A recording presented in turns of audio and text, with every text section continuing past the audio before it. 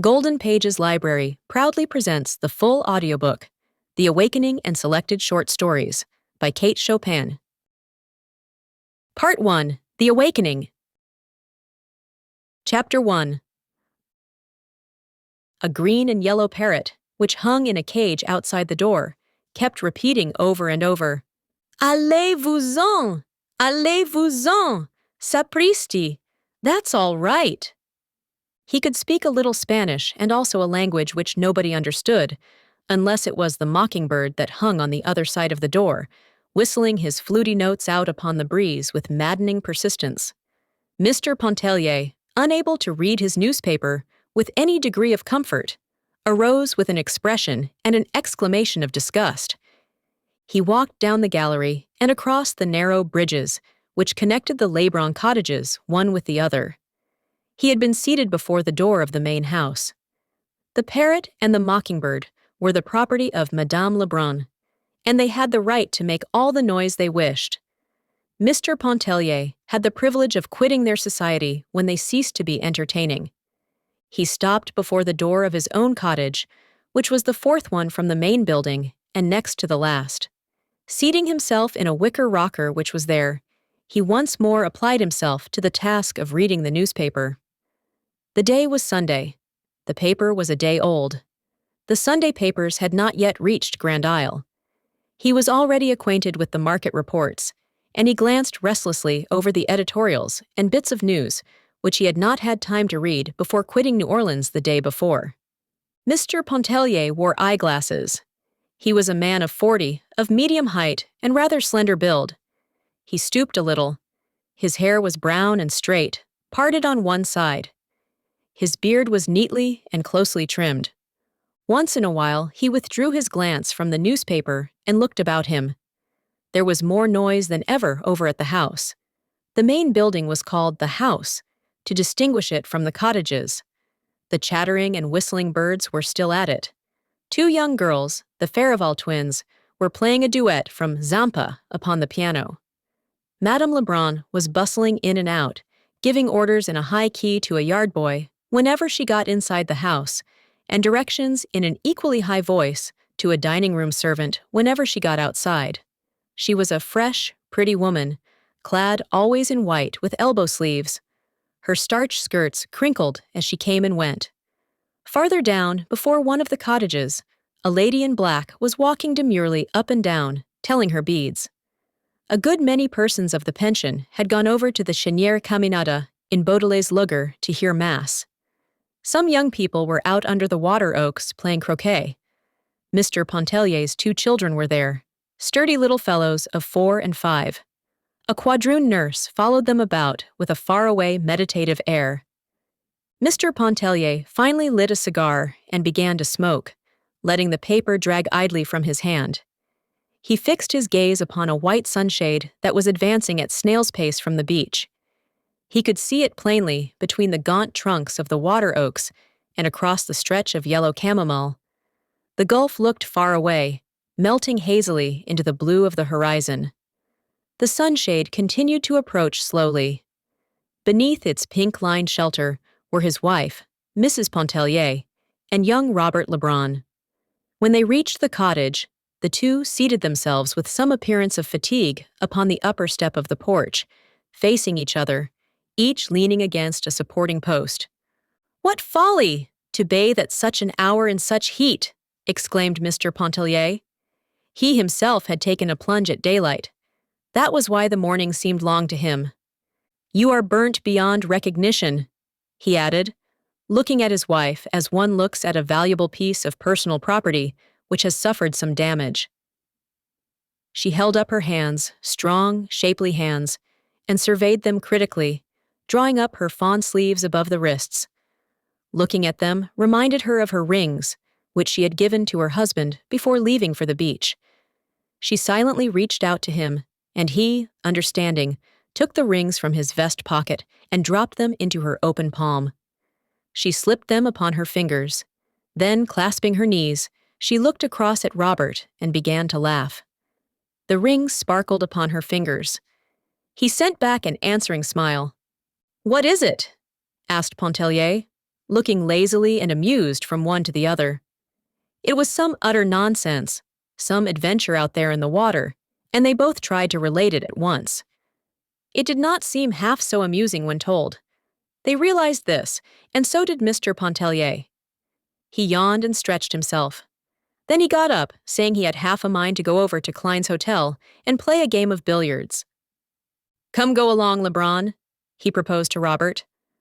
But Robert admitted quite frankly that he preferred to stay where he was and talk to Mrs. Pontellier. "Well, send him about his business when he bores you, Edna," instructed her husband as he prepared to leave. "Here, take the umbrella," she exclaimed, holding it out to him.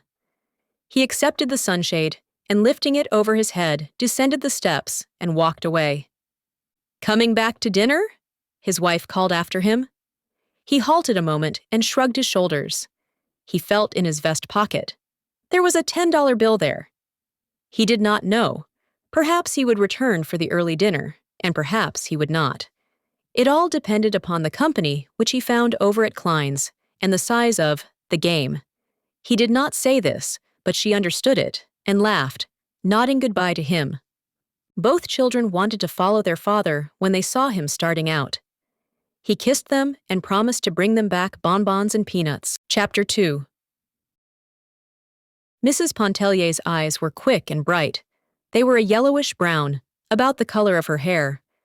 She had a way of turning them swiftly upon an object and holding them there as if lost in some inward maze of contemplation or thought. Her eyebrows were a shade darker than her hair. They were thick and almost horizontal, emphasizing the depth of her eyes. She was rather handsome than beautiful.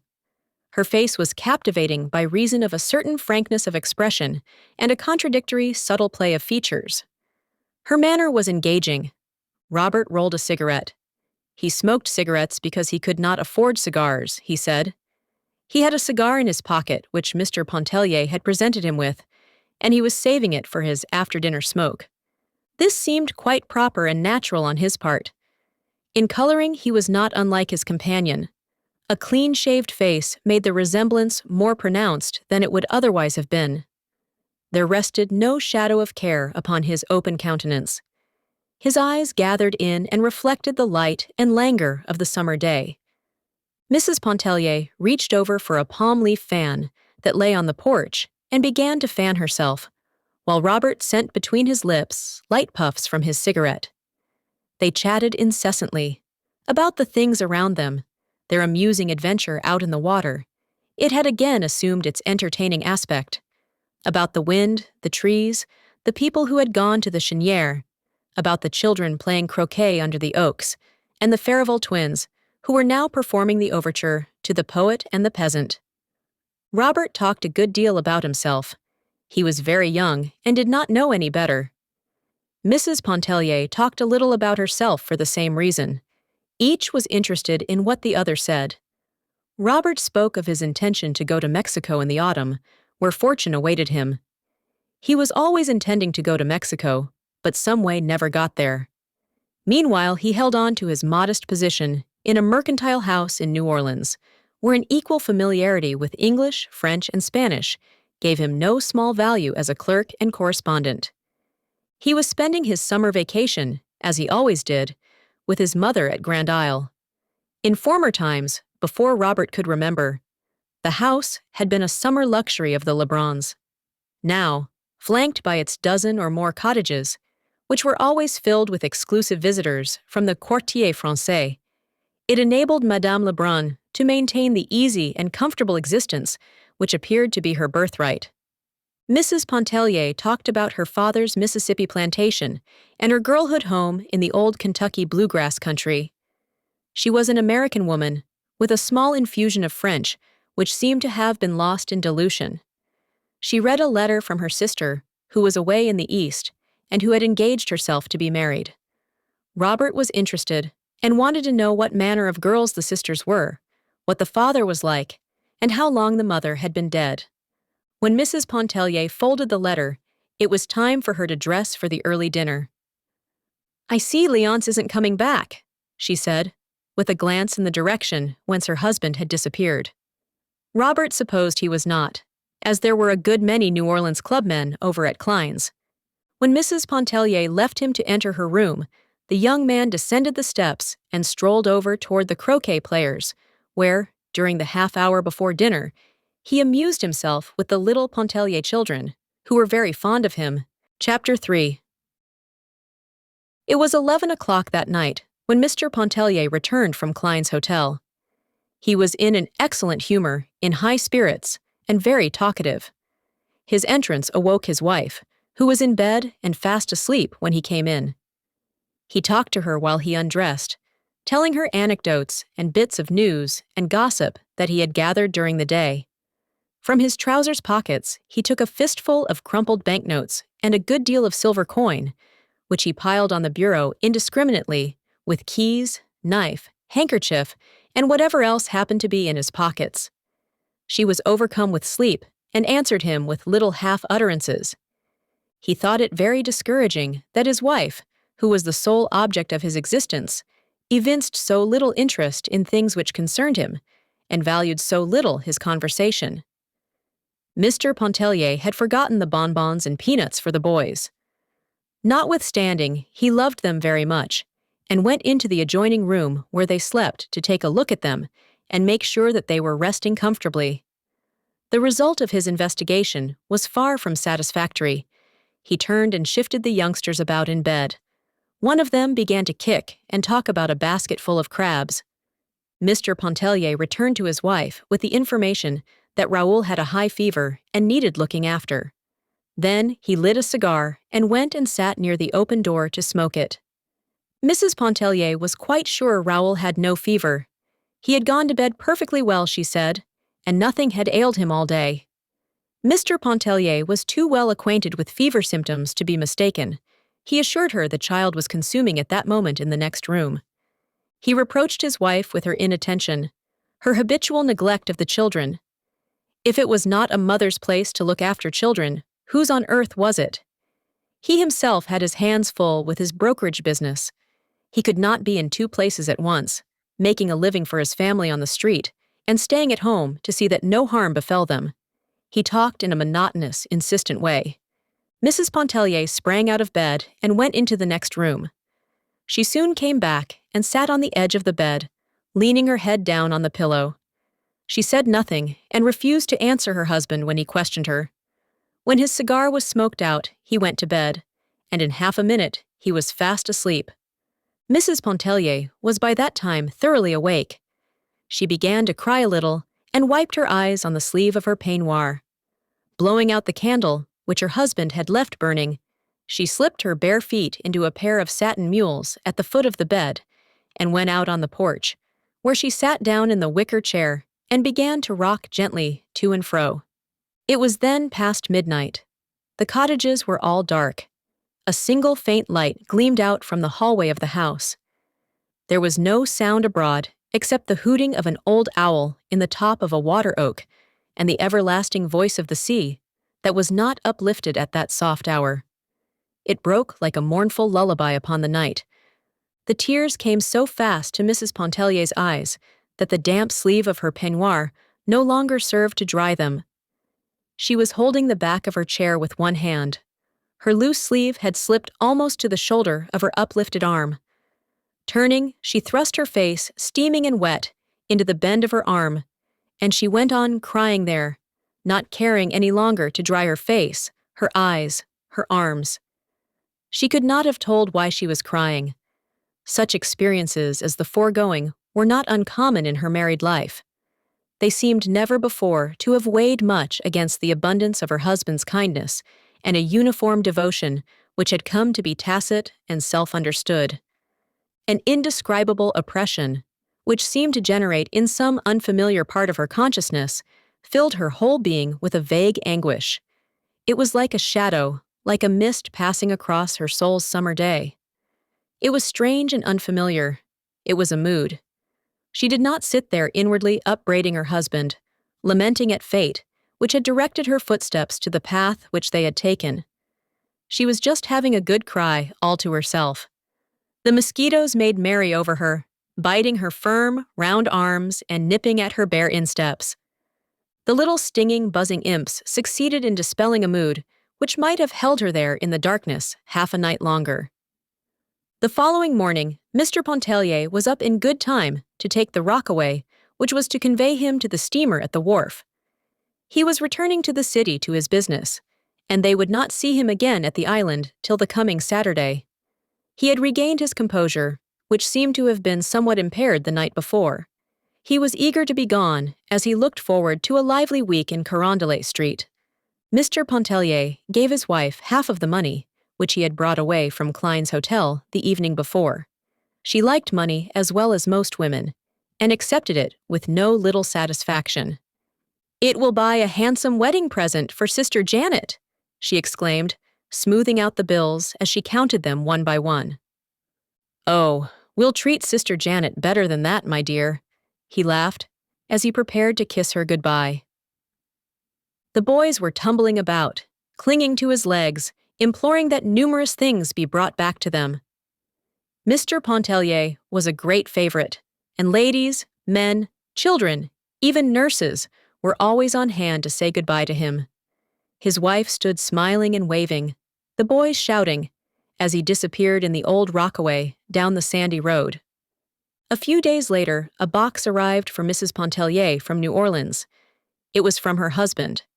It was filled with friandises, with luscious and toothsome bits, the finest of fruits, pots, a rare bottle or two, delicious syrups, and bonbons in abundance. Mrs. Pontellier was always very generous with the contents of such a box. She was quite used to receiving them when away from home. The pâtés and fruit were brought to the dining room, the bonbons were passed around, and the ladies, selecting with dainty and discriminating fingers, and a little greedily, all declared that Mr. Pontellier was the best husband in the world. Mrs. Pontellier was forced to admit that she knew of none better. Chapter 4. It would have been a difficult matter for Mr. Pontellier to define to his own satisfaction, or anyone else's, wherein his wife failed in her duty toward their children. It was something which he felt rather than perceived, and he never voiced the feeling without subsequent regret and ample atonement. If one of the little Pontellier boys took a tumble whilst at play, he was not apt to rush crying to his mother's arms for comfort.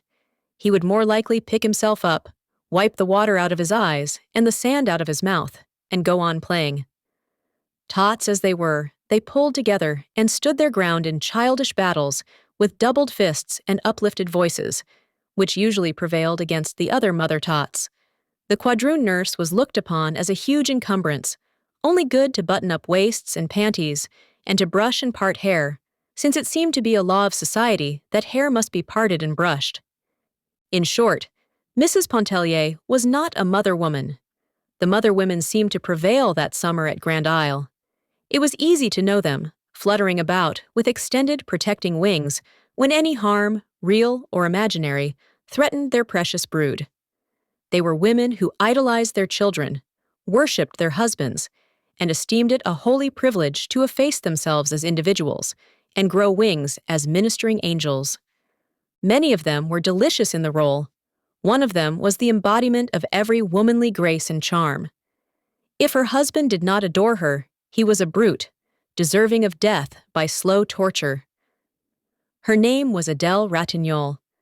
There are no words to describe her save the old ones that have served so often to picture the bygone heroine of romance and the fair lady of our dreams.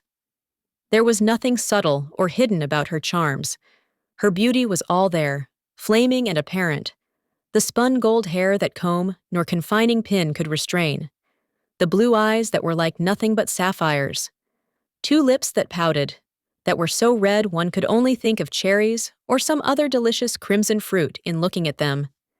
She was growing a little stout, but it did not seem to detract an iota from the grace of every step, pose, gesture. One would not have wanted her white neck a mite less full, or her beautiful arms more slender. Never were hands more exquisite than hers, and it was a joy to look at them when she threaded her needle or adjusted her gold thimble to her taper middle finger as she sewed away on the little night drawers or fashioned a bodice or a bib. Madame Ratignolle was very fond of Mrs. Pontellier, and often she took her sewing and went over to sit with her in the afternoons. She was sitting there the afternoon of the day the box arrived from New Orleans. She had possession of the rocker, and she was busily engaged in sewing upon a diminutive pair of night drawers. She had brought the pattern of the drawers for Mrs. Pontellier to cut out, a marvel of construction, fashioned to enclose a baby's body so effectually that only two small eyes might look out from the garment, like an Eskimo's.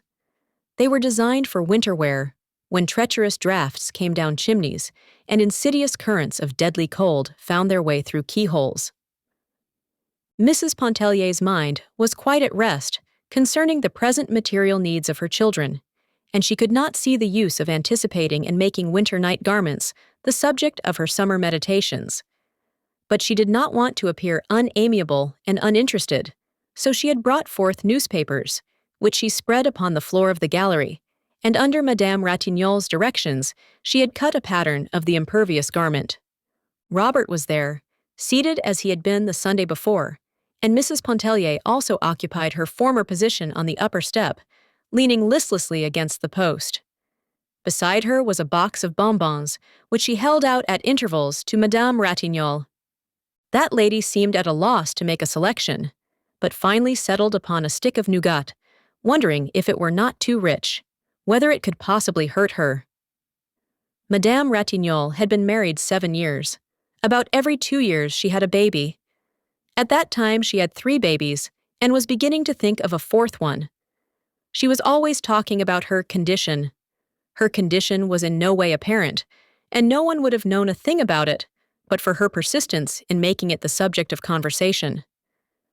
Robert started to reassure her, asserting that he had known a lady who had subsisted upon nougat during the entire, but seeing the color mount into Mrs. Pontellier's face, he checked himself and changed the subject. Mrs. Pontellier, though she had married a Creole, was not thoroughly at home in the society of Creoles. Never before had she been thrown so intimately among them. There were only Creoles that summer at Lebrun's. They all knew each other and felt like one large family, among whom existed the most amicable relations. A characteristic which distinguished them and which impressed Mrs. Pontellier most forcibly was their entire absence of prudery. Their freedom of expression was at first incomprehensible to her, though she had no difficulty in reconciling it with a lofty chastity which in the Creole woman seems to be inborn and unmistakable. Never would Edna Pontellier forget the shock with which she heard Madame Ratignole relating to old Monsieur Farival the harrowing story of one of her accouchements, withholding no intimate detail. She was growing accustomed to like shocks, but she could not keep the mounting color back from her cheeks.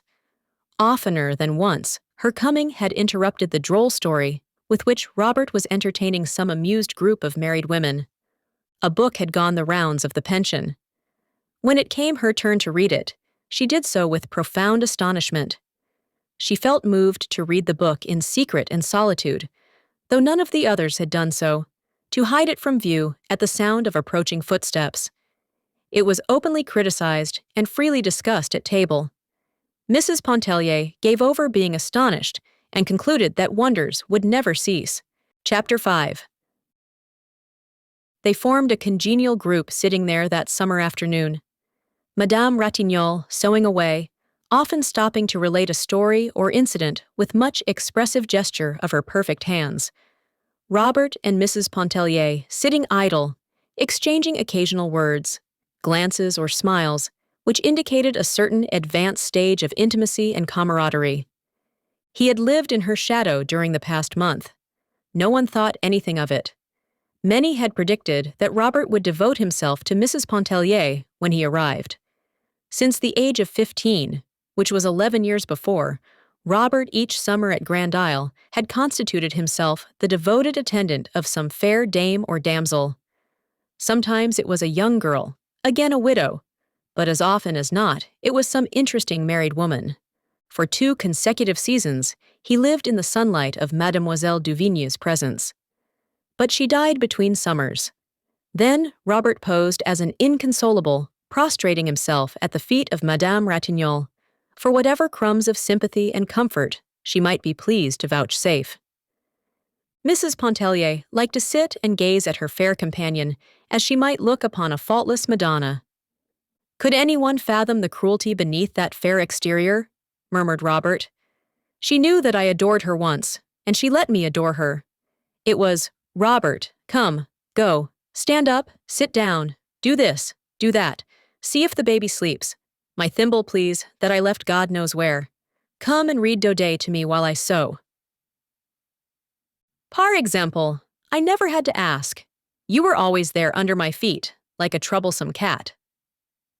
"You mean like an adoring dog, and just as soon as Ratignol appeared on the scene, then it was like a dog. Passez! Adieu! Allez-vous-en!" "Perhaps I feared to make Alphonse jealous," she interjoined with excessive naivete. That made them all laugh. The right hand jealous of the left, the heart jealous of the soul. But for that matter, the Creole husband is never jealous. With him, the gangrene passion is one which has become dwarfed by disuse. Meanwhile, Robert, addressing Mrs. Pontellier, continued to tell of his one-time hopeless passion for Madame Ratignolle, of sleepless nights, of consuming flames, till the very sea sizzled when he took his daily plunge, while the lady at the needle kept up a little running, contemptuous comment, "Blagueur! Farceur! Gros bête! Va!" He never assumed this seriocomic tone when alone with Mrs. Pontellier. She never knew precisely what to make of it. At that moment, it was impossible for her to guess how much of it was jest and what proportion was earnest. It was understood that he had often spoken words of love to Madame Ratignolle, without any thought of being taken seriously. Mrs. Pontellier was glad he had not assumed a similar role toward herself. It would have been unacceptable and annoying. Mrs. Pontellier had brought her sketching materials, which she sometimes dabbled with in an unprofessional way. She liked the dabbling. She felt in it satisfaction of a kind which no other employment afforded her. She had long wished to try herself on Madame Ratignolle. Never had that lady seemed a more tempting subject than at that moment, seated there like some sensuous Madonna, with the gleam of the fading day enriching her splendid color. Robert crossed over and seated himself upon the step below Mrs. Pontellier, that he might watch her work. She handled her brushes with a certain ease and freedom, which came not from long and close acquaintance with them, but from a natural aptitude. Robert followed her work with close attention, giving forth little ejaculatory expressions of appreciation in French, which he addressed to Madame Ratignolle. "Mais ce n'est pas mal! Elle s'y connaît! Elle a de la force! Oui!" During his oblivious attention, he once quietly rested his head against Mrs. Pontellier's arm. As gently, she repulsed him. Once again, he repeated the offense. She could not but believe it to be thoughtlessness on his part, yet that was no reason she should submit to it. She did not remonstrate, except again to repulse him quietly but firmly. He offered no apology. The picture completed bore no resemblance to Madame Ratignolle. She was greatly disappointed to find that it did not look like her, but it was a fair enough piece of work, and in many respects satisfying. Mrs. Pontellier evidently did not think so. After surveying the sketch critically, she drew a broad smudge of paint across its surface and crumpled the paper between her hands. The youngsters came tumbling up the steps, the quadroon following at the respectful distance which they required her to observe. Mrs. Pontellier made them carry her paints and things into the house. She sought to detain them for a little talk and some pleasantry, but they were greatly in earnest. They had only come to investigate the contents of the bonbon box.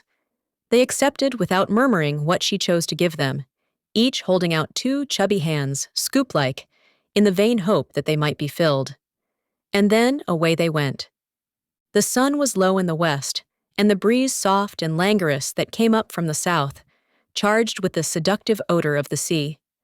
Children freshly befurbelowed were gathering for their games under the oaks. Their voices were high and penetrating. Madame Ratignolle folded her sewing, placing thimble, scissors, and thread all neatly together in the roll, which she pinned securely. She complained of faintness. Mrs. Pontellier flew for the cologne water and a fan. She bathed Madame Ratignolle's face with cologne, while Robert plied the fan with unnecessary vigor.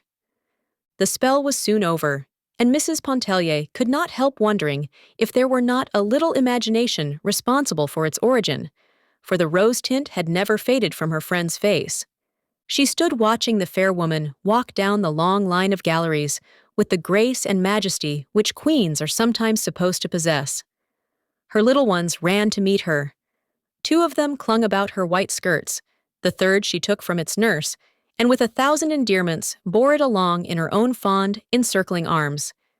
Though, as everybody well knew, the doctor had forbidden her to lift so much as a pin. "Are you going bathing?" asked Robert of Mrs. Pontellier. It was not so much a question as a reminder. "Oh, no," she answered, with a tone of indecision. "I'm tired. I think not." Her glance wandered from his face away toward the gulf, whose sonorous murmur reached her like a loving but imperative entreaty. "Oh, come," he insisted. "You mustn't miss your bath. Come on, the water must be delicious. It will not hurt you. Come." He reached up for her big, rough straw hat that hung on a peg outside the door and put it on her head. They descended the steps and walked away together toward the beach. The sun was low in the west, and the breeze was soft and warm. Chapter 6. Edna Pontellier could not have told why, wishing to go to the beach with Robert, she should in the first place have declined, and in the second place have followed in obedience to one of the two contradictory impulses which impelled her. A certain light was beginning to dawn dimly within her, the light which, showing the way, forbids it. At that early period, it served but to bewilder her. It moved her to dreams, to thoughtfulness, to the shadowy anguish which had overcome her the midnight when she had abandoned herself to tears. In short, Mrs. Pontellier was beginning to realize her position in the universe as a human being, and to recognize her relations as an individual to the world within and about her. This may seem like a ponderous weight of wisdom to descend upon the soul of a young woman of 28, perhaps more wisdom than the Holy Ghost is usually pleased to vouchsafe to any woman. But the beginning of things, of a world especially, is necessarily vague, tangled, chaotic, and exceedingly disturbing. How few of us ever emerge from such beginning? How many souls perish in its tumult? The voice of the sea is seductive, never ceasing, whispering, clamoring, murmuring, inviting the soul to wander for a spell in abysses of solitude, to lose itself in mazes of inward contemplation. The voice of the sea speaks to the soul. The touch of the sea is sensuous, enfolding the body in its soft, close embrace. Chapter 7. Mrs. Pontellier was not a woman given to confidences, a characteristic hitherto contrary to her nature.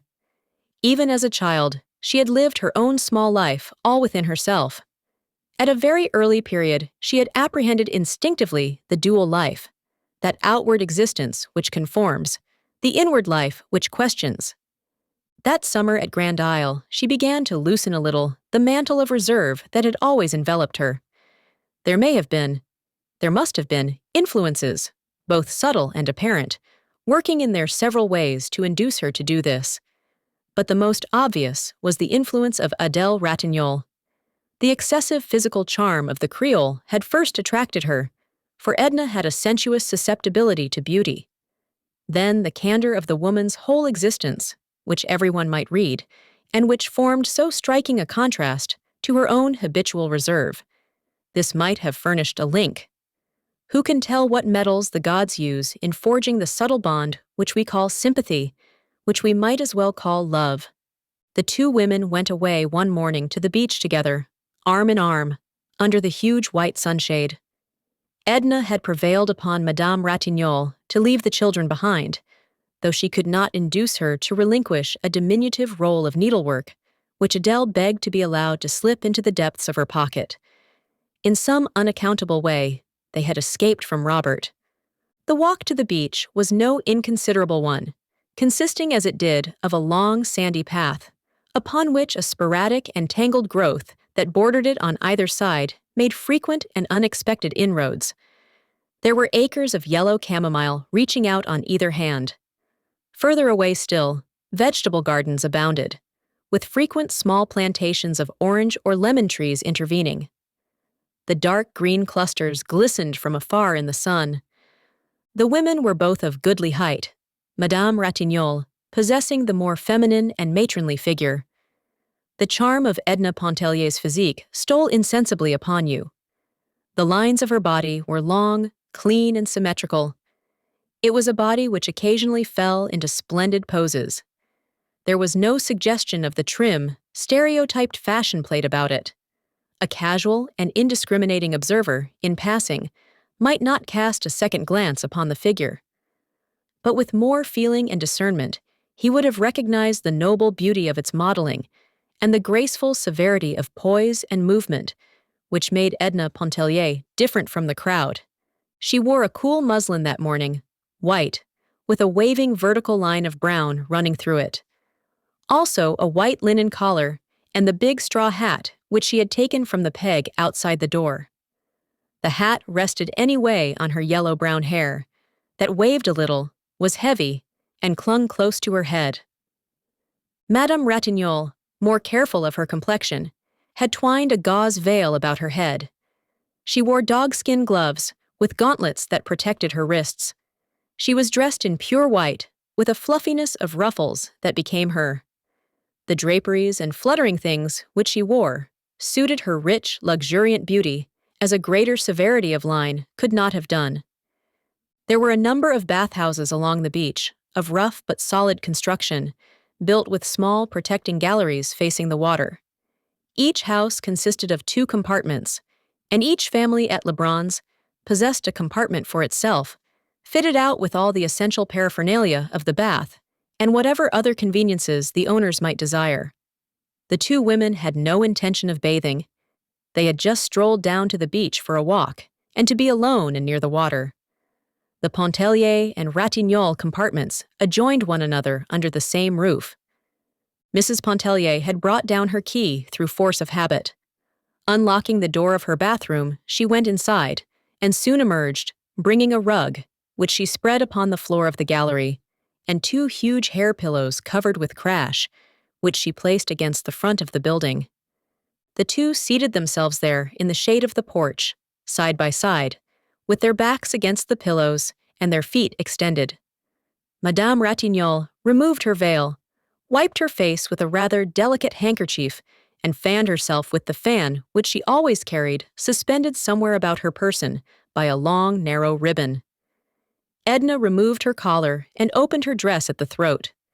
She took the fan from Madame Ratignolle and began to fan both herself and her companion. It was very warm, and for a while they did nothing but exchange remarks about the heat, the sun, the glare. But there was a breeze blowing, a choppy, stiff wind that whipped the water into froth. It fluttered the skirts of the 2 women and kept them for a while engaged in adjusting, readjusting, tucking in, securing hairpins and hatpins. A few persons were sporting some distance away in the water. The beach was very still of human sound at that hour. The lady in black was reading her morning devotions on the porch of a neighboring bathhouse. 2 young lovers were exchanging their hearts' yearnings beneath the children's tent, which they had found unoccupied. Edna Pontellier, casting her eyes about, had finally kept them at rest upon the sea. The day was clear and carried the gaze out as far as the blue sky went. There were a few white clouds suspended idly over the horizon. A lateen sail was visible in the direction of Cat Island, and others to the south seemed almost motionless in the far distance. Of what are you thinking?" asked Adele of her companion, whose countenance she had been watching with a little amused attention, arrested by the absorbed expression which seemed to have seized and fixed every feature into a statuesque repose. "Nothing," returned Mrs. Pontellier with a start, adding at once, "How stupid!" "But it seems to me it is the reply we make instinctively to such a question.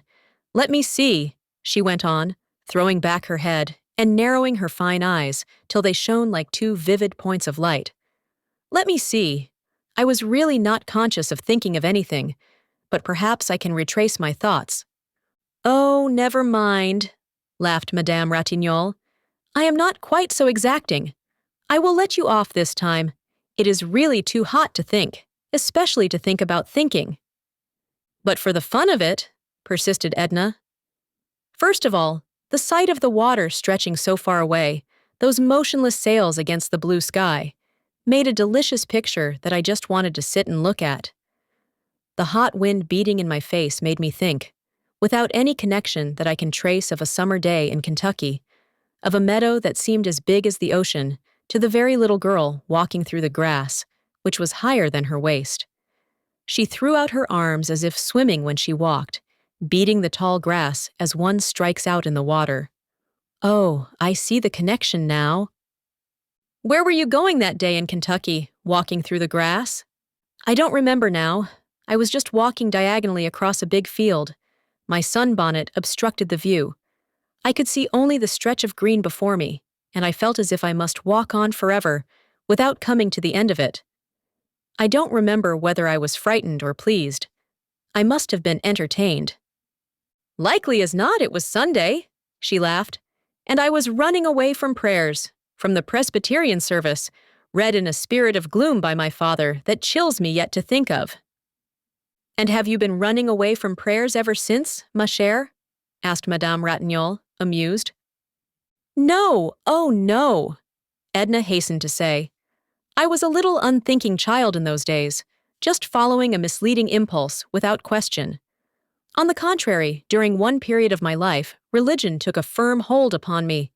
After I was 12, and until, why, I suppose until now, though I never thought much about it, just driven along by habit. But do you know, she broke off, turning her quick eyes upon Madame Ratignolle, and leaning forward a little so as to bring her face quite close to that of her companion. Sometimes I feel this summer as if I were walking through the green meadow again, idly, aimlessly, unthinking and unguided. Madame Ratignolle laid her hand over that of Mrs. Pontellier, which was near her. Seeing that the hand was not withdrawn, she clasped it firmly and warmly.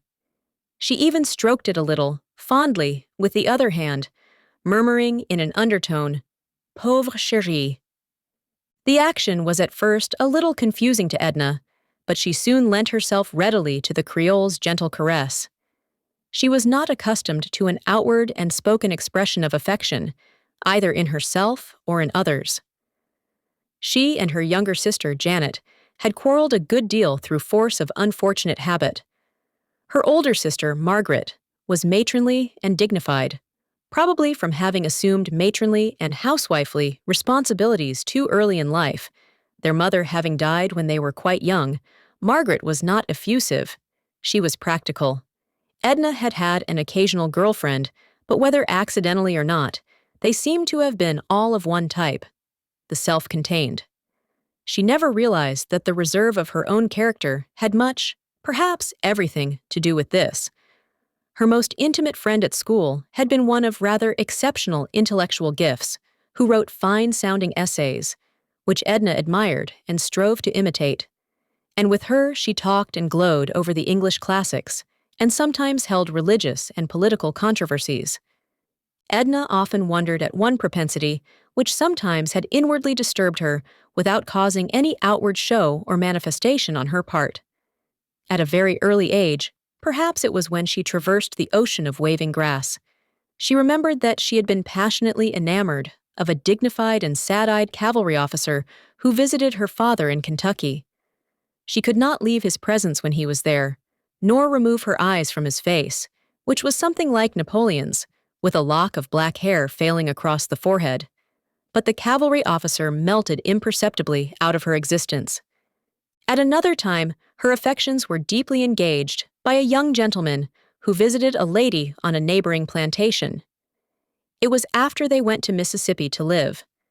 The young man was engaged to be married to the young lady, and they sometimes called upon Margaret, driving over of afternoons in a buggy.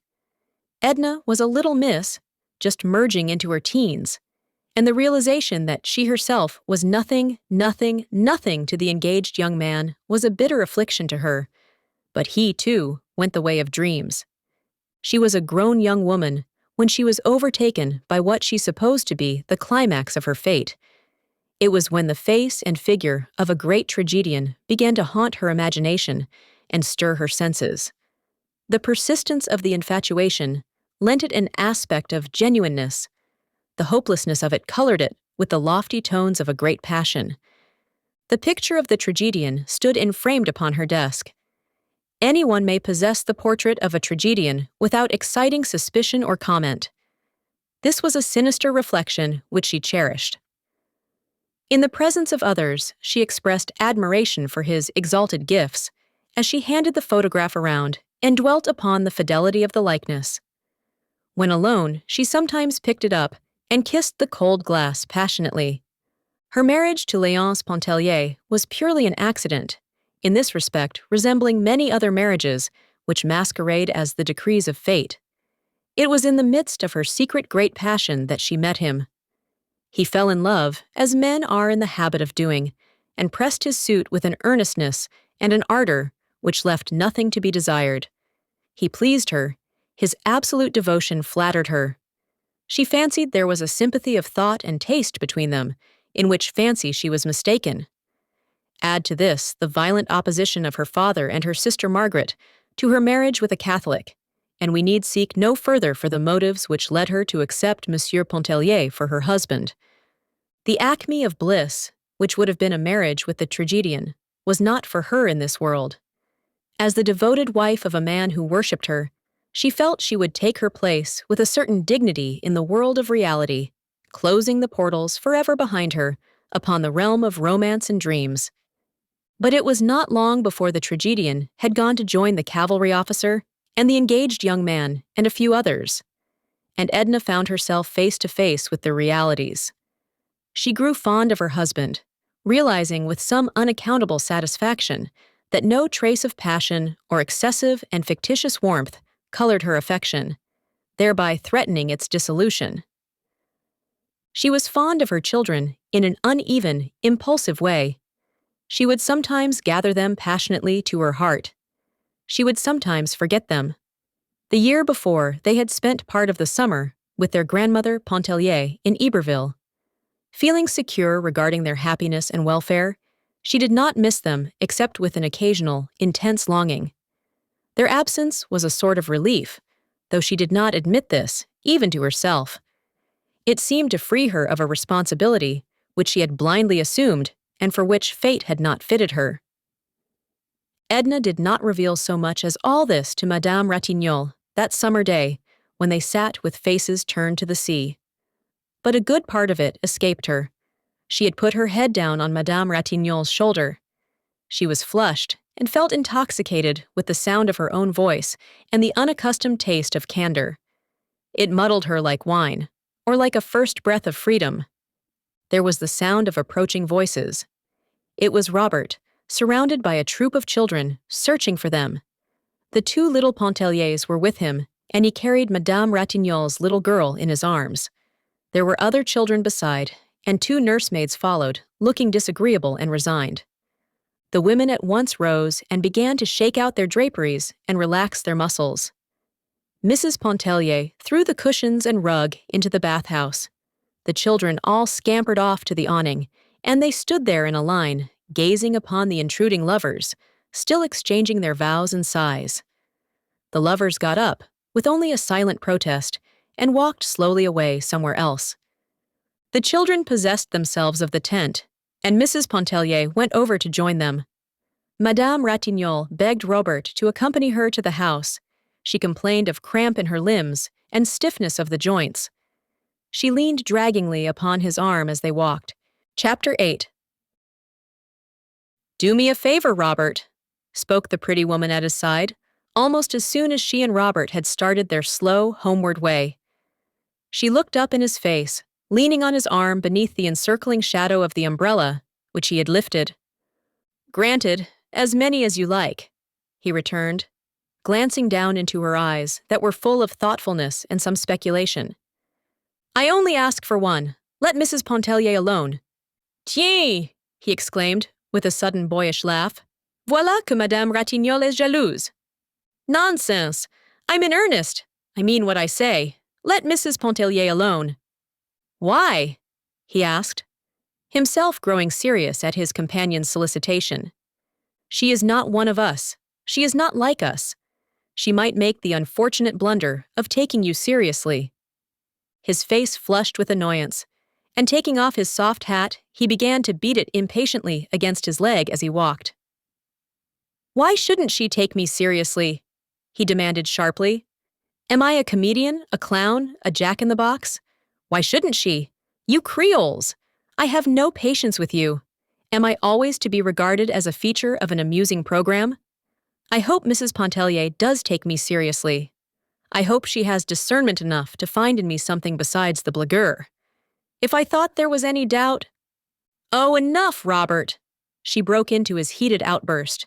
"You are not thinking of what you are saying. You speak with about as little reflection as we might expect from one of those children down there playing in the sand. If your attentions to any married women here were ever offered with any intention of being convincing, you would not be the gentleman we all know you to be, and you would be unfit to associate with the wives and daughters of the people who trust you."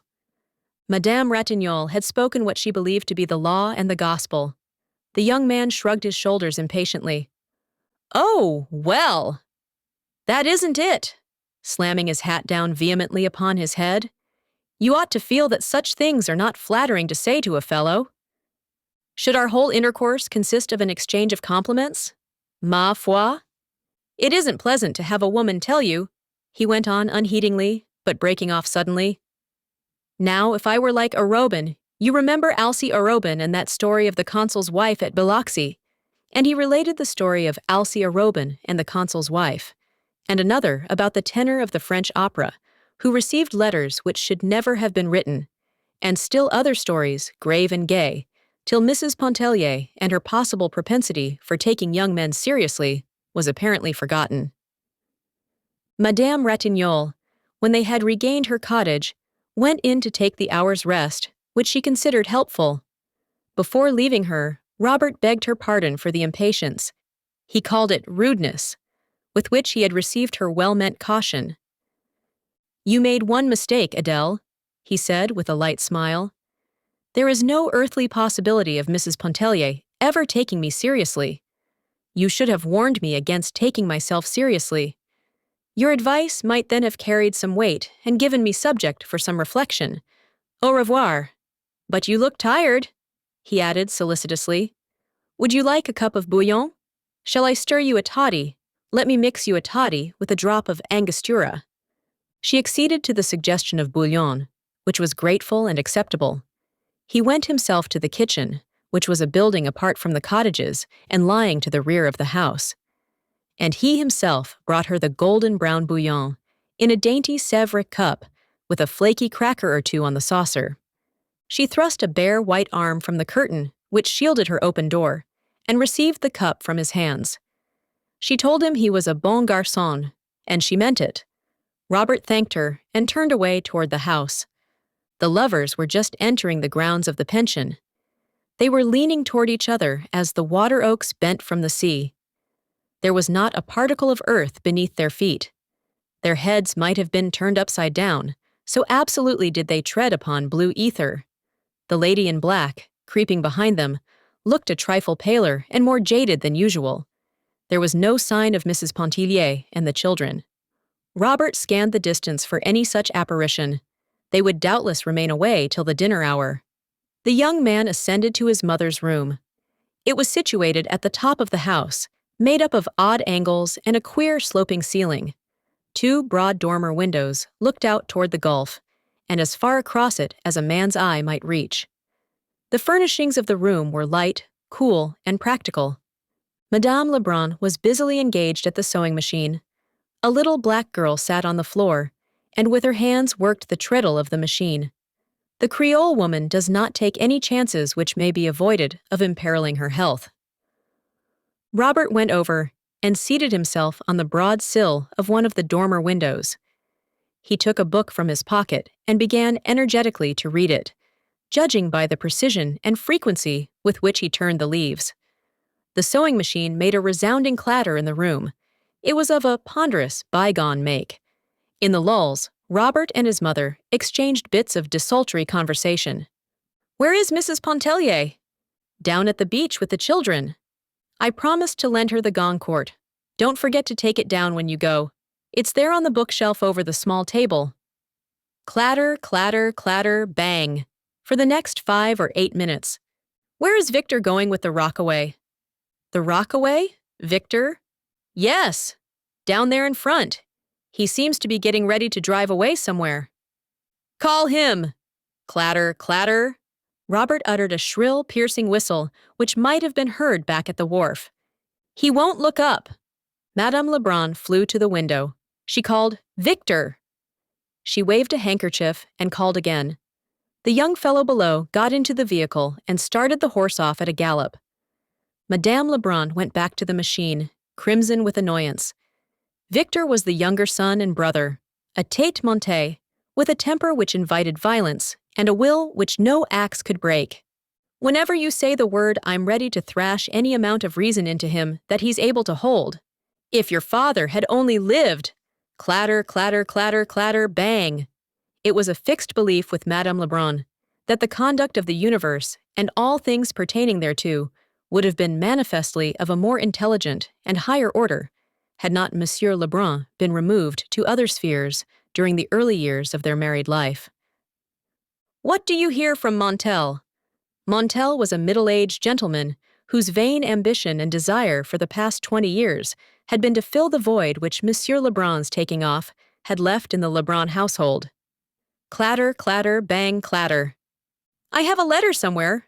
Looking in the machine drawer and finding the letter in the bottom of the work basket. He says to tell you he will be in Veracruz the beginning of next month. Clatter, clatter.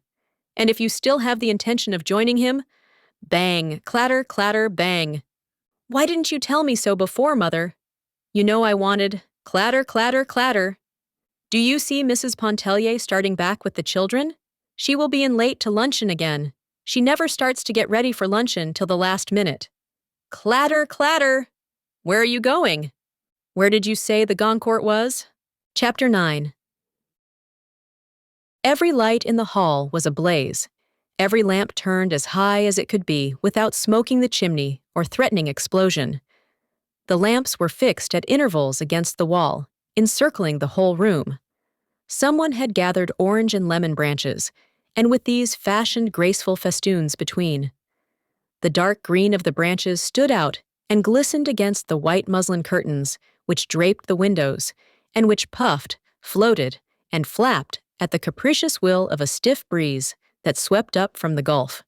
It was Saturday night, a few weeks after the intimate conversation held between Robert and Madame Ratignolle on their way from the beach.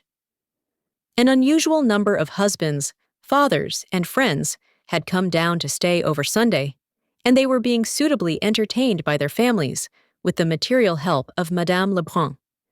The dining tables had all been removed to one end of the hall, and the chairs ranged about in rows and in clusters. Each little family group had had its say and exchanged its domestic gossip earlier in the evening. There was now an apparent disposition to relax, to widen the circle of confidences and give a more general tone to the conversation. Many of the children had been permitted to sit up beyond their usual bedtime. A small band of them were lying on their stomachs on the floor, looking at the colored sheets of the comic papers which Mr. Pontellier had brought down. The little Pontellier boys were permitting them to do so, and making their authority felt. Music, dancing, and a recitation or two were the entertainments furnished, or rather offered, but there was nothing systematic about the program, no appearance of prearrangement, nor even premeditation. At an early hour in the evening, the Farival twins were prevailed upon to play the piano. They were girls of 14, always clad in the Virgin's colors, blue and white, having been dedicated to the Blessed Virgin at their baptism. They played a duet from Zampa, and at the earnest solicitation of everyone present, followed it with the overture to The Poet and the Peasant. Allez-vous-en, sapristi! Shrieked the parrot outside the door. He was the only being present who possessed sufficient candor to admit that he was not listening to these gracious performances for the first time that summer. Old Monsieur Farival, grandfather of the twins, grew indignant over the interruption, and insisted upon having the bird removed and consigned to regions of darkness. Victor Lebrun objected, and his decrees were as immutable as those of fate. The parrot fortunately offered no further interruption to the entertainment, the whole venom of his nature apparently having been cherished up and hurled against the twins in that one impetuous outburst. Later, a young brother and sister gave recitations, which everyone present had heard many times at winter evening entertainments in the city. A little girl performed a skirt dance in the center of the floor. The mother played her accompaniments and at the same time watched her daughter with greedy admiration and nervous apprehension. She need have had no apprehension. The child was mistress of the situation. She had been properly dressed for the occasion in black tulle and black silk tights. Her little neck and arms were bare, and her hair, artificially crimped, stood out like fluffy black plumes over her head. Her poses were full of grace, and her little black-shod toes twinkled as they shot out and upward, with a rapidity and suddenness which were bewildering. But there was no reason why everyone should not dance. Madame Ratignolle could not, so it was she who gaily consented to play for the others. She played very well, keeping excellent waltz time and infusing an expression into the strains which was indeed inspiring. She was keeping up her music on account of the children, she said, because she and her husband both considered it a means of brightening the home and making it attractive. Almost everyone danced but the twins, who could not be induced to separate during the brief period when one or the other should be whirling around the room in the arms of a man. They might have danced together, but they did not think of it. The children were sent to bed. Some went submissively, others with shrieks and protests as they were dragged away. They had been permitted to sit up till after the ice cream, which naturally marked the limit of human indulgence. The ice cream was passed around with cake, gold and silver cake arranged on platters in alternate slices. It had been made and frozen during the afternoon back of the kitchen by two black women, under the supervision of Victor. It was pronounced a great success, excellent if it had only contained a little less vanilla or a little more sugar, if it had been frozen a degree harder, and if the salt might have been kept out of portions of it. Victor was proud of his achievement and went about recommending it and urging everyone to partake of it to excess. After Mrs. Pontellier had danced twice with her husband, once with Robert, and once with Monsieur Ratignolle, who was thin and tall and swayed like a reed in the wind when he danced, she went out on the gallery and seated herself on the low windowsill, where she commanded a view of all that went on in the hall and could look out toward the gulf. There was a soft effulgence in the east. The moon was coming up, and its mystic shimmer was casting a million lights across the distant, restless water. "Would you like to hear Mademoiselle Rice play?" asked Robert, coming out on the porch where she was. Of course, Edna would like to hear Mademoiselle Rice play, but she feared it would be useless to entreat her. "I'll ask her," he said. "I'll tell her that you want to hear her. She likes you. She will come." He turned and hurried away to one of the far cottages, where Mademoiselle Rice was shuffling away. She was dragging a chair in and out of her room, and at intervals objecting to the crying of a baby, which a nurse in the adjoining cottage was endeavoring to put to sleep. She was a disagreeable little woman, no longer young, who had quarreled with almost everyone, owing to a temper which was self-assertive and a disposition to trample upon the rights of others. Robert prevailed upon her without any too great difficulty. She entered the hall with him during a lull in the dance. She made an awkward, imperious little bow as she went in. She was a homely woman, with a small, weazened face and body and eyes that glowed. She had absolutely no taste in dress, and wore a batch of rusty black lace with a bunch of artificial violets pinned to the side of her hair. "Ask Mrs. Pontellier what she would like to hear me play," she requested of Robert. She sat perfectly still before the piano, not touching the keys, while Robert carried her message to Edna at the window. A general air of surprise and genuine satisfaction fell upon everyone as they saw the pianist enter. There was a settling down and a prevailing air of expectancy everywhere. Edna was a trifle embarrassed at being thus signaled out for the imperious little woman's favor. She would not dare to choose, and begged that Mademoiselle Reisz would please herself in her selections. Edna was what she herself called very fond of music. Musical strains, well rendered, had a way of evoking pictures in her mind. She sometimes liked to sit in the room of mornings when Madame Ratignolle played or practiced. One piece which that lady played Edna had entitled Solitude. It was a short, plaintive, minor strain. The name of the piece was something else, but she called it Solitude. When she heard it, there came before her imagination the figure of a man standing beside a desolate rock on the seashore. He was naked. His attitude was one of hopeless resignation as he looked toward a distant bird winging its flight away from him. Another piece called to her mind a dainty young woman clad in an empire gown, taking mincing dancing steps as she came down a long avenue between tall hedges. Again, another reminded her of children at play, and still another of nothing on earth, but a demure lady stroking a cat. The very first chords which Mademoiselle Reisz struck upon the piano sent a keen tremor down Mrs. Pontellier's spinal column. It was not the first time she had heard an artist at the piano. Perhaps it was the first time she was ready. Perhaps the first time her being was tempered to take an impress of the abiding truth. She waited for the material pictures, which she thought would gather and blaze before her imagination. She waited in vain. She saw no pictures of solitude, of hope, of longing, or of despair. But the very passions themselves were aroused within her soul, swaying it, lashing it, as the waves daily beat upon her splendid body. She trembled, she was choking, and the tears blinded her. Mademoiselle had finished. She arose and bowing her stiff, lofty bow, she went away, stopping for neither thanks nor applause. As she passed along the gallery, she patted Edna upon the shoulder. "Well, how did you like my music?" she asked. The young woman was unable to answer.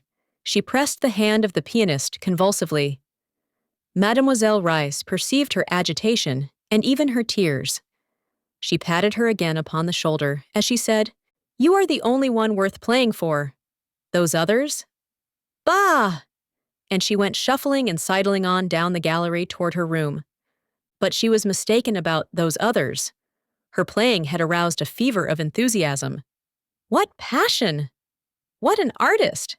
I have always said no one could play Chopin like Mademoiselle Reisz. That last prelude, bon Dieu, it shakes a man. It was growing late, and there was a general disposition to disband. But someone, perhaps it was Robert, thought of a bath at that mystic hour and under that mystic moon. Chapter 10. At all events, Robert proposed it, and there was not a dissenting voice. There was not one, but was ready to follow when he led the way. He did not lead the way, however, he directed the way. And he himself loitered behind with the lovers, who had betrayed a disposition to linger and hold themselves apart.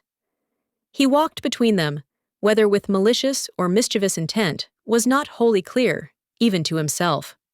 The Pontellier and Ratignolles walked ahead, the women leaning upon the arms of their husbands. Edna could hear Robert's voice behind them, and could sometimes hear what he said.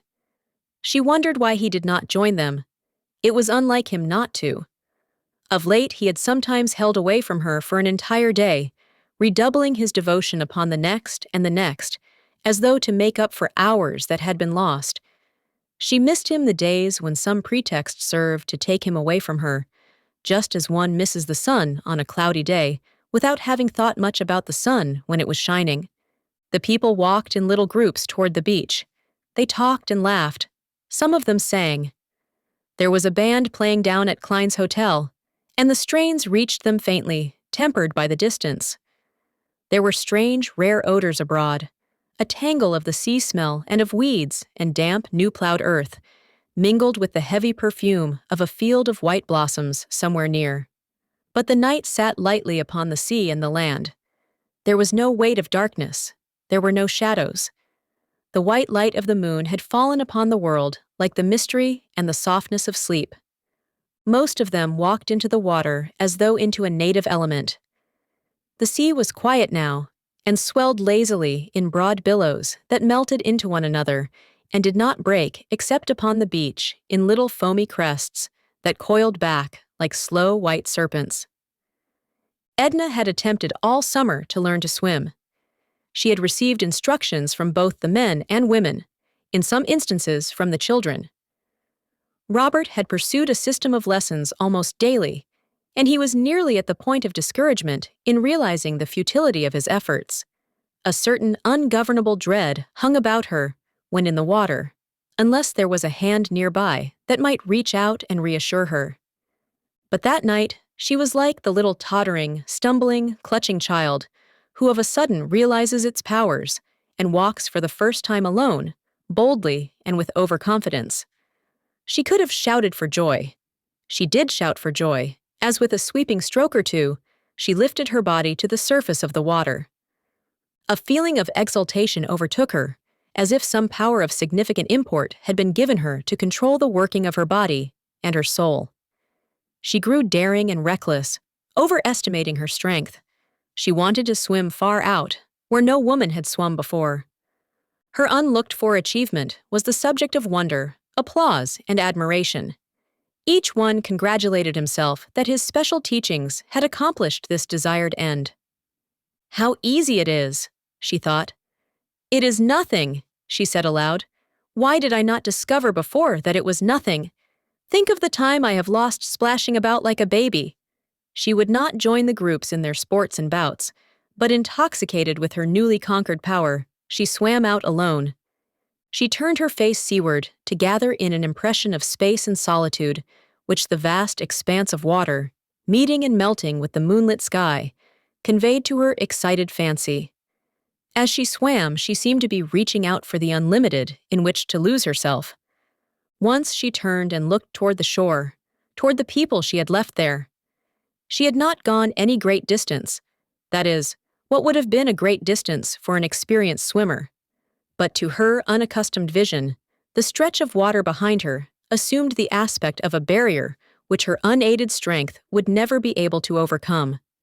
A quick vision of death smote her soul, and for a second of time appalled and enfeebled her senses. But by an effort, she rallied her staggering faculties and managed to regain the land. She made no mention of her encounter with death and her flash of terror, except to say to her husband, "I thought I should have perished out there alone." "You were not so very far, my dear. I was watching you," he told her.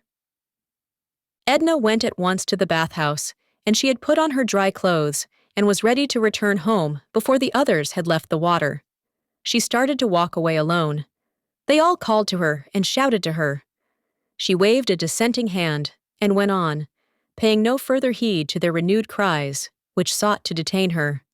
"Sometimes I am tempted to think that Mrs. Pontellier is capricious," said Madame Lebrun, who was amusing herself immensely and feared that Edna's abrupt departure might put an end to the pleasure.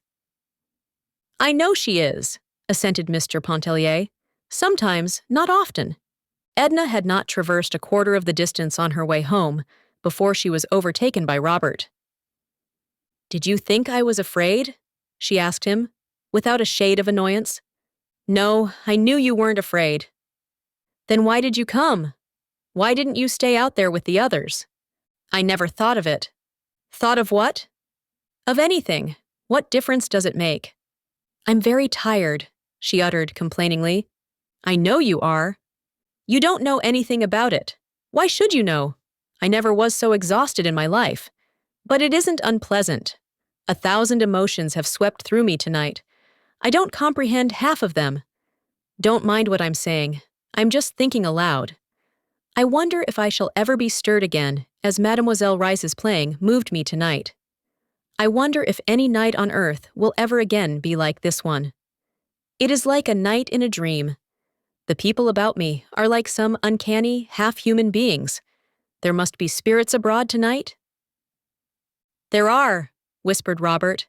"Didn't you know this was the 28th of August?" "The 28th of August?" "Yes. On the 28th of August, at the hour of midnight. And if the moon is shining, the moon must be shining. A spirit that has haunted these shores for ages rises up from the gulf. With its own penetrating vision, the spirit seeks someone mortal, worthy to hold him company, worthy of being exalted for a few hours into realms of the semi-celestials. His search has always hitherto been fruitless, and he has sunk back, disheartened, into the sea. But tonight he found Mrs. Pontellier. Perhaps he will never wholly release her from the spell. Perhaps she will never again suffer a poor, unworthy earthling to walk in the shadow of her divine presence. "Don't banter me," she said, wounded at what appeared to be his flippancy. He did not mind the entreaty, but the tone with its delicate note of pathos was like a reproach. He could not explain. He could not tell her that he had penetrated her mood and understood. He said nothing except to offer her his arm, for, by her own admission, she was exhausted. She had been walking alone with her arms hanging limp, letting her white skirts trail along the dewy path. She took his arm, but she did not lean upon it. She let her hand lie listlessly, as though her thoughts were elsewhere, somewhere in advance of her body, and she was striving to overtake them. Robert assisted her into the hammock, which swung from the post before her door out to the trunk of a tree. "Will you stay out here and wait for Mr. Pontellier?" he asked. "I'll stay out here. Good night. Shall I get you a pillow?" "There's one here," she said, feeling about, for they were in the shadow. "It must be soiled. The children have been tumbling it about." "No matter." And having discovered the pillow, she adjusted it beneath her head. She extended herself in the hammock with a deep breath of relief. She was not a supercilious or an over-dainty woman. She was not much given to reclining in the hammock, and when she did so, it was with no cat-like suggestion of voluptuous ease, but with a beneficent repose which seemed to invade her whole body. "Shall I stay with you till Mr. Pontellier comes?" asked Robert, seating himself on the outer edge of one of the steps and taking hold of the hammock rope which was fastened to the post. "If you wish. Don't swing the hammock. Will you get my white shawl which I left on the windowsill over at the house? Are you chilly?" "No, but I shall be presently." "Presently?" he laughed. "Do you know what time it is? How long are you going to stay out here?" "I don't know. Will you get the shawl?" "Of course I will," he said, rising. He went over to the house, walking along the grass. She watched his figure pass in and out of the strips of moonlight. It was past midnight. It was very quiet. When he returned with the shawl, she took it and kept it in her hand. She did not put it around her. "Did you say I should stay till Mr. Pontellier came back?" "I said you might if you wished to." He seated himself again and rolled a cigarette, which he smoked in silence. Neither did Mrs. Pontellier speak. No multitude of words could have been more significant than those moments of silence, or more pregnant with the first felt throbbings of desire. When the voices of the bathers were heard approaching, Robert said good night. She did not answer him. He thought she was asleep. Again she watched his figure pass in and out of the strips of moonlight as he walked away. Chapter 11. "What are you doing out here, Edna?" "I thought I should find you in bed," said her husband, when he discovered her lying there. He had walked up with Madame Lebrun and left her at the house. His wife did not reply. "Are you asleep?" he asked, bending down close to look at her. "No." Her eyes gleamed bright and intense, with no sleepy shadows, as they looked into his. "Do you know it is past 1 o'clock? Come on!" And he mounted the steps and went into their room. "Edna!" called Mr. Pontellier from within after a few moments had gone by. "Don't wait for me," she answered. He thrust his head through the door. "You will take cold out there," he said irritably. "What folly is this? Why don't you come in?" "It isn't cold. I have my shawl. The mosquitoes will devour you." "There are no mosquitoes."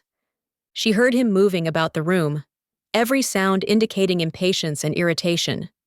Another time she would have gone in at his request. She would, through habit, have yielded to his desire, not with any sense of submission or obedience to his compelling wishes, but unthinkingly, as we walk, move, sit, stand, go through the daily treadmill of the life which has been portioned out to us. "Edna, dear, are you not coming in soon?" he asked again, this time fondly, with a note of entreaty. "No, I'm going to stay out here." "This is more than folly," he blurted out. "I can't permit you to stay out there all night. You must come in the house instantly." With a writhing motion, she settled herself more securely in the hammock. She perceived that her will had blazed up, stubborn and resistant. She could not, at that moment, have done other than denied and resisted. She wondered if her husband had ever spoken to her like that before, and if she had submitted to his command.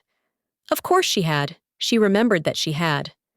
But she could not realize why or how she should have yielded, feeling as she then did. "Léonce, go to bed," she said. "I mean to stay out here. I don't wish to go in, and I don't intend to. Don't speak to me like that again. I shall not answer you." Mr. Pontellier had prepared for bed, but he slipped on an extra garment.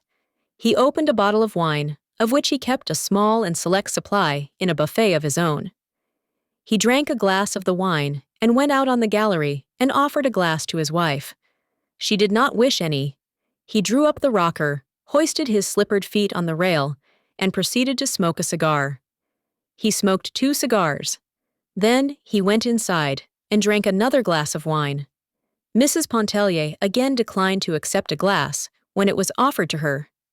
Mr. Pontellier once more seated himself with elevated feet, and after a reasonable interval of time, smoked some more cigars. Edna began to feel like one who awakens gradually out of a dream, a delicious, grotesque, impossible dream, to feel again the realities pressing into her soul. The physical need for sleep began to overtake her. The exuberance which had sustained and exalted her spirit left her helpless and yielding to the conditions which crowded her in. The stillest hour of the night had come, the hour before dawn, when the world seems to hold its breath. The moon hung low and had turned from silver to copper in the sleeping sky. The old owl no longer hooted, and the water oaks had ceased to moan as they bent their heads.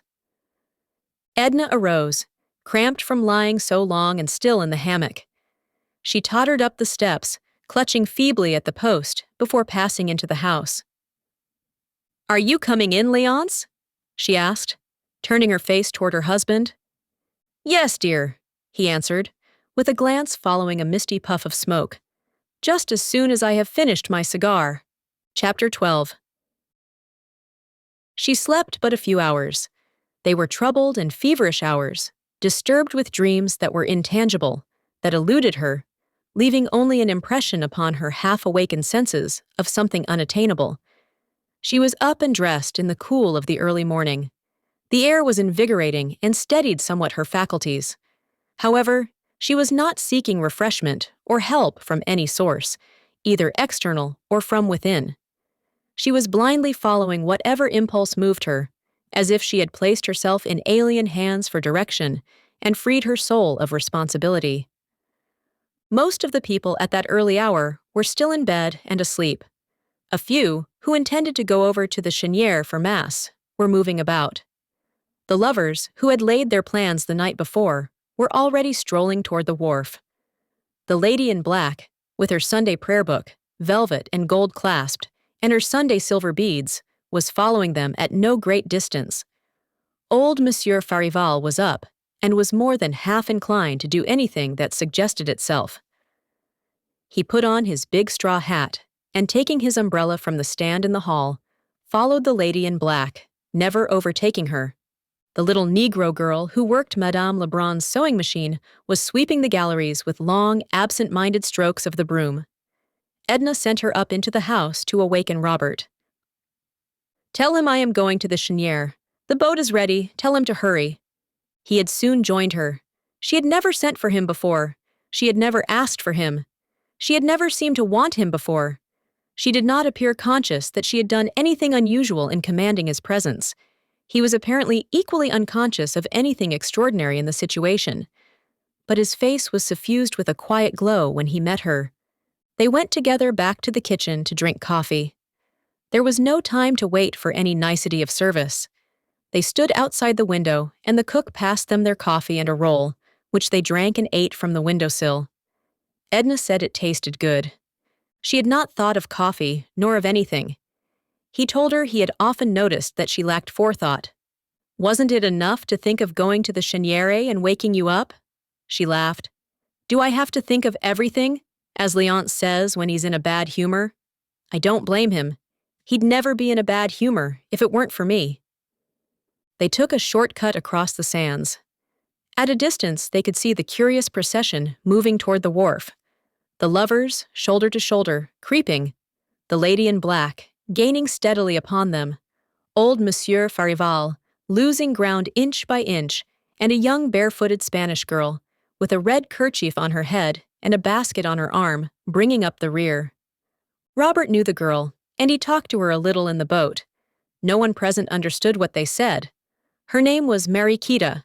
She had a round, sly, piquant face and pretty black eyes. Her hands were small, and she kept them folded over the handle of her basket. Her feet were broad and coarse. She did not strive to hide them. Edna looked at her feet and noticed the sand and slime between her brown toes.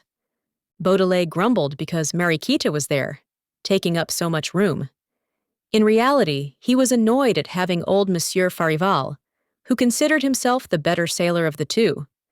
But he would not quarrel with so old a man as Monsieur Farival, so he quarreled with Mariquita.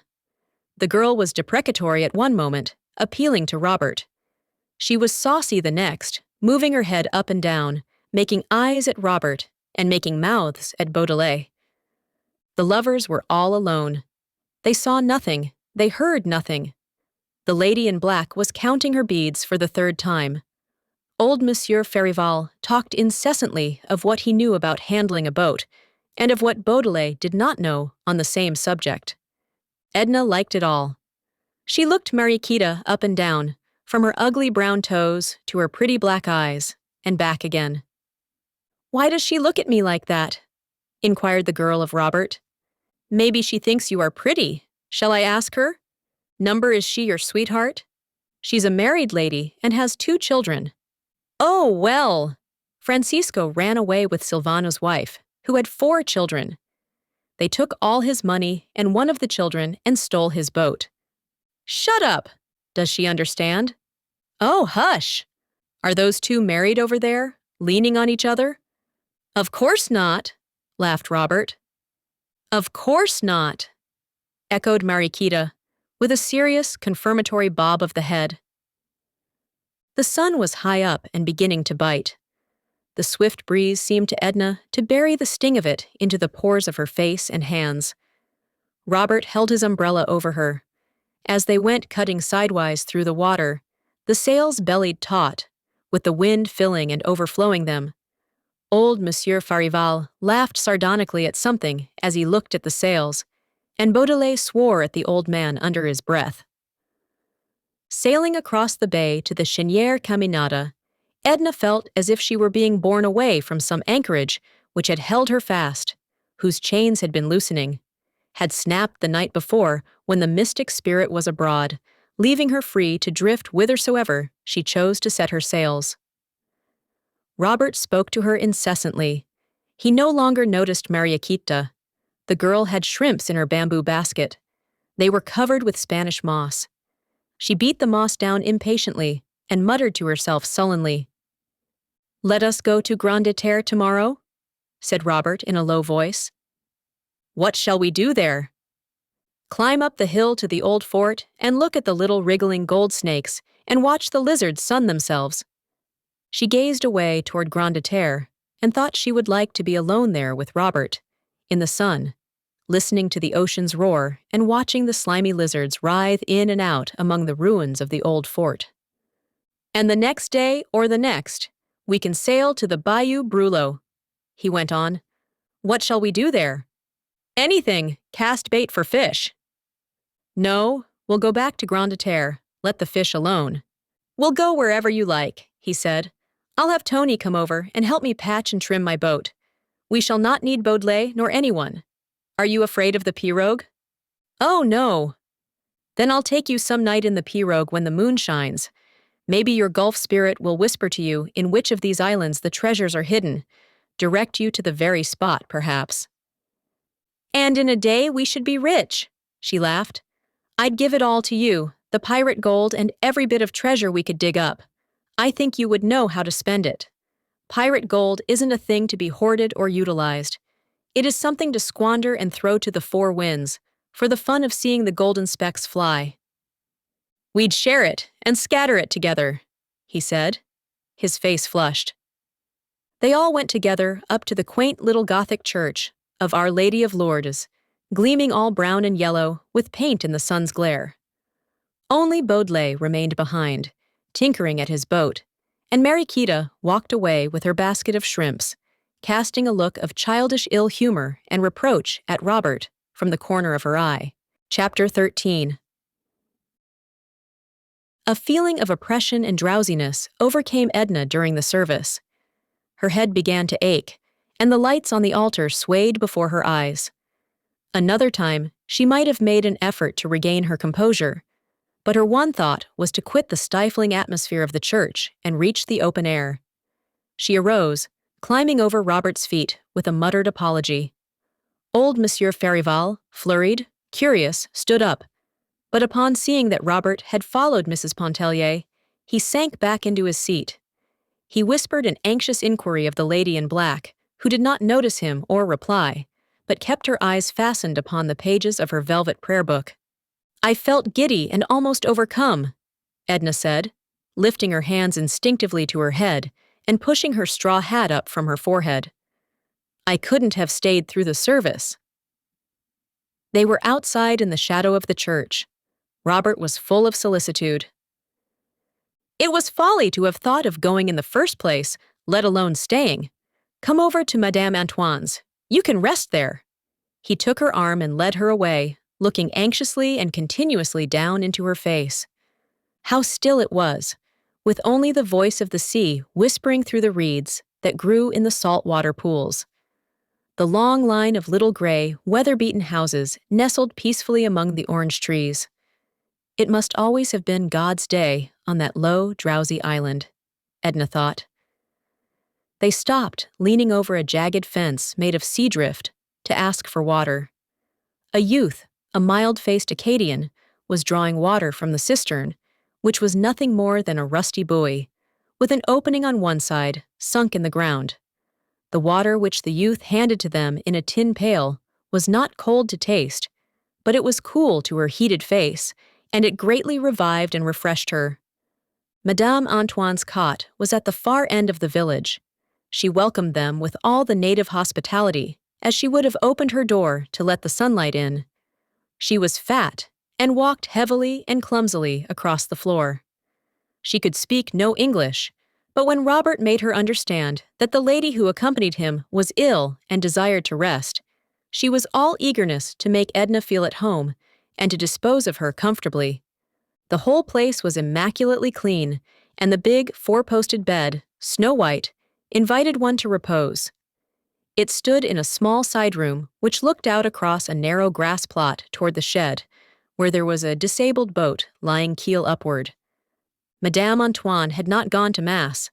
Her son Tony had, but she supposed he would soon be back, and she invited Robert to be seated and wait for him. But he went and sat outside the door and smoked. Madame Antoine busied herself in the large front room, preparing dinner. She was boiling mullets over a few red coals in the huge fireplace. Edna, left alone in the little side room, loosened her clothes, removing the greater part of them. She bathed her face, her neck and arms in the basin that stood between the windows. She took off her shoes and stockings and stretched herself in the very center of the high, white bed. How luxurious it felt to rest thus in a strange, quaint bed, with its sweet country odor of laurel lingering about the sheets and mattress. She stretched her strong limbs that ached a little. She ran her fingers through her loosened hair for a while. She looked at her round arms as she held them straight up and rubbed them one after the other, observing closely, as if it were something she saw for the first time, the fine, firm quality and texture of her flesh. She clasped her hands easily above her head, and it was thus she fell asleep. She slept lightly at first, half awake and drowsily attentive to the things about her.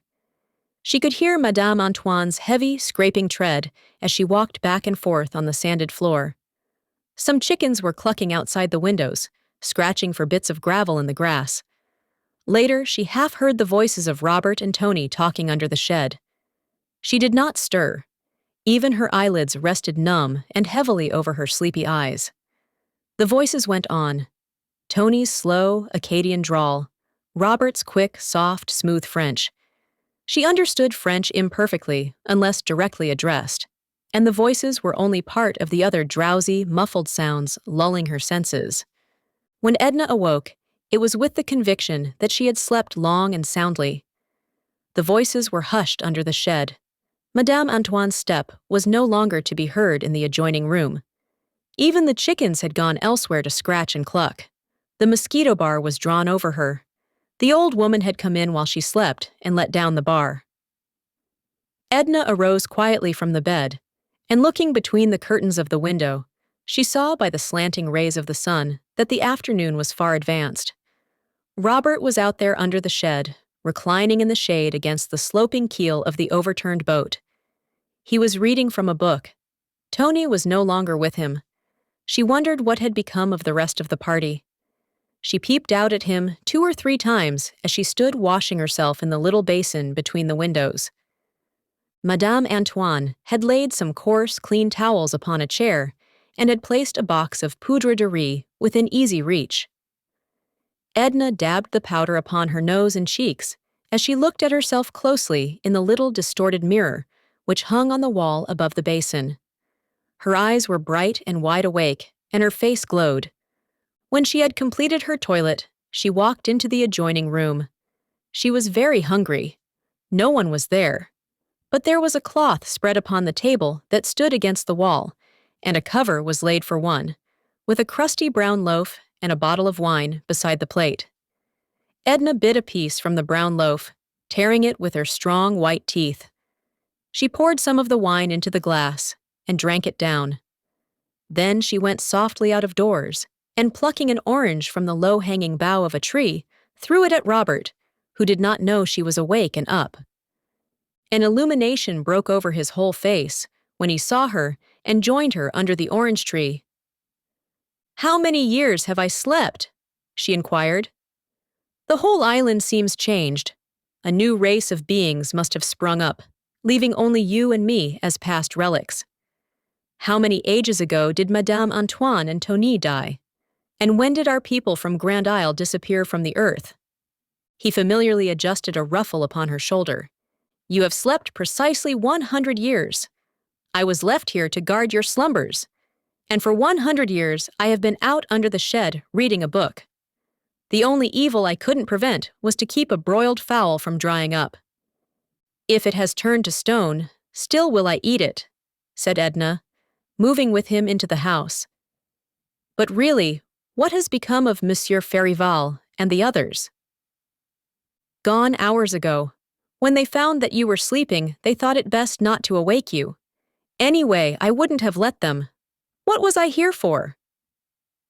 "I wonder if Léonce will be uneasy," she speculated, as she seated herself at table. "Of course not. He knows you are with me," Robert replied, as he busied himself among sundry pans and covered dishes which had been left standing on the hearth. "Where are Madame Antoine and her son?" asked Edna. "Gone to vespers, and to visit some friends, I believe. I am to take you back in Tonia's boat whenever you are ready to go." He stirred the smoldering ashes till the broiled fowl began to sizzle afresh. He served her with no mean repast, dripping the coffee anew and sharing it with her.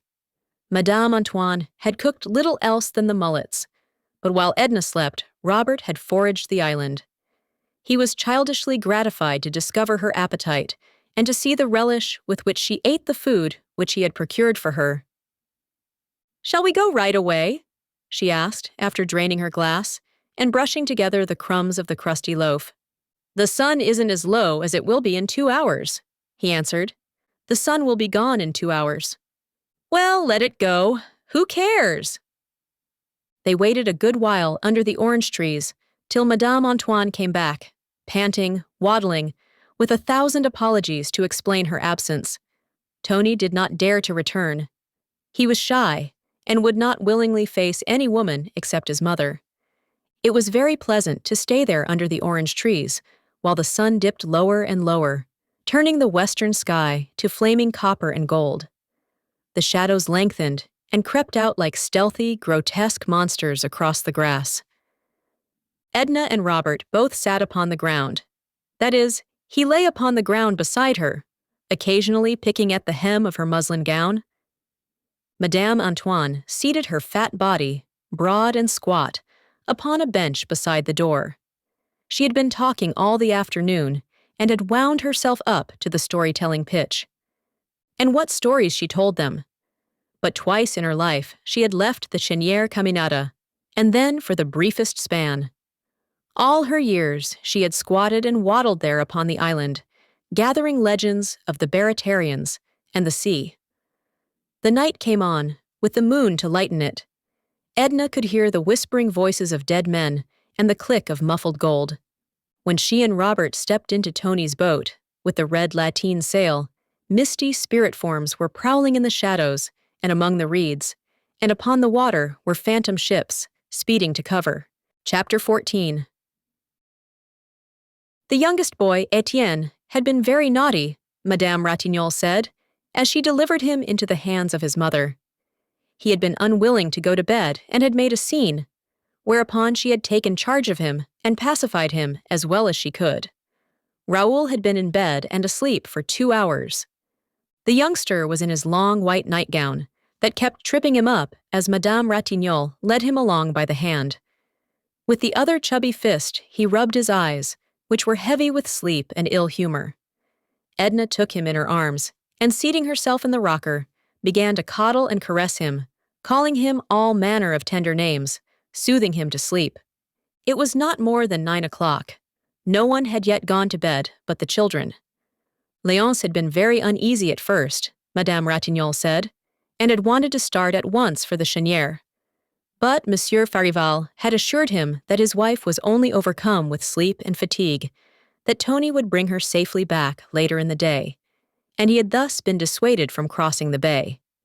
He had gone over to Klein's, looking up some cotton broker whom he wished to see in regard to securities, exchanges, stocks, bonds, or something of the sort. Madame Ratignolle did not remember what.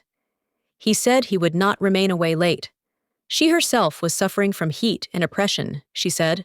She carried a bottle of salts and a large fan. She would not consent to remain with Edna, for Monsieur Ratignolle was alone, and he detested above all things to be left alone. When Etienne had fallen asleep, Edna bore him into the back room, and Robert went and lifted the mosquito bar that she might lay the child comfortably in his bed.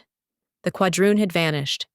When they emerged from the cottage, Robert bade Edna good night. "Do you know we have been together the whole livelong day, Robert, since early this morning?" she said at parting. "All but the 100 years when you were sleeping. Good night." He pressed her hand and went away in the direction of the beach. He did not join any of the others, but walked alone toward the Gulf. Edna stayed outside, awaiting her husband's return. She had no desire to sleep or to retire, nor did she feel like going over to sit with the Ratignolles or to join Madame Lebrun and a group whose animated voices reached her as they sat in conversation before the house. She let her mind wander back over her stay at Grand Isle, and she tried to discover wherein this summer had been different from any and every other summer of her life. She could only realize that she herself, her present self, was in some way different from the other self, that she was seeing with different eyes and making the acquaintance of new conditions in herself that colored and changed her environment she did not yet suspect. She wondered why Robert had gone away and left her. It did not occur to her to think he might have grown tired of being with her the livelong day.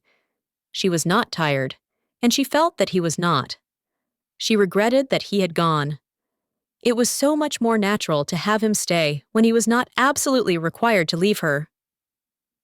As Edna waited for her husband, she sang low a little song that Robert had sung as they crossed the bay. It began with, "Ah, si tu savais," and every verse ended with, "si tu savais." Robert's voice was not pretentious. It was musical and true. The voice, the notes, the whole refrain haunted her memory. Chapter 15. When Edna entered the dining room one evening a little late, as was her habit, an unusually animated conversation seemed to be going on.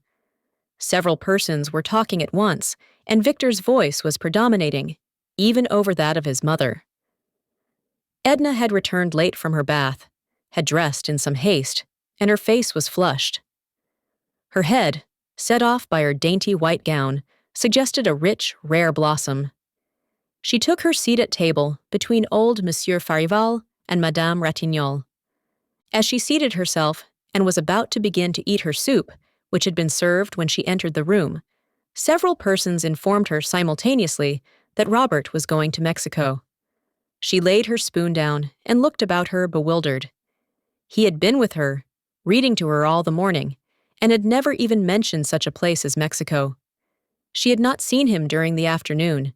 She had heard someone say he was at the house, upstairs with his mother.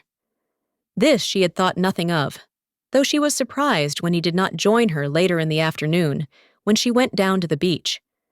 She looked across at him, where she sat beside Madame Lebrun, who presided. Edna's face was a blank picture of bewilderment, which she never thought of disguising. He lifted his eyebrows with the pretext of a smile as he returned her glance.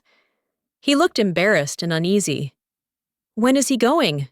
she asked of everybody in general, as if Robert were not there to answer for himself. "Tonight?" "This very evening. Did you ever? What possesses him?" were some of the replies she gathered, uttered simultaneously in French and English. "Impossible!" she exclaimed. "How can a person start off from Grand Isle to Mexico at a moment's notice, as if he were going over to Klein's, or to the wharf, or down to the beach?" "I said all along I was going to Mexico.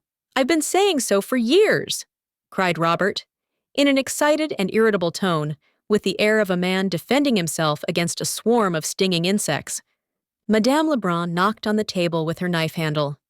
"Please let Robert explain why he is going, and why he is going tonight," she called out. "Really, this table is getting to be more and more like Bedlam every day, with everybody talking at once.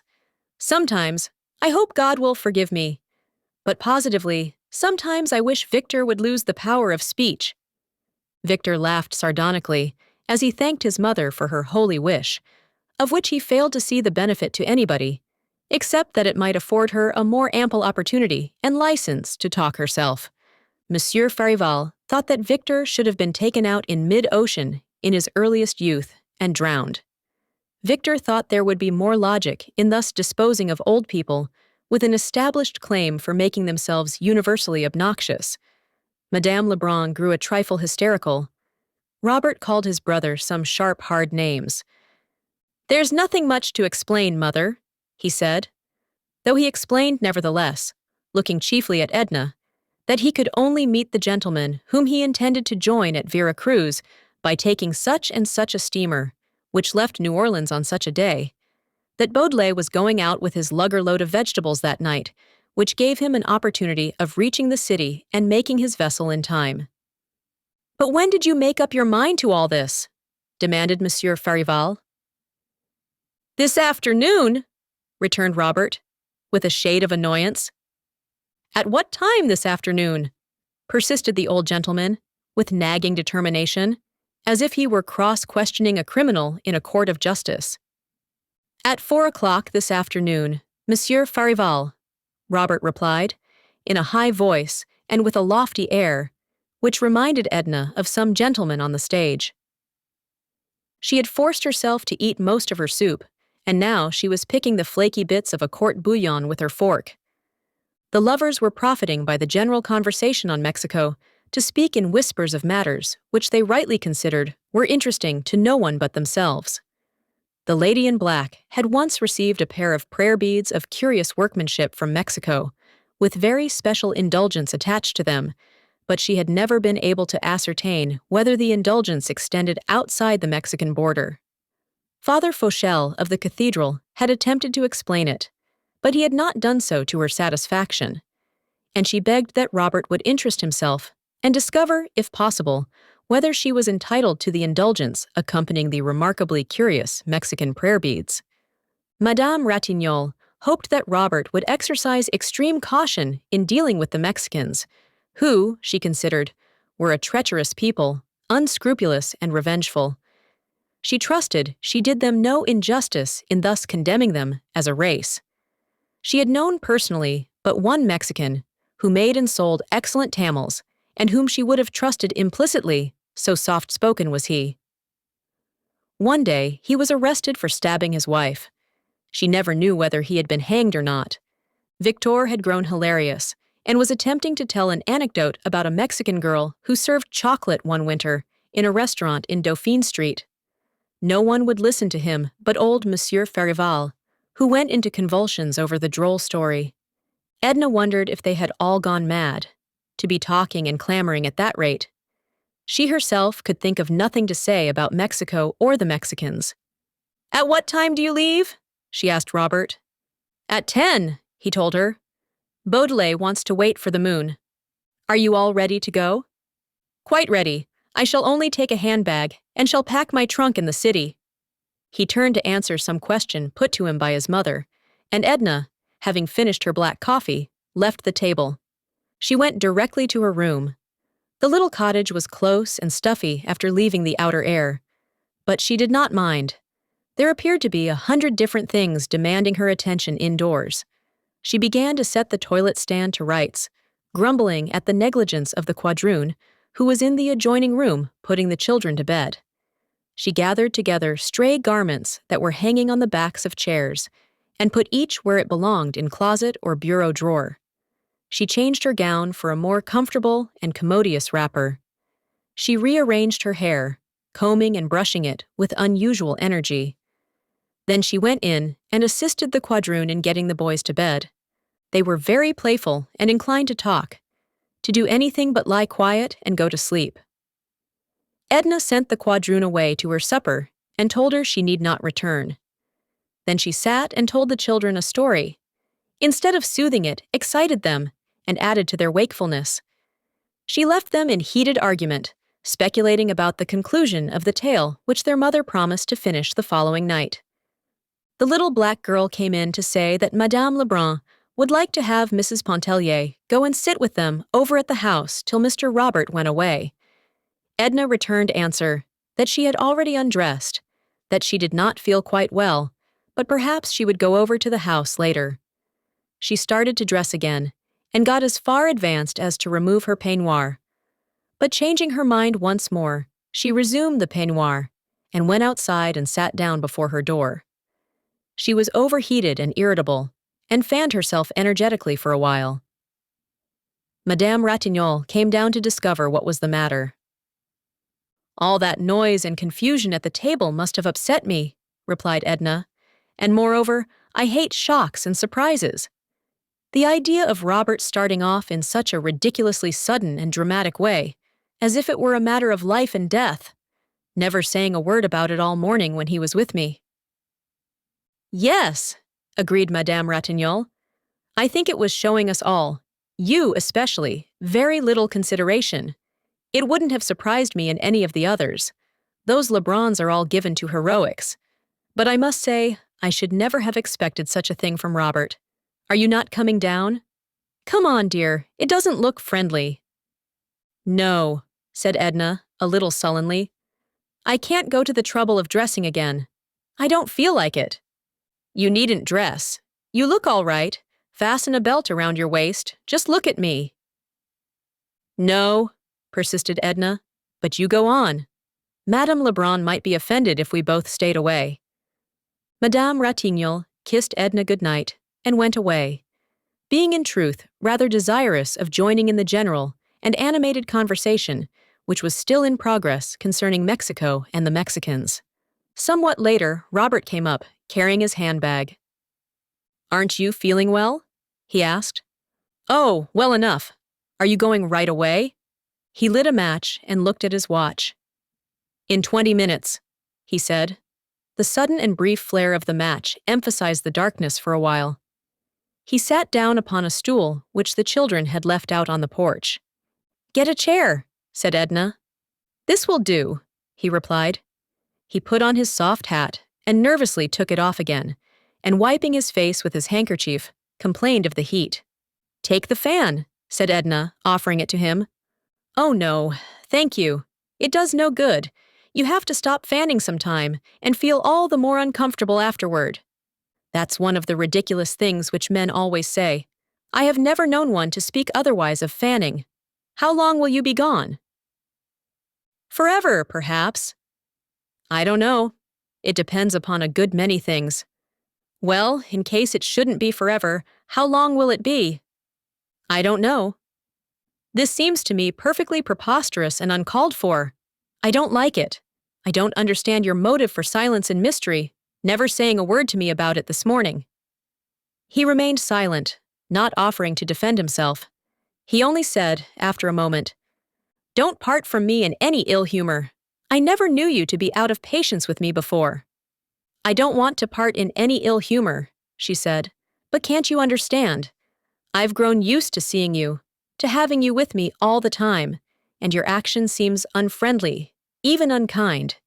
You don't even offer an excuse for it. Why, I was planning to be together, thinking of how pleasant it would be to see you in the city next winter." "So was I," he blurted. "Perhaps that's the—" He stood up suddenly and held out his hand. "Goodbye, my dear Mrs. Pontellier. Goodbye. You won't. I hope you won't completely forget me." She clung to his hand, striving to detain him. "Write to me when you get there, won't you, Robert?" she entreated. "I will, thank you. Goodbye." How unlike Robert. The merest acquaintance would have said something more emphatic than, "I will, thank you. Goodbye," to such a request. He had evidently already taken leave of the people over at the house, for he descended the steps and went to join Baudelaire, who was out there with an oar across his shoulder waiting for Robert. They walked away in the darkness. She could only hear Baudelaire's voice. Robert had apparently not even spoken a word of greeting to his companion. Edna bit her handkerchief convulsively, striving to hold back and to hide, even from herself, as she would have hidden from another, the emotion which was troubling, tearing her. Her eyes were brimming with tears. For the first time, she recognized the symptoms of infatuation which she had felt incipiently as a child, as a girl in her earliest teens, and later as a young woman. The recognition did not lessen the reality, the poignancy of the revelation, by any suggestion or promise of instability. The past was nothing to her, offered no lesson which she was willing to heed. The future was a mystery which she never attempted to penetrate. The present alone was significant, was hers, to torture her as it was doing then with the biting conviction that she had lost that which she had held, that she had been denied that which her impassioned, newly awakened being demanded. Chapter 16. "Do you miss your friend greatly?" asked Mademoiselle Reisz one morning as she came creeping up behind Edna, who had just left her cottage on her way to the beach. She spent much of her time in the water since she had acquired finally the art of swimming. As their stay at Grand Isle drew near its close, she felt that she could not give too much time to a diversion which afforded her the only real pleasurable moments that she knew. When Mademoiselle Reisz came and touched her upon the shoulder and spoke to her, the woman seemed to echo the thought which was ever in Edna's mind. Or, better, the feeling which constantly possessed her. Robert's going had some way taken the brightness, the color, the meaning out of everything. The conditions of her life were in no way changed, but her whole existence was dulled, like a faded garment which seems to be no longer worth wearing. She sought him everywhere, in others whom she induced to talk about him. She went up in the mornings to Madame Lebrun's room, braving the clatter of the old sewing machine. She sat there and chatted at intervals as Robert had done. She gazed around the room at the pictures and photographs hanging upon the wall, and discovered in some corner an old family album, which she examined with the keenest interest, appealing to Madame Lebrun for enlightenment concerning the many figures and faces which she discovered between its pages. There was a picture of Madame Lebrun with Robert as a baby, seated in her lap, a round-faced infant with a fist in his mouth. The eyes alone in the baby suggested the man. And that was he also in kilts, at the age of 5, wearing long curls and holding a whip in his hand. It made Edna laugh, and she laughed too at the portrait in his first long trousers, while another interested her, taken when he left for college, looking thin, long-faced, with eyes full of fire, ambition, and great intentions. But there was no recent picture, none which suggested the Robert who had gone away 5 days ago, leaving a void and wilderness behind him. Oh, Robert stopped having his pictures taken when he had to pay for them himself. He found wiser use for his money, he says, explained Madame Lebrun. She had a letter from him, written before he left New Orleans. Edna wished to see the letter, and Madame Lebrun told her to look for it, either on the table or the dresser, or perhaps it was on the mantelpiece. The letter was on the bookshelf. It possessed the greatest interest and attraction for Edna. The envelope, its size and shape, the postmark, the handwriting. She examined every detail of the outside before opening it. There were only a few lines, setting forth that he would leave the city that afternoon, that he had packed his trunk in good shape, that he was well, and sent her his love and begged to be affectionately remembered to all. There was no special message to Edna except a postscript saying that if Mrs. Pontellier desired to finish the book, which he had been reading to her, his mother would find it in his room, among other books there on the table. Edna experienced a pang of jealousy because he had written to his mother rather than to her. Everyone seemed to take for granted that she missed him. Even her husband, when he came down the Saturday following Robert's departure, expressed regret that he had gone. "How do you get on without him, Edna?" he asked. "It's very dull without him," she admitted. Mr. Pontellier had seen Robert in the city, and Edna asked him a dozen questions or more. Where had they met? On Carondelet Street in the morning. They had gone in and had a drink and a cigar together. What had they talked about? Chiefly about his prospects in Mexico, which Mr. Pontellier thought were promising. How did he look? How did he seem? Grave or gay? Or how? Quite cheerful, and wholly taken up with the idea of his trip, which Mr. Pontellier found altogether natural in a young fellow about to seek fortune and adventure in a strange, queer country. Edna tapped her foot impatiently and wondered why the children persisted in playing in the sun when they might be under the trees. She went down and led them out of the sun, scolding the quadroon for not being more attentive. It did not strike her as in the least grotesque that she should be making of Robert the object of conversation and leading her husband to speak of him. The sentiment which she entertained for Robert in no way resembled that which she felt for her husband, or had ever felt, or ever expected to feel. She had all her life long been accustomed to harbor thoughts and emotions which never voiced themselves. They had never taken the form of struggles. They belonged to her and were her own, and she entertained the conviction that she had a right to them and that they concerned no one but herself. Edna had once told Madame Ratignolle that she would never sacrifice herself for her children, or for anyone. Then had followed a rather heated argument. The two women did not appear to understand each other or to be talking the same language. Edna tried to appease her friend, to explain. I would give up the unessential. I would give my money. I would give my life for my children. But I wouldn't give myself. I can't make it more clear. It's only something which I am beginning to comprehend, which is revealing itself to me. I don't know what you would call the essential, or what you mean by the unessential, said Madame Ratignolle, cheerfully. But a woman who would give her life for her children could do no more than that. Your Bible tells you so. I'm sure I couldn't do more than that. Oh, yes, you could, laughed Edna. She was not surprised at Mademoiselle Rise's question the morning that lady, following her to the beach, tapped her on the shoulder and asked if she did not greatly miss her young friend. Oh, good morning, mademoiselle. Is it you? Why, of course I miss Robert. Are you going down to bathe? Why should I go down to bathe at the very end of the season when I haven't been in the surf all summer? Replied the woman disagreeably. I beg your pardon, offered Edna, in some embarrassment. for she should have remembered that Mademoiselle Reisz's avoidance of the water had furnished a theme for much pleasantry.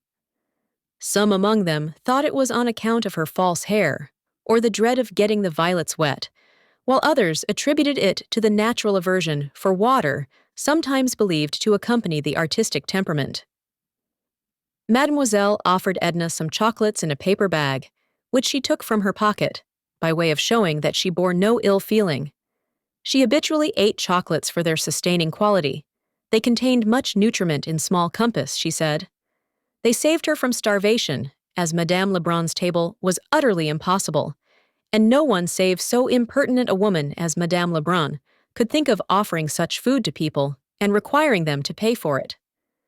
She must feel very lonely without her son, said Edna, desiring to change the subject. Her favorite son, too. It must have been quite hard to let him go. Mademoiselle laughed maliciously. Her favorite son! Oh dear, who could have been imposing such a tale upon you? Aline Lebrun lives for Victor, and for Victor alone. She has spoiled him into the worthless creature he is. She worships him and the ground he walks on. Robert is very well, in a way, to give up all the money he can earn to the family and keep the barest pittance for himself. Favorite son, indeed! I miss the poor fellow myself, my dear. I like to see him and to hear him about the place, the only Lebrun who is worth a pinch of salt. He comes to see me often in the city. I like to play to him. That Victor, hanging would be too good for him. It's a wonder Robert hasn't beaten him to death long ago. I thought he had great patience with his brother, offered Edna, glad to be talking about Robert, no matter what was said. Oh, he thrashed him well enough a year or two ago, said Mademoiselle. It was about a Spanish girl, whom Victor considered that he had some sort of claim upon. He met Robert one day talking to the girl, or walking with her, or bathing with her, or carrying her basket. I don't remember what. And he became so insulting and abusive that Robert gave him a thrashing on the spot that has kept him comparatively in order for a good while. It's about time he was getting another. Was her name Mariquita? Asked Edna. Mariquita, yes, that was it. Mariquita, I had forgotten. Oh, she's a sly one, and a bad one, that Mariquita. Edna looked down at Mademoiselle Reisz and wondered how she could have listened to her venom so long. For some reason, she felt depressed, almost unhappy. She had not intended to go into the water, but she donned her bathing suit and left Mademoiselle alone, seated under the shade of the children's tent. The water was growing cooler as the season advanced. Edna plunged and swam about with an abandon that thrilled and invigorated her. She remained a long time in the water, half hoping that Mademoiselle Reisz would not wait for her. But Mademoiselle waited. She was very amiable during the walk back, and raved much over Edna's appearance in her bathing suit. She talked about music. She hoped that Edna would go to see her in the city, and wrote her address with the stub of a pencil on a piece of card, which she found in her pocket. When do you leave? Asked Edna. Next Monday, and you? The following week, answered Edna, adding, It has been a pleasant summer, hasn't it, mademoiselle? Well, agreed Mademoiselle Reisz with a shrug. Rather pleasant, if it hadn't been for the mosquitoes and the Farival twins. Chapter 17.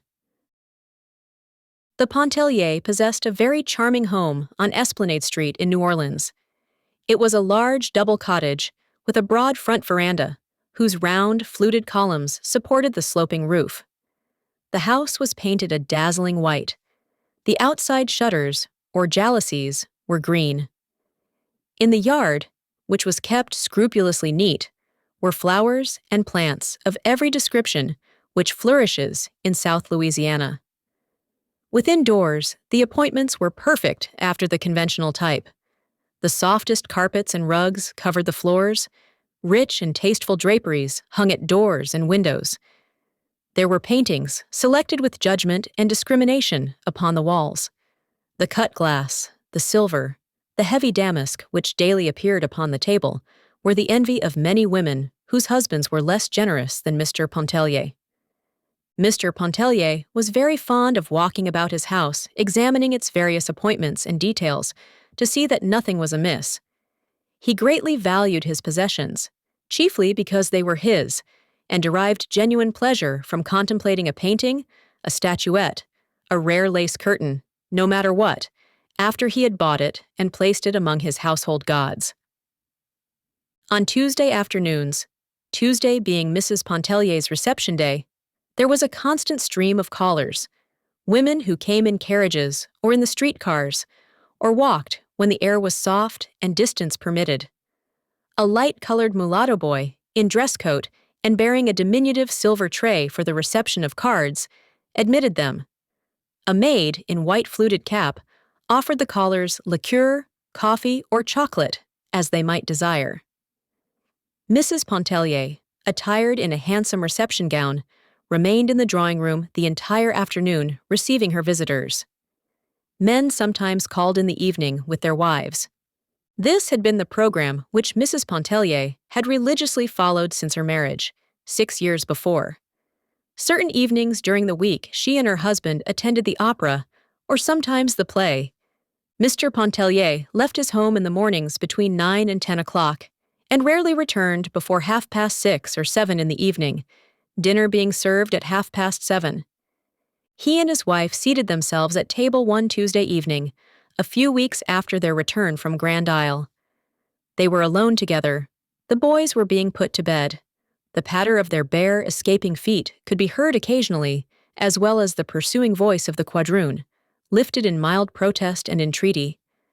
Mrs. Pontellier did not wear her usual Tuesday reception gown. She was in ordinary house dress. Mr. Pontellier, who was observant about such things, noticed it as he served the soup and handed it to the boy in waiting. "Tired out, Edna? Whom did you have? Many callers?" he asked. He tasted his soup and began to season it with pepper, salt, vinegar, mustard, everything within reach. "There were a good many," replied Edna, who was eating her soup with evident satisfaction. "I found their cards when I got home. I was out." "Out!" exclaimed her husband, with something like genuine consternation in his voice, as he laid down the vinegar cruet and looked at her through his glasses. "Why, what could have taken you out on Tuesday? What did you have to do?" "Nothing. I simply felt like going out, and I went out." "Well, I hope you left some suitable excuse," said her husband, somewhat appeased, as he added a dash of cayenne pepper to the soup. "No, I left no excuse. I told Joe to say I was out, that was all." "Why, my dear, I should think you'd understand by this time that people don't do such things. We've got to observe les convenances if we ever expect to get on and keep up with the procession. If you felt that you had to leave home this afternoon, you should have left some suitable explanation for your absence. This soup is really impossible. It's strange that woman hasn't learned yet to make a decent soup. Any free lunch stand in town serves a better one. Was Mrs. Belthrop here? Bring the tray with the cards, Joe." "I don't remember who was here." The boy retired and returned after a moment, bringing the tiny silver tray, which was covered with ladies' visiting cards. He handed it to Mrs. Pontellier. "Give it to Mr. Pontellier," she said. Joe offered the tray to Mr. Pontellier and removed the soup. Mr. Pontellier scanned the names of his wife's callers, reading some of them aloud, with comments as he read. "The Mrs. Delicitas. I worked a big deal in futures for their father this morning. Nice girls. It's time they were getting married. Mrs. Belthrop. I tell you what it is, Edna. You can't afford to snub Mrs. Belthrop. Why, Belthrop could buy and sell us 10 times over. His business is worth a good round sum to me. You'd better write her a note. Mrs. James Highcamp. Hugh! The less you have to do with Mrs. Highcamp, the better. Madame Laforce. Came all the way from Carrollton too, poor old soul. Miss Wiggs, Mrs. Eleanor Bolton's." He pushed the cards aside. "Mercy!" exclaimed Edna, who had been fuming. "Why are you taking the thing so seriously and making such a fuss over it?" "I'm not making any fuss over it, but it's just such seeming trifles that we've got to take seriously. Such things count." The fish was scorched. Mr. Pontellier would not touch it. Edna said she did not mind a little scorched taste. The roast was in some way not to his fancy, and he did not like the manner in which the vegetables were served. "It seems to me," he said, "we spend money enough in this house to procure at least one meal a day which a man could eat and retain his self-respect." "You used to think the cook was a treasure," returned Edna, indifferently. Perhaps she was when she first came, but cooks are only human. They need looking after, like any other class of persons that you employ. Suppose I didn't look after the clerks in my office, just let them run things their own way. They'd soon make a nice mess of me and my business. "Where are you going?" asked Edna, seeing that her husband arose from table without having eaten a morsel except a taste of the highly seasoned soup. "I'm going to get my dinner at the club. Good night." He went into the hall, took his hat and stick from the stand, and left the house. She was somewhat familiar with such scenes. They had often made her very unhappy. On a few previous occasions, she had been completely deprived of any desire to finish her dinner. Sometimes she had gone into the kitchen to administer a tardy rebuke to the cook. Once she went to her room and studied the cookbook during an entire evening, finally writing out a menu for the week, which left her harassed with a feeling that, after all, she had accomplished no good that was worth the name. But that evening, Edna finished her dinner alone, with forced deliberation. Her face was flushed, and her eyes flamed with some inward fire that lighted them. After finishing her dinner, she went to her room, having instructed the boy to tell any other callers that she was indisposed. It was a large, beautiful room, rich and picturesque in the soft, dim light, which the maid had turned low. She went and stood at an open window and looked out upon the deep tangle of the garden below.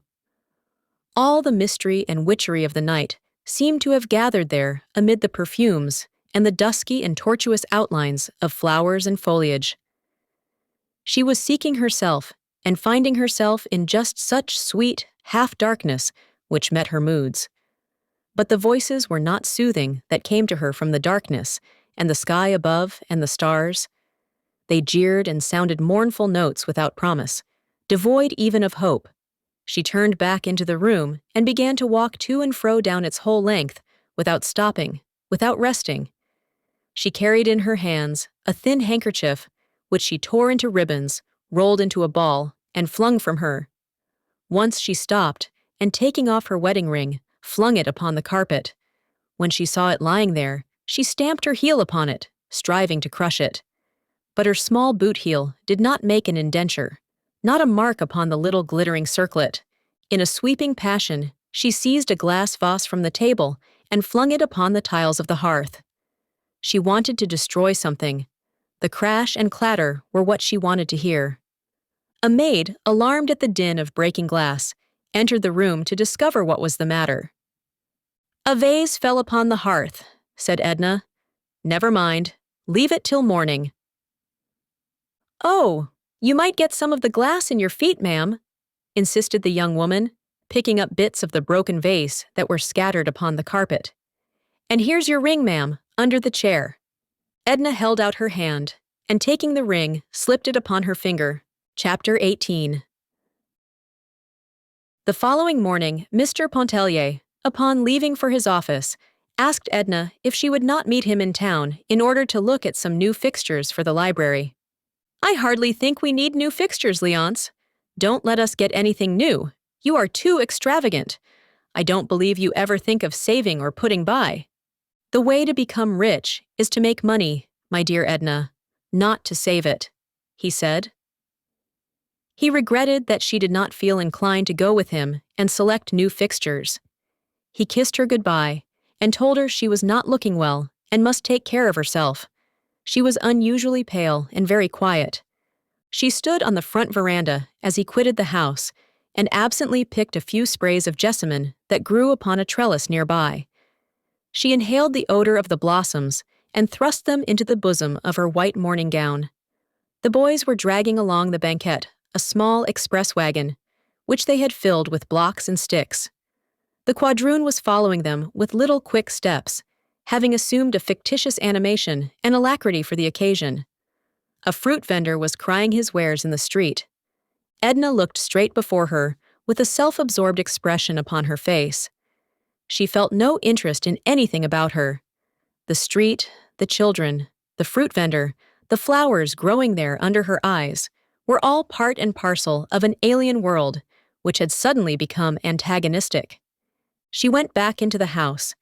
She had thought of speaking to the cook concerning her blunders of the previous night. But Mr. Pontellier had saved her that disagreeable mission, for which she was so poorly fitted. Mr. Pontellier's arguments were usually convincing with those whom he employed. He left home feeling quite sure that he and Edna would sit down that evening, and possibly a few subsequent evenings, to a dinner deserving of the name. Edna spent an hour or two in looking over some of her old sketches. She could see their shortcomings and defects, which were glaring in her eyes. She tried to work a little, but found she was not in the humor. Finally, she gathered together a few of the sketches, those which she considered the least discreditable, and she carried them with her when, a little later, she dressed and left the house. She looked handsome and distinguished in her street gown. The tan of the seashore had left her face, and her forehead was smooth, white, and polished beneath her heavy yellow-brown hair. There were a few freckles on her face, and a small dark mole near the underlip and one on the temple, half hidden in her hair. As Edna walked along the street, she was thinking of Robert. She was still under the spell of her infatuation. She had tried to forget him, realizing the inutility of remembering. But the thought of him was like an obsession, ever pressing itself upon her. It was not that she dwelt upon details of their acquaintance, or recalled in any special or peculiar way his personality. It was his being, his existence, which dominated her thought, fading sometimes as if it would melt into the mist of the forgotten, reviving again with an intensity which filled her with an incomprehensible longing. Edna was on her way to Madame Ratignolle's. Their intimacy, begun at Grand Isle, had not declined, and they had seen each other with some frequency since their return to the city. The Ratignolles lived at no great distance from Edna's home, on the corner of a side street, where Monsieur Ratignolles owned and conducted a drugstore which enjoyed a steady and prosperous trade. His father had been in the business before him, and Monsieur Ratignolles stood well in the community and bore an enviable reputation for integrity and clear-headedness. His family lived in commodious apartments over the store, having an entrance on the side within the porte cochere. There was something which Edna thought very French, very foreign, about their whole manner of living. In the large and pleasant salon, which extended across the width of the house, the Ratignolles entertained their friends once a fortnight with a soirée musicale, sometimes diversified by card-playing. There was a friend who played upon the cello. One brought his flute and another his violin, while there were some who sang and a number who performed upon the piano with various degrees of taste and agility. The Ratignolles' soirées musicales were widely known, and it was considered a privilege to be invited to them. Edna found her friend engaged in assorting the clothes which had returned that morning from the laundry. She at once abandoned her occupation upon seeing Edna, who had been ushered without ceremony into her presence. "Sight can do it as well as I. It is really her business," she explained to Edna, who apologized for interrupting her. And she summoned a young black woman, whom she instructed, in French, to be very careful in checking off the list which she handed her. She told her to notice particularly if a fine linen handkerchief of Monsieur Ratignolles, which was missing last week, had been returned, and to be sure to set to one side such pieces as required mending and darning. Then, placing an arm around Edna's waist, she led her to the front of the house, to the salon, where it was cool and sweet with the odor of great roses that stood upon the hearth in jars. Madame Ratignolle looked more beautiful than ever there at home, in a negligee which left her arms almost wholly bare and exposed the rich, melting curves of her white throat. "Perhaps I shall be able to paint your picture some day," said Edna with a smile when they were seated. She produced the roll of sketches and started to unfold them. "I believe I ought to work again. I feel as if I wanted to be doing something. What do you think of them? Do you think it worthwhile to take it up again and study some more? I might study for a while with Laidpoor." She knew that Madame Ratignolle's opinion in such a matter would be next to valueless, that she herself had not alone decided, but determined. but she sought the words of praise and encouragement that would help her to put heart into her venture. "Your talent is immense, dear." "Nonsense," protested Edna, well pleased. "Immense, I tell you," persisted Madame Ratignolle, surveying the sketches one by one, at close range, then holding them at arm's length, narrowing her eyes, and dropping her head on one side. "Surely this Bavarian peasant is worthy of framing, and this basket of apples. Never have I seen anything more lifelike. One might almost be tempted to reach out a hand and take one." Edna could not control a feeling which bordered upon complacency at her friend's praise, even realizing, as she did, its true worth. She retained a few of the sketches, and gave all the rest to Madame Ratignolle, who appreciated the gift far beyond its value, and proudly exhibited the pictures to her husband when he came up from the store a little later for his midday dinner. Mr. Ratignolle was one of those men who are called the salt of the earth. His cheerfulness was unbounded, and it was matched by his goodness of heart, his broad charity, and common sense. He and his wife spoke English with an accent which was only discernible through its un-English emphasis and a certain carefulness and deliberation. Edna's husband spoke English with no accent whatever. The Ratignolles understood each other perfectly. If ever the fusion of two human beings into one has been accomplished on this sphere, it was surely in their union. As Edna seated herself at table with them, she thought, better a dinner of herbs, though it did not take her long to discover that it was no dinner of herbs, but a delicious repast, simple, choice, and in every way satisfying. Monsieur Ratignolle was delighted to see her, though he found her looking not so well as at Grand Isle, and he advised a tonic. He talked a good deal on various topics, a little politics, some city news, and neighborhood gossip. He spoke with an animation and earnestness that gave an exaggerated importance to every syllable he uttered. His wife was keenly interested in everything he said, laying down her fork the better to listen, chiming in, taking the words out of his mouth. Edna felt depressed rather than soothed after leaving them. The little glimpse of domestic harmony which had been offered her gave her no regret, no longing. It was not a condition of life which fitted her, and she could see in it but an appalling and hopeless ennui. She was moved by a kind of commiseration for Madame Ratignolle, a pity for that colorless existence which never uplifted its possessor beyond the region of blind contentment, in which no moment of anguish ever visited her soul, in which she would never have the taste of life's delirium. Edna vaguely wondered what she meant by life's delirium. It had crossed her thought like some unsought, extraneous impression. Chapter 19. Edna could not help but think that it was very foolish, very childish, to have stamped upon her wedding ring and smashed the crystal vase upon the tiles. She was visited by no more outbursts, moving her to such futile expedients. She began to do as she liked and to feel as she liked. She completely abandoned her Tuesdays at home and did not return the visits of those who had called upon her. She made no ineffectual efforts to conduct her household en bonne ménagère, going and coming as it suited her fancy, and, so far as she was able, lending herself to any passing caprice. Mr. Pontellier had been a rather courteous husband, so long as he met a certain tacit submissiveness in his wife. But her new and unexpected line of conduct completely bewildered him. It shocked him. Then her absolute disregard for her duties as a wife angered him. When Mr. Pontellier became rude, Edna grew insolent. She had resolved never to take another step backward.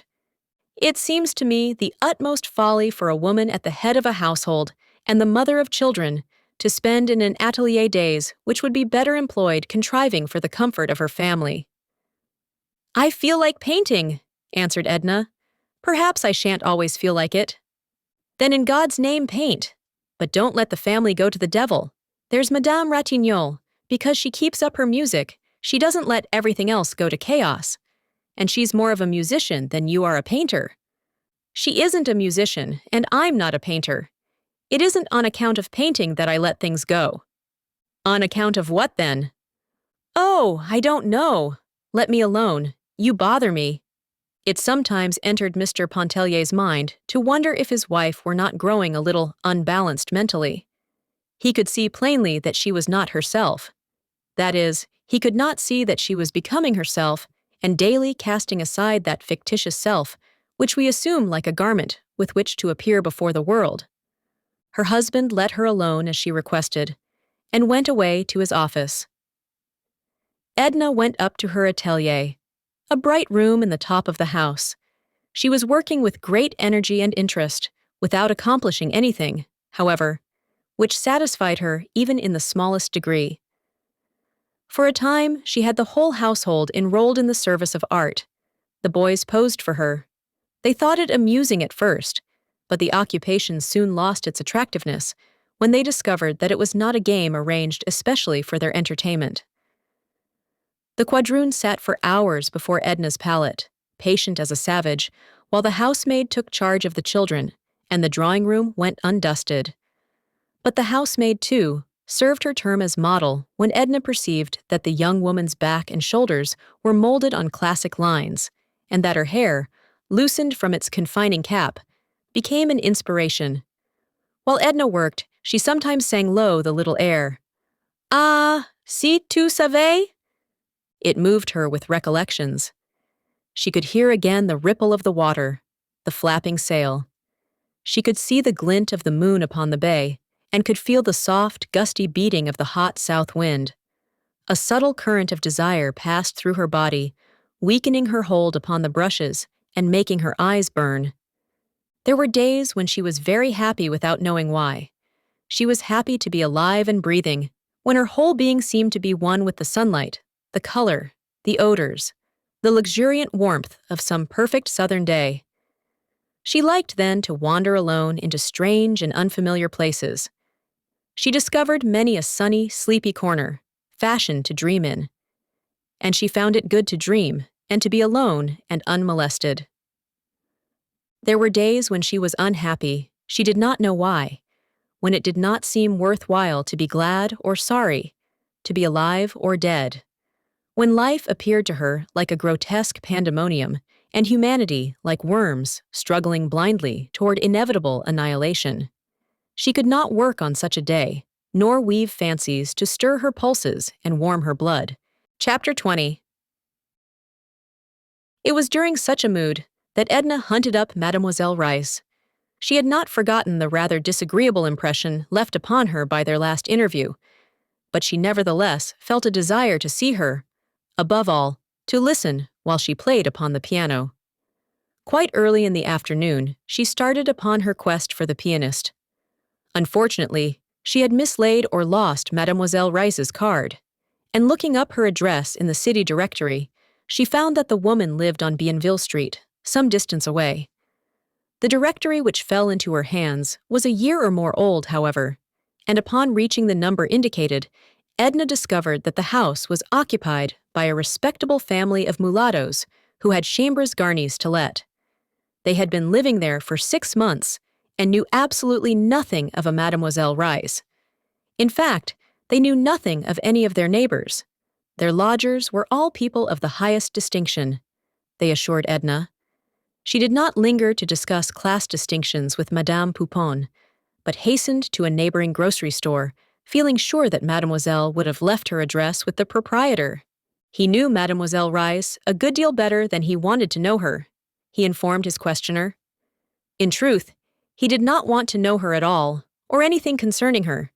The most disagreeable and unpopular woman who ever lived in Bienville Street. He thanked heaven she had left the neighborhood, and was equally thankful that he did not know where she had gone.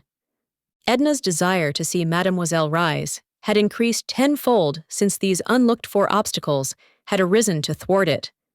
She was wondering who could give her the information she sought, when it suddenly occurred to her that Madame Lebrun would be the one most likely to do so. She knew it was useless to ask Madame Ratignolle, who was on the most distant terms with the musician, and preferred to know nothing concerning her. She had once been almost as emphatic in expressing herself upon the subject as the corner grocer. Edna knew that Madame Lebrun had returned to the city, for it was the middle of November, and she also knew where the Lebruns lived, on Chartres Street. Their home from the outside looked like a prison, with iron bars before the door and lower windows. The iron bars were a relic of the old regime, and no one had ever thought of dislodging them. At the side was a high fence enclosing the garden. A gate or door opening upon the street was locked. Edna rang the bell at this side garden gate and stood upon the banquette, waiting to be admitted. It was Victor who opened the gate for her. A black woman, wiping her hands upon her apron, was close at his heels. Before she saw them, Edna could hear them in altercation. The woman, plainly an anomaly, claiming the right to be allowed to perform her duties, one of which was to answer the bell. Victor was surprised and delighted to see Mrs. Pontellier, and he made no attempt to conceal either his astonishment or his delight. He was a dark-browed, good-looking youngster of 19, greatly resembling his mother, but with 10 times her impetuosity. He instructed the black woman to go at once and inform Madame Lebrun that Mrs. Pontellier desired to see her. The woman grumbled a refusal to do part of her duty when she had not been permitted to do it all, and started back to her interrupted task of weeding the garden. Whereupon Victor administered a rebuke in the form of a volley of abuse, which, owing to its rapidity and incoherence, was all but incomprehensible to Edna. Whatever it was, the rebuke was convincing, for the woman dropped her hoe and went mumbling into the house. Edna did not wish to enter. It was very pleasant there on the side porch, where there were chairs, a wicker lounge, and a small table. She seated herself, for she was tired from her long tramp, and she began to rock gently and smooth out the folds of her silk parasol. Victor drew up his chair beside her. He at once explained that the black woman's offensive conduct was all due to imperfect training, as he was not there to take her in hand. He had only come up from the island the morning before, and expected to return next day. He stayed all winter at the island. He lived there and kept the place in order and got things ready for the summer visitors. But a man needed occasional relaxation, he informed Mrs. Pontellier, and every now and again he drummed up a pretext to bring him to the city. My! But he had had a time of it the evening before. He wouldn't want his mother to know, and he began to talk in a whisper. He was scintillant with recollections. Of course, he couldn't think of telling Mrs. Pontellier all about it, she being a woman, and not comprehending such things. But it all began with a girl peeping and smiling at him through the shutters as he passed by. Oh, but she was a beauty. Certainly he smiled back, and went up and talked to her. Mrs. Pontellier did not know him if she supposed he was one to let an opportunity like that escape him. Despite herself, the youngster amused her. She must have betrayed in her look some degree of interest or entertainment.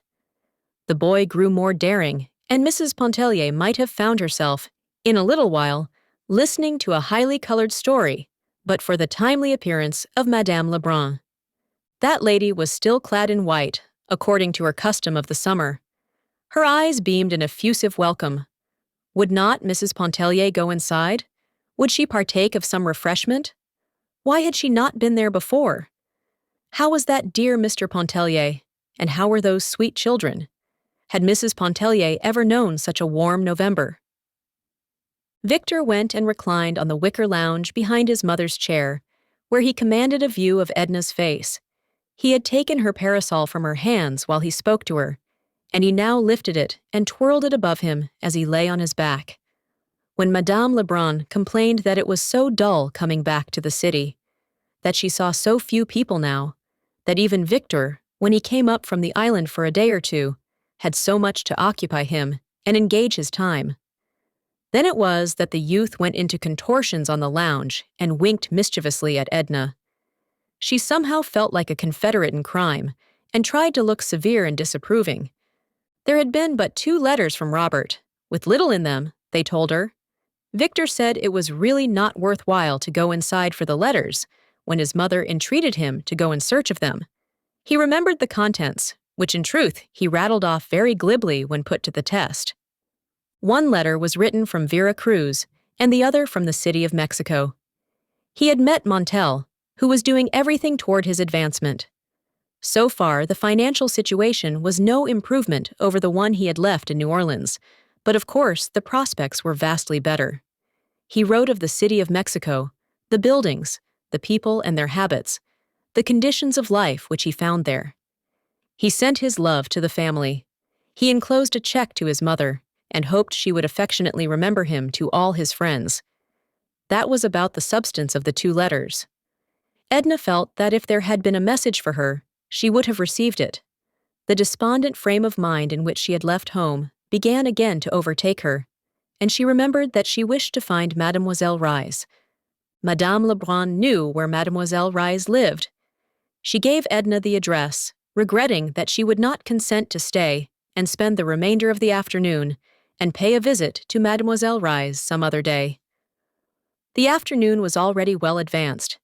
Victor escorted her out upon the banquette, lifted her parasol and held it over her while he walked to the car with her. He entreated her to bear in mind that the disclosures of the afternoon were strictly confidential.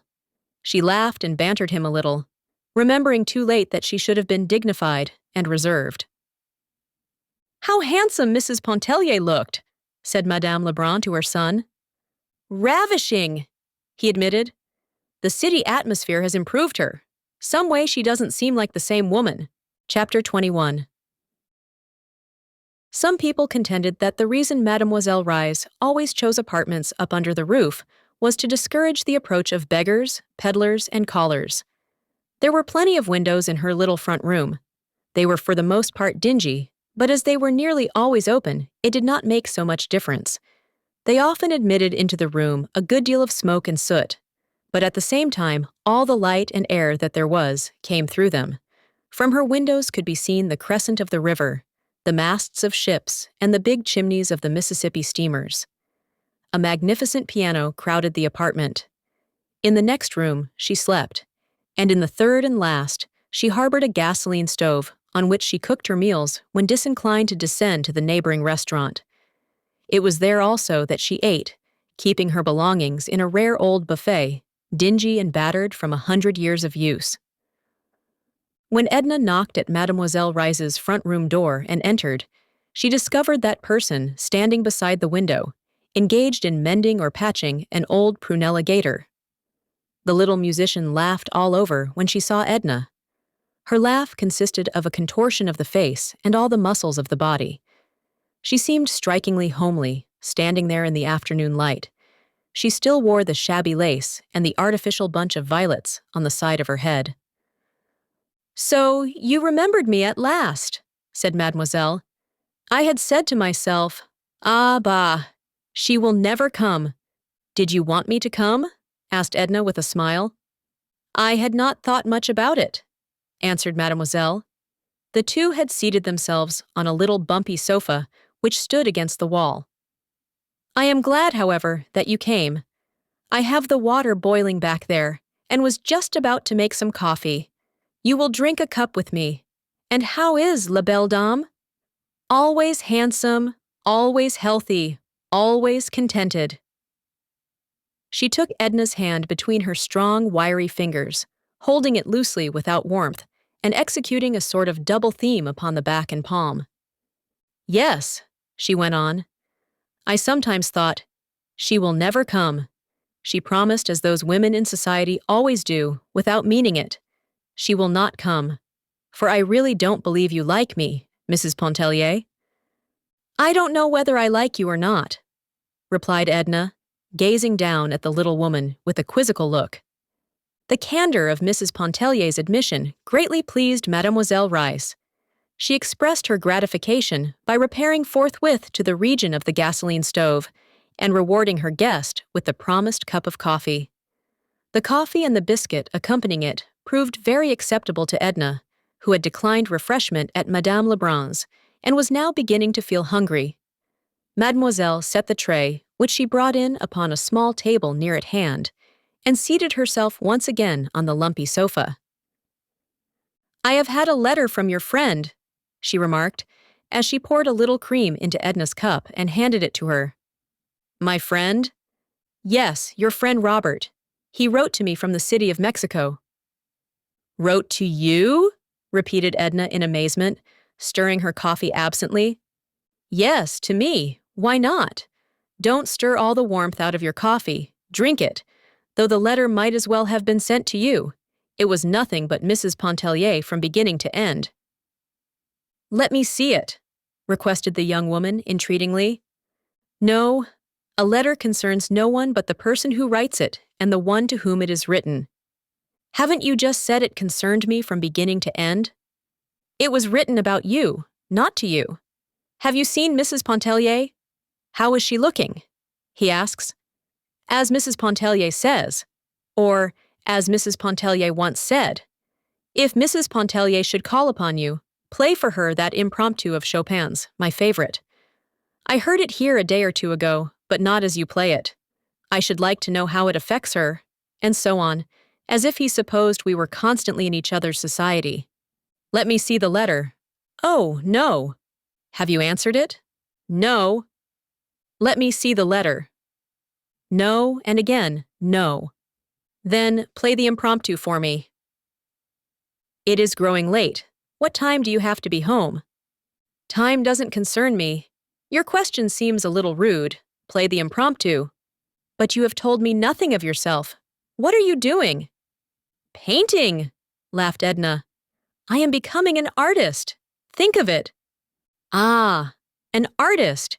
You have pretensions, madame. Why pretensions? Do you think I could not become an artist? I do not know you well enough to say. I do not know your talent or your temperament. To be an artist includes much. One must possess many gifts, absolute gifts, which have not been acquired by one's own effort. And, moreover, to succeed, the artist must possess the courageous soul. What do you mean by the courageous soul? Courageous, ma foi. The brave soul, the soul that dares and defies. Show me the letter and play for me the impromptu. You see that I have persistence. Does that quality count for anything in art? It counts with a foolish old woman whom you have captivated, replied Mademoiselle, with her wriggling laugh. The letter was right there at hand, in the drawer of the little table upon which Edna had just placed her coffee cup.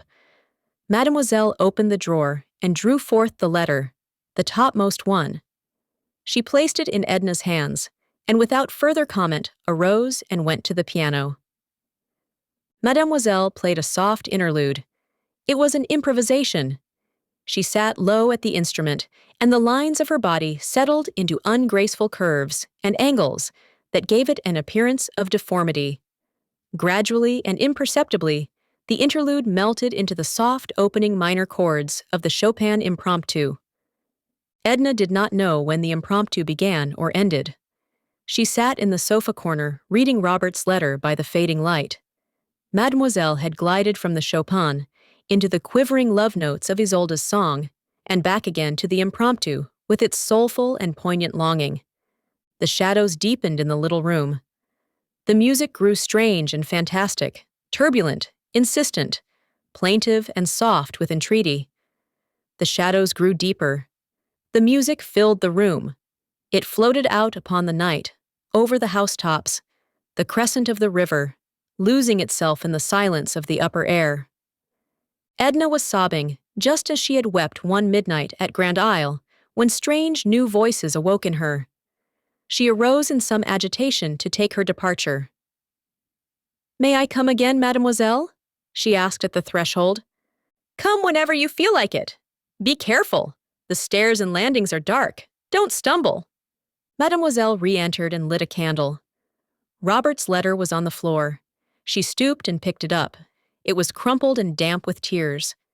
Mademoiselle smoothed the letter out, restored it to the envelope, and replaced it in the table drawer. Chapter 22. One morning on his way into town, Mr. Pontellier stopped at the house of his old friend and family physician, Dr. Mandelet. The doctor was a semi-retired physician, resting, as the saying is, upon his laurels. He bore a reputation for wisdom rather than skill, leaving the active practice of medicine to his assistants and younger contemporaries, and was much sought for in matters of consultation. A few families, united to him by bonds of friendship, he still attended when they required the services of a physician. The Pontelliers were among these. Mr. Pontellier found the doctor reading at the open window of his study. His house stood rather far back from the street, in the center of a delightful garden, so that it was quiet and peaceful at the old gentleman's study window. He was a great reader. He stared up disapprovingly over his eyeglasses as Mr. Pontellier entered, wondering who had the temerity to disturb him at that hour of the morning. "Ah, Pontellier! Not sick, I hope. Come and have a seat. What news do you bring this morning?" He was quite portly, with a profusion of gray hair and small blue eyes, which age had robbed of much of their brightness, but none of their penetration. "Oh, I'm never sick, doctor. You know that I come of tough fiber, of that old Creole race of Pontelliers that dry up and finally blow away. I came to consult. No, not precisely to consult, to talk to you about Edna. I don't know what ails her." "Madame Pontellier not well," marveled the doctor. "Why, I saw her, I think it was a week ago, walking along Canal Street, the picture of health, it seemed to me." "Yes, yes, she seems quite well," said Mr. Pontellier, leaning forward and whirling his stick between his two hands. "But she doesn't act well. She's odd, she's not like herself. I can't make her out, and I thought perhaps you'd help me." "How does she act?" inquired the doctor. "Well, it isn't easy to explain," said Mr. Pontellier, throwing himself back in his chair. "She lets the housekeeping go to the dickens. Well, well, women are not all alike, my dear Pontellier. We've got to consider—" "I know that. I told you I couldn't explain. Her whole attitude, toward me and everybody and everything, has changed. You know I have a quick temper, but I don't want to quarrel or be rude to a woman, especially my wife. Yet I'm driven to it and feel like 10,000 devils after I've made a fool of myself. She's making it devilishly uncomfortable for me," he went on nervously. "She's got some sort of notion in her head concerning the eternal rights of women. And, you understand, we meet in the morning at the breakfast table." The old gentleman lifted his shaggy eyebrows, protruded his thick nether lip, and tapped the arms of his chair with his cushioned fingertips. "What have you been doing to her, Pontellier?" "Doing, parbleu!" "Has she?" asked the doctor with a smile. "Has she been associating of late with a circle of pseudo-intellectual women, super-spiritual superior beings? My wife has been telling me about them." "That's the trouble," broke in Mr. Pontellier. "She hasn't been associating with anyone. She has abandoned her Tuesdays at home, has thrown over all her acquaintances, and goes tramping about by herself, moping in the streetcars, getting in after dark. I tell you she's peculiar. I don't like it. I feel a little worried over it." This was a new aspect for the doctor. "Nothing hereditary?" he asked seriously. "Nothing peculiar about her family antecedents, is there?"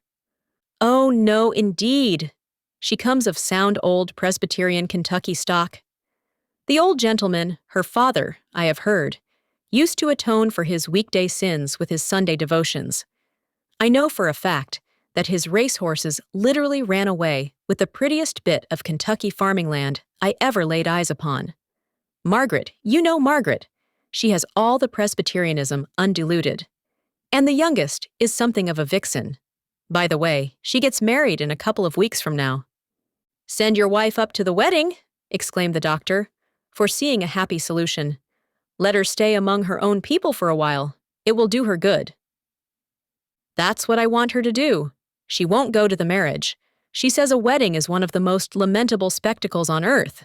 Nice thing for a woman to say to her husband," exclaimed Mr. Pontellier, fuming anew at the recollection.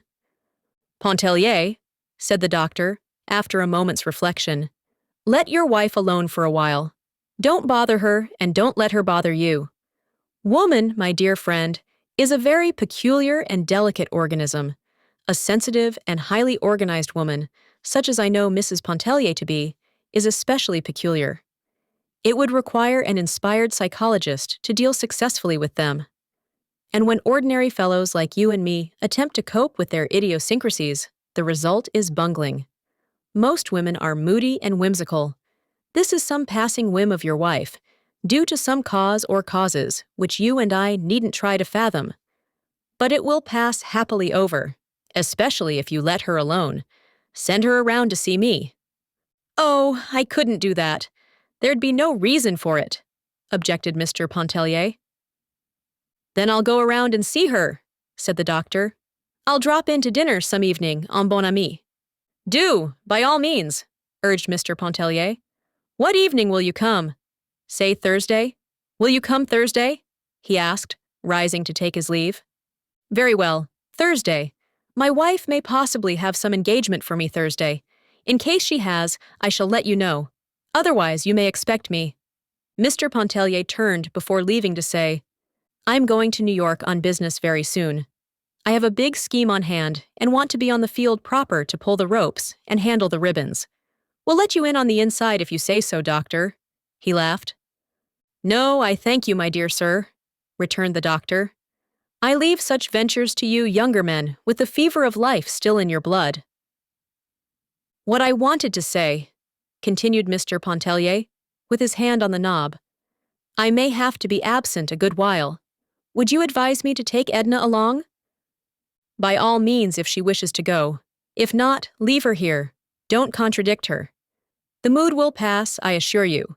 It may take a month, 2, 3 months, possibly longer, but it will pass. Have patience." "Well, goodbye, a Judy," said Mr. Pontellier, as he let himself out. The doctor would have liked during the course of conversation to ask, "Is there any man in the case?" But he knew his Creole too well to make such a blunder as that. He did not resume his book immediately, but sat for a while meditatively looking out into the garden. Chapter 23. Edna's father was in the city and had been with them several days. She was not very warmly or deeply attached to him, but they had certain tastes in common, and when together they were companionable. His coming was in the nature of a welcome disturbance. It seemed to furnish a new direction for her emotions. He had come to purchase a wedding gift for his daughter, Janet, and an outfit for himself in which he might make a creditable appearance at her marriage. Mr. Pontellier had selected the bridal gift, as everyone immediately connected with him always deferred to his taste in such matters, and his suggestions on the question of dress, which too often assumes the nature of a problem, were of inestimable value to his father-in-law. But for the past few days, the old gentleman had been upon Edna's hands, and in his society she was becoming acquainted with a new set of sensations. He had been a colonel in the Confederate Army, and still maintained, with the title, the military bearing which had always accompanied it. His hair and mustache were white and silky, emphasizing the rugged bronze of his face. He was tall and thin, and wore his coats padded, which gave a fictitious breadth and depth to his shoulders and chest. Edna and her father looked very distinguished together, and excited a good deal of notice during their perambulations. Upon his arrival, she began by introducing him to her atelier and making a sketch of him. He took the whole matter very seriously. If her talent had been tenfold greater than it was, it would not have surprised him, convinced as he was, that he had bequeathed to all of his daughters the germs of a masterful capability, which only depended upon their own efforts to be directed towards successful achievement. Before her pencil, he sat rigid and unflinching, as he had faced the cannon's mouth in days gone by. He resented the intrusion of the children, who gaped with wondering eyes at him, sitting so stiff up there in their mother's bright atelier. When they drew near, he motioned them away with an expressive action of the foot, loath to disturb the fixed lines of his countenance, his arms, or his rigid shoulders. Edna, anxious to entertain him, invited Mademoiselle Rise to meet him, having promised him a treat in her piano playing, but Mademoiselle declined the invitation. So together they attended a soirée musicale at the Ratignolles. Monsieur and Madame Ratignolles made much of the Colonel, installing him as the guest of honor, and engaging him at once to dine with them the following Sunday, or any day which he might select. Madame coquetted with him in the most captivating and naive manner, with eyes, gestures, and a profusion of compliments, till the Colonel's old head felt 30 years younger on his padded shoulders. Edna marveled, not comprehending. She herself was almost devoid of coquetry. There were one or two men whom she observed at the soirée musicale, but she would never have felt moved to any kittenish display to attract their notice, to any feline or feminine wiles to express herself toward them. Their personality attracted her in an agreeable way. Her fancy selected them, and she was glad when a lull in the music gave them an opportunity to meet her and talk with her. Often on the street, the glance of strange eyes had lingered in her memory, and sometimes had disturbed her. Mr. Pontellier did not attend these soirées musicales. He considered them bourgeois, and found more diversion at the club. To Madame Ratignolle, he said the music dispensed at her soirées was too heavy, too far beyond his untrained comprehension. His excuse flattered her, but she disapproved of Mr. Pontellier's club, and she was frank enough to tell Edna so. "It's a pity Mr. Pontellier doesn't stay home more in the evenings. I think you would be more, well, if you don't mind my saying it, more united if he did." "Oh, dear no," said Edna, with a blank look in her eyes. "What should I do if he stayed home? We wouldn't have anything to say to each other." She had not much of anything to say to her father, for that matter, but he did not antagonize her. She discovered that he interested her, though she realized that he might not interest her long, and for the first time in her life, she felt as if she were thoroughly acquainted with him. He kept her busy serving him and ministering to his wants. It amused her to do so. She would not permit a servant or one of the children to do anything for him which she might do herself. Her husband noticed, and thought it was the expression of a deep filial attachment which he had never suspected. The Colonel drank numerous toddies during the course of the day, which left him, however, imperturbed. He was an expert at concocting strong drinks. He had even invented some, to which he had given fantastic names, and for whose manufacture he required diverse ingredients that it devolved upon Edna to procure for him. When Dr. Mandelet dined with the Pontelliers on Thursday, he could discern in Mrs. Pontellier no trace of that morbid condition which her husband had reported to him. She was excited and in a manner radiant. She and her father had been to the race course, and their thoughts when they seated themselves at table were still occupied with the events of the afternoon, and their talk was still of the track. The doctor had not kept pace with turf affairs. He had certain recollections of racing in what he called the good old times, when the Lecomte stables flourished, and he drew upon this fund of memories so that he might not be left out and seem wholly devoid of the modern spirit. But he failed to impose upon the Colonel, and was even far from impressing him with this trumped-up knowledge of bygone days. Edna had staked her father on his last venture, with the most gratifying results to both of them. Besides, they had met some very charming people, according to the Colonel's impressions. Mrs. Mortimer Merriman and Mrs. James Highcamp, who were there with Alcée Arobin, had joined them and had enlivened the hours in a fashion that warmed him to think of. Mr. Pontellier himself had no particular leaning toward horse racing, and was even rather inclined to discourage it as a pastime, especially when he considered the fate of that bluegrass farm in Kentucky. He endeavored, in a general way, to express a particular disapproval, and only succeeded in arousing the ire and opposition of his father-in-law. A pretty dispute followed, in which Edna warmly espoused her father's cause, and the doctor remained neutral. He observed his hostess attentively from under his shaggy brows, and noted a subtle change which had transformed her from the listless woman he had known into a being who for the moment seemed palpitant with the forces of life. Her speech was warm and energetic. There was no repression in her glance or gesture. She reminded him of some beautiful, sleek animal waking up in the sun. The dinner was excellent. The claret was warm and the champagne was cold, and under their beneficent influence, the threatened unpleasantness melted and vanished with the fumes of the wine.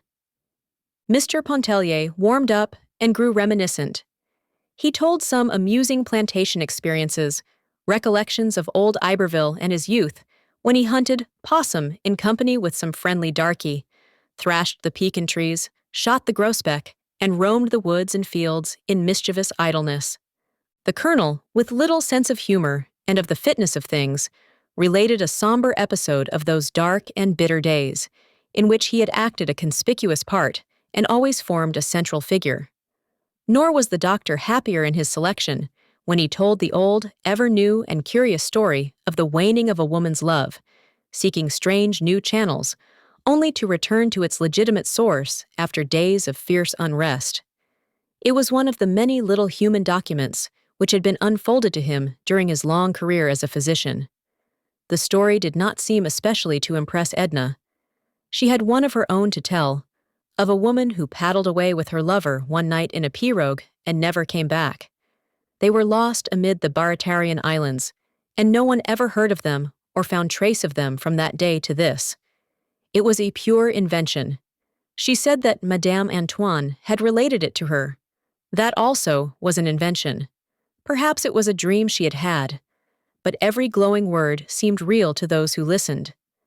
They could feel the hot breath of the southern night. They could hear the long sweep of the pirogue through the glistening moonlit water, the beating of birds' wings, rising startled from among the reeds in the saltwater pools. They could see the faces of the lovers, pale, close together, wrapped in oblivious forgetfulness, drifting into the unknown. The champagne was cold, and its subtle fumes played fantastic tricks with Edna's memory that night. Outside, away from the glow of the fire and the soft lamplight, the night was chill and murky. The doctor doubled his old-fashioned cloak across his breast as he strode home through the darkness. He knew his fellow creatures better than most men, knew that inner life which so seldom unfolds itself to unanointed eyes. He was sorry he had accepted Pontellier's invitation. He was growing old and beginning to need rest and an imperturbed spirit. He did not want the secrets of other lives thrust upon him. "I hope it isn't Arabin," he muttered to himself as he walked. "I hope to heaven it isn't Alcée Arabin." Chapter 24. Edna and her father had a warm and almost violent dispute upon the subject of her refusal to attend her sister's wedding. Mr. Pontellier declined to interfere, to interpose either his influence or his authority. He was following Dr. Mandelet's advice and letting her do as she liked. The colonel reproached his daughter for her lack of filial kindness and respect, her want of sisterly affection and womanly consideration. His arguments were labored and unconvincing. He doubted if Janet would accept any excuse, forgetting that Edna had offered none. He doubted if Janet would ever speak to her again, and he was sure Margaret would not. Edna was glad to be rid of her father when he finally took himself off with his wedding garments and his bridal gifts, with his padded shoulders, his Bible reading, his toddies, and ponderous oaths. Mr. Pontellier followed him closely. He meant to stop at the wedding on his way to New York and endeavor by every means which money and love could devise to atone somewhat for Edna's incomprehensible action. "You are too lenient by far, Léonce," asserted the colonel. "Authority, coercion are what is needed. Put your foot down good and hard, the only way to manage a wife. Take my word for it." The colonel was perhaps unaware that he had coerced his own wife into her grave. Mr. Pontellier had a vague suspicion of it, which he thought it needless to mention at that late day. Edna was not so consciously gratified at her husband's leaving home as she had been over the departure of her father. As the day approached when he was to leave her for a comparatively long stay, she grew melting and affectionate, remembering his many acts of consideration and his repeated expressions of an ardent attachment. She was solicitous about his health and his welfare. She bustled around, looking after his clothing, thinking about heavy underwear, quite as Madame Ratignolle would have done under similar circumstances. She cried when he went away, calling him her dear, good friend, and she was quite certain she would grow lonely before very long and go to join him in New York. But after all, a radiant peace settled upon her when she at last found herself alone. Even the children were gone. Old Madame Pontellier had come herself and carried them off to Iberville with their quadroon. The old madame did not venture to say she was afraid they would be neglected during Léonce's absence. She hardly ventured to think so.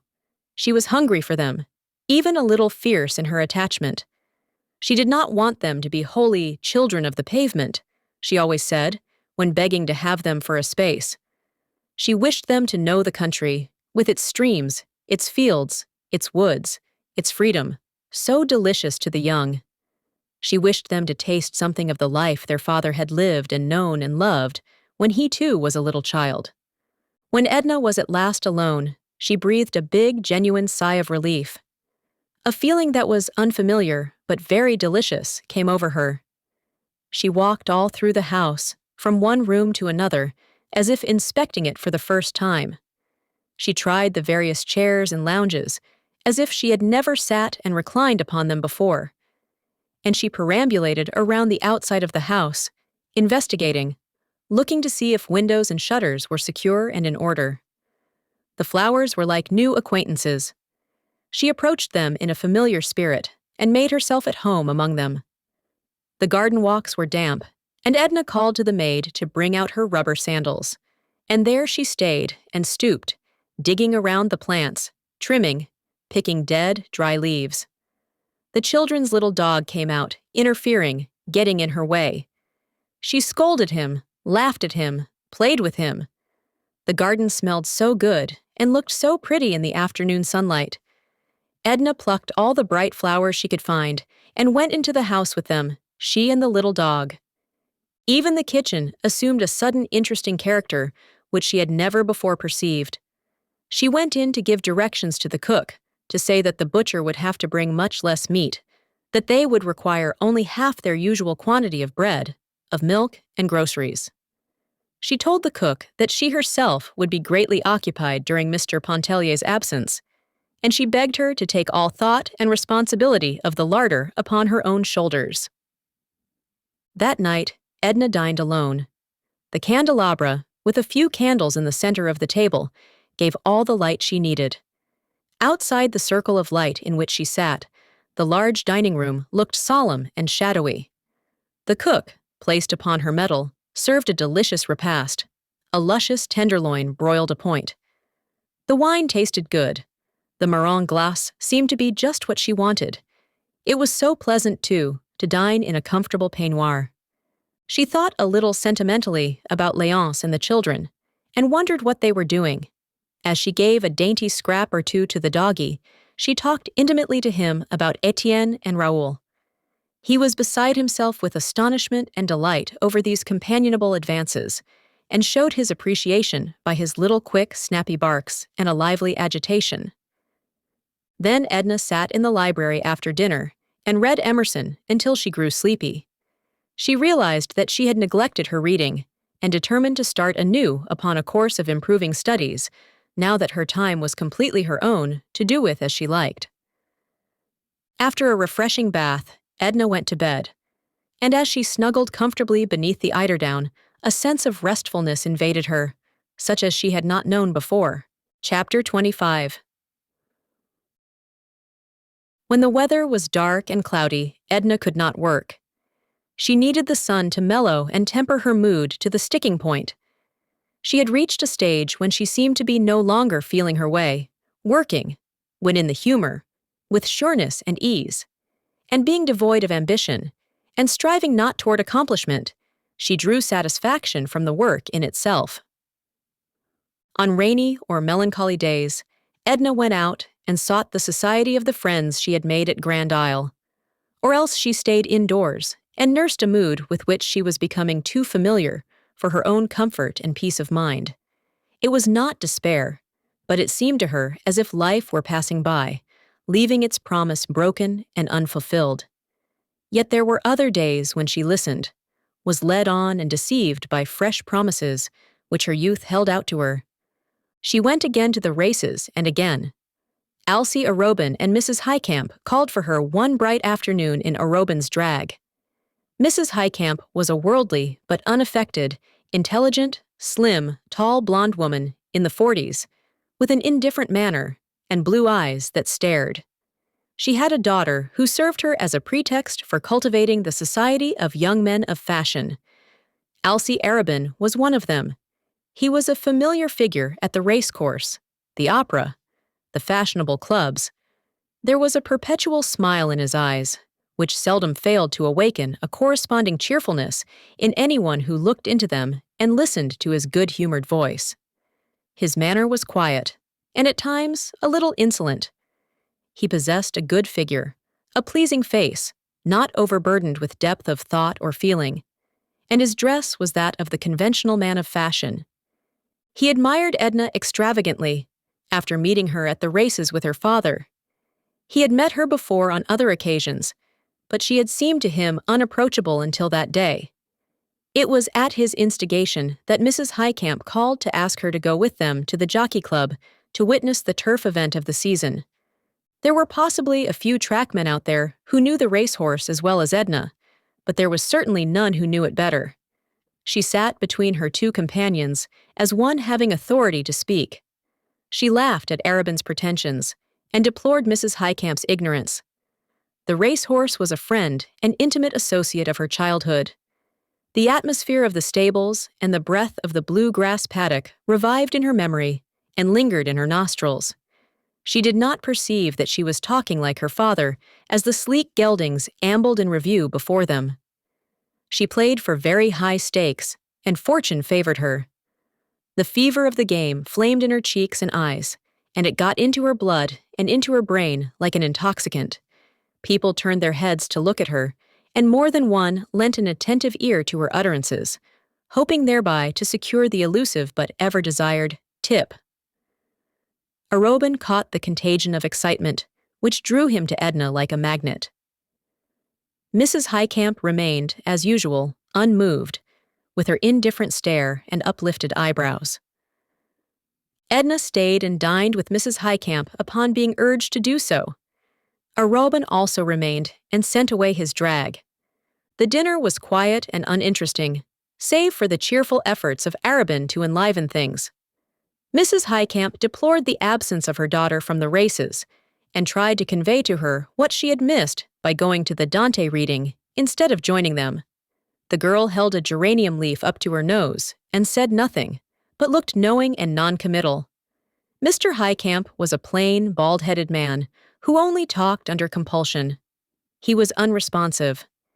Mrs. Highcamp was full of delicate courtesy and consideration toward her husband. She addressed most of her conversation to him at table. They sat in the library after dinner and read the evening papers together under the droplight, while the younger people went into the drawing-room nearby and talked. Miss Highcamp played some selections from Grieg upon the piano. She seemed to have apprehended all of the composer's coldness and none of his poetry. While Edna listened, she could not help wondering if she had lost her taste for music. When the time came for her to go home, Mr. Highcamp grunted a lame offer to escort her, looking down at his slippered feet with tactless concern. It was Arobin who took her home. The car ride was long, and it was late when they reached Esplanade Street. Arobin asked permission to enter for a second to light his cigarette. His match safe was empty. He filled his match safe, but did not light his cigarette until he left her, after she had expressed her willingness to go to the races with him again. Edna was neither tired nor sleepy. She was hungry again, for the Highcamp dinner, though of excellent quality, had lacked abundance.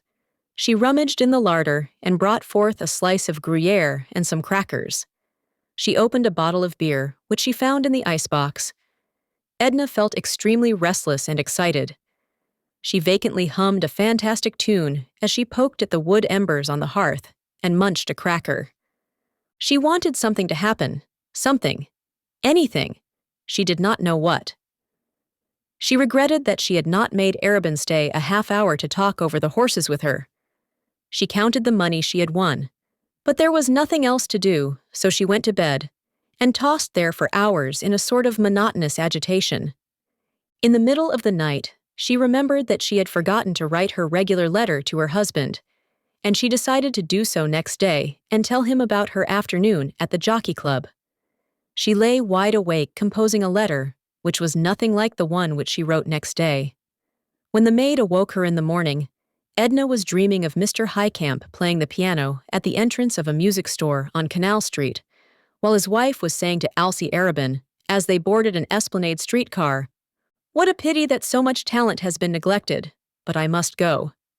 When, a few days later, Alcée Arobin again called for Edna in his drag, Mrs. Highcamp was not with him. He said they would pick her up, but as that lady had not been apprised of his intention of picking her up, She was not at home. The daughter was just leaving the house to attend the meeting of a branch folklore society and regretted that she could not accompany them. Arabin appeared nonplussed and asked Edna if there were anyone else she cared to ask. She did not deem it worthwhile to go in search of any of the fashionable acquaintances from whom she had withdrawn herself. She thought of Madame Ratignolle, but knew that her fair friend did not leave the house, except to take a languid walk around the block with her husband after nightfall. Mademoiselle Reisz would have laughed at such a request from Edna. Madame Lebrun might have enjoyed the outing, but for some reason Edna did not want her. So they went alone, she and Arabin. The afternoon was intensely interesting to her. The excitement came back upon her like a remittent fever. Her talk grew familiar and confidential. It was no labor to become intimate with Arobin. His manner invited easy confidence. The preliminary stage of becoming acquainted was one which he always endeavored to ignore when a pretty and engaging woman was concerned. He stayed and dined with Edna. He stayed and sat beside the wood fire. They laughed and talked, and before it was time to go, he was telling her how different life might have been if he had known her years before. With ingenuous frankness, he spoke of what a wicked, ill-disciplined boy he had been, and impulsively drew up his cuff to exhibit upon his wrist the scar from a saber cut which he had received in a duel outside of Paris when he was 19. She touched his hand as she scanned the red cicatrice on the inside of his white wrist. A quick impulse that was somewhat spasmodic impelled her fingers to close in a sort of clutch upon his hand. He felt the pressure of her pointed nails in the flesh of his palm. She arose hastily and walked toward the mantel. "The sight of a wound or scar always agitates and sickens me," she said. "I shouldn't have looked at it." "I beg your pardon," he entreated, following her. "It never occurred to me that it might be repulsive." He stood close to her, and the effrontery in his eyes repelled the old vanishing self in her, yet drew all her awakening sensuousness. He saw enough in her face to impel him to take her hand and hold it while he said his lingering goodnight. "Will you go to the races again?" he asked. "No," she said. "I've had enough of the races. I don't want to lose all the money I've won, and I've got to work when the weather is bright instead of—" "Yes, work. To be sure. You promised to show me your work. What morning may I come up to your atelier? Tomorrow?" "No." "Day after?" "No, no. Oh, please don't refuse me. I know something of such things. I might help you with a stray suggestion or two." "Number good night.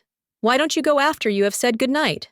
I don't like you," she went on in a high, excited pitch, attempting to draw away her hand. She felt that her words lacked dignity and sincerity, and she knew that he felt it. "I'm sorry you don't like me. I'm sorry I offended you. How have I offended you? What have I done? Can't you forgive me?" And he bent and pressed his lips upon her hand, as if he wished never more to withdraw them. "Mr. Arabin," she complained, "I'm greatly upset by the excitement of the afternoon. I'm not myself. My manner must have misled you in some way. I wish you to go, please." She spoke in a monotonous, dull tone. He took his hat from the table and stood with eyes turned from her, looking into the dying fire. For a moment or two, he kept an impressive silence. "Your manner has not misled me, Mrs. Pontellier," he said finally. "My own emotions have done that. I couldn't help it. When I'm near you, how could I help it? Don't think anything of it. Don't bother, please. You see, I go when you command me. If you wish me to stay away, I shall do so. If you let me come back, Oh! You will let me come back." He cast one appealing glance at her, to which she made no response. Alcée Arobin's manner was so genuine that it often deceived even himself. Edna did not care or think whether it were genuine or not. When she was alone, she looked mechanically at the back of her hand, which he had kissed so warmly. Then she leaned her head down on the mantelpiece. She felt somewhat like a woman who in a moment of passion is betrayed into an act of infidelity and realizes the significance of the act without being wholly awakened from its glamour. The thought was passing vaguely through her mind. What would he think? She did not mean her husband. She was thinking of Robert LeBron. Her husband seemed to her now like a person whom she had married without love, as an excuse. She lit a candle and went up to her room. Alcée Arobin was absolutely nothing to her. Yet his presence, his manners, the warmth of his glances, and above all the touch of his lips upon her hand, had acted like a narcotic upon her. She slept a languorous sleep, interwoven with vanishing dreams. Chapter 26. Alcée Arobin wrote Edna an elaborate note of apology, palpitant with sincerity. It embarrassed her, for in a cooler, quieter moment it appeared to her absurd that she should have taken his actions so seriously, so dramatically. She felt sure that the significance of the whole occurrence had lain in her own self-consciousness. If she ignored his note, it would give undue importance to a trivial affair. If she replied to it in a serious spirit, it would still leave in his mind the impression that she had in a susceptible moment yielded to his influence. After all, it was no great matter to have one's hand kissed. She was provoked at his having written the apology. She answered in as light and bantering a spirit as she fancied it deserved, and said she would be glad to have him look in upon her at work whenever he felt the inclination and his business gave him the opportunity. He responded at once by presenting himself at her home with all his disarming naivete, and then there was scarcely a day which followed that she did not see him or was not reminded of him. He was prolific in pretexts. His attitude became one of good-humored subservience and tacit adoration. He was ready at all times to submit to her moods, which were as often kind as they were cold. She grew accustomed to him. They became intimate and friendly by imperceptible degrees, and then by leaps. He sometimes talked in a way that astonished her at first and brought the crimson into her face, in a way that pleased her at last, appealing to the animalism that stirred impatiently within her. There was nothing which so quieted the turmoil of Edna's senses as a visit to Mademoiselle Reisz.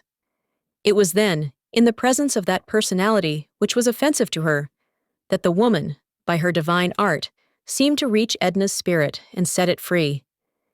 It was misty, with heavy, lowering atmosphere, one afternoon, when Edna climbed the stairs to the pianist's apartments under the roof. Her clothes were dripping with moisture. She felt chilled and pinched as she entered the room. Mademoiselle was poking at a rusty stove that smoked a little and warmed the room indifferently. She was endeavoring to heat a pot of chocolate on the stove. The room looked cheerless and dingy to Edna as she entered. A bust of Beethoven, covered with a hood of dust, scowled at her from the mantelpiece. "Ah, here comes the sunlight!"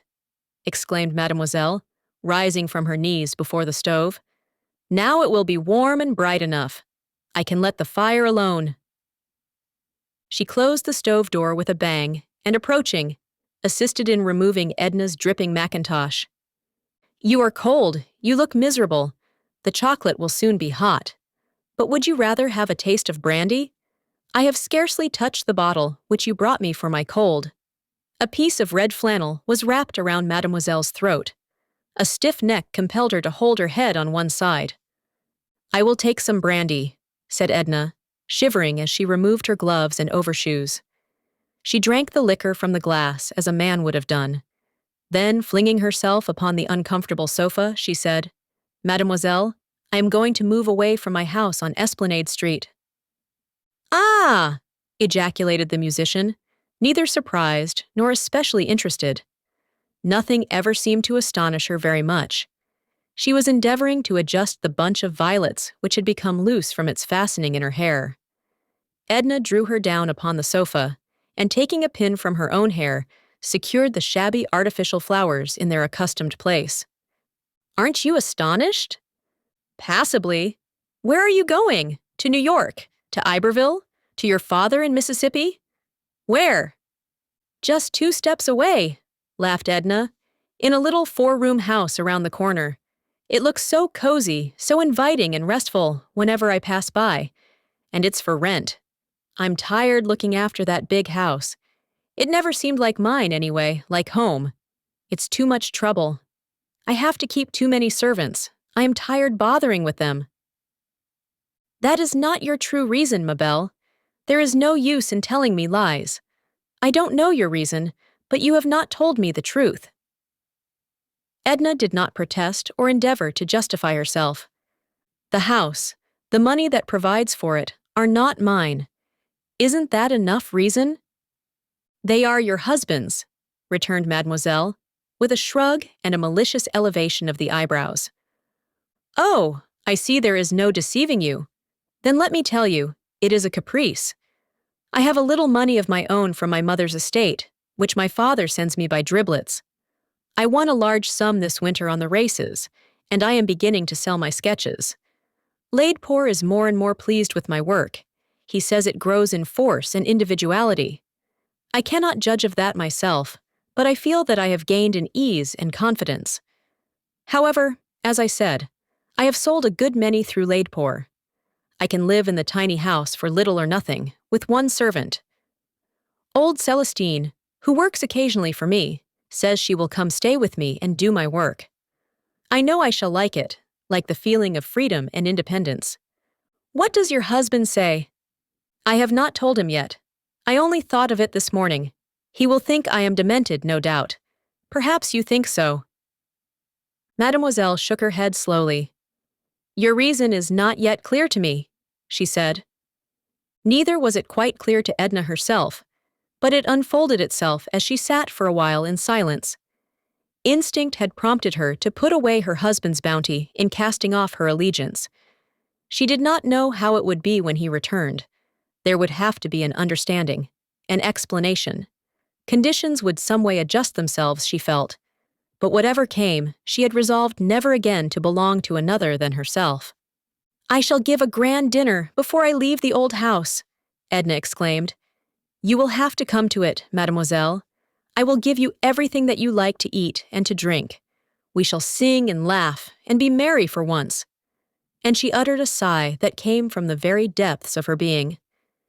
If Mademoiselle happened to have received a letter from Robert during the interval of Edna's visits, she would give her the letter unsolicited, and she would seat herself at the piano and play as her humor prompted her, while the young woman read the letter. The little stove was roaring, it was red hot, and the chocolate in the tin sizzled and sputtered.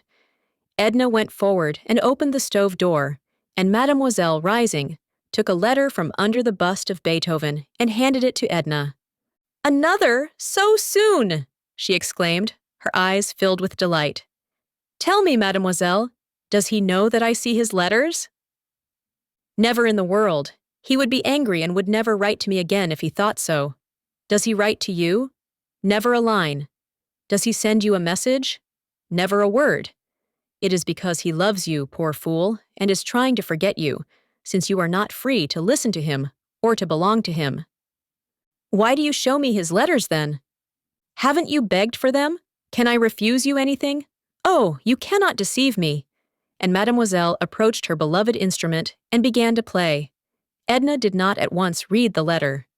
She sat holding it in her hand, while the music penetrated her whole being like an effulgence, warming and brightening the dark places of her soul.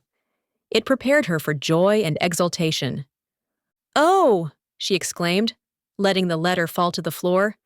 Why did you not tell me? She went and grasped Mademoiselle's hands up from the keys. Oh, unkind, malicious, why did you not tell me? That he was coming back? No great news, ma foi. I wonder he did not come long ago. But when? Cried Edna impatiently. He does not say when. He says every soon. You know as much about it as I do. It is all in the letter. But why? Why is he coming? Oh, if I thought... And she snatched the letter from the floor and turned the pages this way and that way, looking for the reason, which was left untold. If I were young and in love with a man, said Mademoiselle, turning on the stool and pressing her wiry hands between her knees as she looked down at Edna, who sat on the floor holding the letter. It seems to me he would have to be some grand esprit, a man with lofty aims and ability to reach them, one who stood high enough to attract the notice of his fellow men. It seems to me, if I were young and in love, I should never deem a man of ordinary caliber worthy of my devotion. Now it is you who are telling lies and seeking to deceive me, mademoiselle, or else you have never been in love and know nothing about it. Why? Went on Edna, clasping her knees and looking up into mademoiselle's twisted face. Do you suppose a woman knows why she loves? Does she select? Does she say to herself, "Go to"? Here is a distinguished statesman with presidential possibilities. I shall proceed to fall in love with him. Or, I shall set my heart upon this musician whose fame is on every tongue. Or, this financier who controls the world's money markets. You are purposely misunderstanding me, ma reine. Are you in love with Robert? Yes, said Edna. It was the first time she had admitted it, and a glow overspread her face, blotching it with red spots. Why? Asked her companion. Why do you love him when you ought not to? Edna, with a motion or two, dragged herself on her knees before Mademoiselle Reisz, who took the glowing face between her two hands. Why? Because his hair is brown and grows away from his temples, because he opens and shuts his eyes, and his nose is a little out of drawing, because he has 2 lips and a square chin, and a little finger, which he can't straighten from having played baseball too energetically in his youth. Because you do, in short, laughed Mademoiselle. What will you do when he comes back? She asked. Do? Nothing, except feel glad and happy to be alive. She was already glad and happy to be alive at the mere thought of his return. The murky, lowering sky, which had depressed her a few hours before, seemed bracing and invigorating as she splashed through the streets on her way home. She stopped at a confectioner's and ordered a huge box of bonbons for the children in Iberville. She slipped a card in the box, on which she scribbled a tender message and sent an abundance of kisses. Before dinner in the evening, Edna wrote a charming letter to her husband, telling him of her intention to move for a while into the little house around the block, and to give a farewell dinner before leaving, regretting that he was not there to share it, to help out with the menu and assist her in entertaining the guests. Her letter was brilliant and brimming with cheerfulness. Chapter 27. What is the matter with you? Asked Arobin that evening. I never found you in such a happy mood. Edna was tired by that time and was reclining on the lounge before the fire. Don't you know the weather prophet has told us we shall see the sun pretty soon? Well, that ought to be reason enough, he acquiesced. You wouldn't give me another if I sat here all night imploring you. He sat close to her on a low tabouret, and as he spoke, his fingers lightly touched the hair that fell a little over her forehead. She liked the touch of his fingers through her hair, and closed her eyes sensitively. One of these days, she said, I'm going to pull myself together for a while and try to determine what character of a woman I am. For, candidly, I don't know. By all the codes which I am acquainted with, I am a devilishly wicked specimen of the sex, but some way I can't convince myself that I am. I must think about it. Don't. What's the use? Why should you bother thinking about it when I can tell you what manner of woman you are? His fingers strayed occasionally down to her warm, smooth cheeks and firm chin, which was growing a little full and double. Oh, yes! You will tell me that I am adorable, everything that is captivating. Spare yourself the effort. No, I shan't tell you anything of the sort, though I shouldn't be lying if I did. Do you know Mademoiselle Reisz? She asked irrelevantly. The pianist? I know her by sight. I've heard her play. She says queer things sometimes in a bantering way that you don't notice at the time and you find yourself thinking about afterward. For instance? Well, for instance, when I left her today, she put her arms around me and felt my shoulder blades to see if my wings were strong, she said. The bird that would soar above the level plane of tradition and prejudice must have strong wings. It is a sad spectacle to see the weaklings bruised, exhausted, fluttering back to earth. Whither would you soar? I'm not thinking of any extraordinary flights. I only half comprehend her. I've heard she's partially demented, said Arobin. She seems to me wonderfully sane, Edna replied. I'm told she's extremely disagreeable and unpleasant. Why have you introduced her at a moment when I desired to talk of you?" "Oh, talk of me if you like," cried Edna, clasping her hands beneath her head. "But let me think of something else while you do." "I'm jealous of your thoughts tonight. They're making you a little kinder than usual, but some way I feel as if they were wandering, as if they were not here with me." She only looked at him and smiled. His eyes were very near. He leaned upon the lounge with an arm extended across her, while the other hand still rested upon her hair. They continued silently to look into each other's eyes. When he leaned forward and kissed her, she clasped his head, holding his lips to hers. It was the first kiss of her life to which her nature had really responded. It was a flaming torch that kindled desire. Chapter 28. Edna cried a little that night after Arobin left her. It was only one phase of the multitudinous emotions which had assailed her. There was with her an overwhelming feeling of irresponsibility. There was the shock of the unexpected and the unaccustomed. There was her husband's reproach looking at her from the external things around her, which he had provided for her external existence. There was Robert's reproach making itself felt by a quicker, fiercer, more overpowering love, which had awakened within her toward him. Above all, there was understanding. She felt as if a mist had been lifted from her eyes, enabling her to look upon and comprehend the significance of life, that monster made up of beauty and brutality. But among the conflicting sensations which assailed her, there was neither shame nor remorse. There was a dull pang of regret, because it was not the kiss of love which had inflamed her, because it was not love which had held this cup of life to her lips. Chapter 29. Without even waiting for an answer from her husband regarding his opinion or wishes in the matter, Edna hastened her preparations for quitting her home on Esplanade Street and moving into the little house around the block. A feverish anxiety attended her every action in that direction. There was no moment of deliberation, no interval of repose between the thought and its fulfillment. Early upon the morning following those hours passed in Arobin's society, Edna set about securing her new abode and hurrying her arrangements for occupying it. Within the precincts of her home, she felt like one who has entered and lingered within the portals of some forbidden temple in which 1,000 muffled voices bade her begone.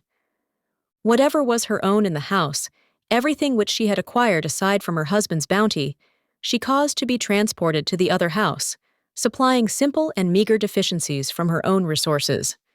Arobin found her with rolled sleeves, working in company with the housemaid when he looked in during the afternoon.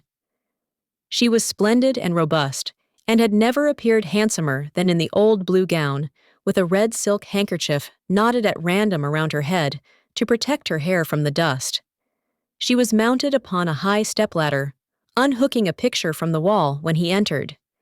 He had found the front door open and had followed his ring by walking in unceremoniously. "Come down," he said. "Do you want to kill yourself?" She greeted him with affected carelessness and appeared absorbed in her occupation. If he had expected to find her languishing, reproachful, or indulging in sentimental tears, he must have been greatly surprised. He was no doubt prepared for any emergency, ready for any one of the foregoing attitudes, just as he bent himself easily and naturally to the situation which confronted him. "Please come down," he insisted, holding the ladder and looking up at her. "No," she answered. "Ellen is afraid to mount the ladder. Joe is working over at the pigeon house. That's the name Ellen gives it, because it's so small and looks like a pigeon house, and someone has to do this." Arobin pulled off his coat and expressed himself ready and willing to tempt fate in her place. Ellen brought him one of her dust caps and went into contortions of mirth, which she found it impossible to control, when she saw him put it on before the mirror, as grotesquely as he could. Edna herself could not refrain from smiling when she fastened it at his request. So it was he who in turn mounted the ladder, unhooking pictures and curtains, and dislodging ornaments as Edna directed. When he had finished, he took off his dust cap and went out to wash his hands. Edna was sitting on the tabouret, idly brushing the tips of a feather duster along the carpet, when he came in again. "Is there anything more you will let me do?" he asked. "That is all," she answered. "Ellen can manage the rest." She kept the young woman occupied in the drawing room, unwilling to be left alone with Arobin. "What about the dinner?" he asked. "The grand event, the coup d'etat?" "It will be day after tomorrow. Why do you call it the coup d'etat?" "Oh, it will be very fine. All my best of everything. Crystal, silver, and gold. Sèvres, flowers, music, and champagne to swim in. I'll let Léonce pay the bills. I wonder what he'll say when he sees the bills." "And you ask me why I call it a coup d'etat?" Arobin had put on his coat, and he stood before her and asked if his cravat was plumb.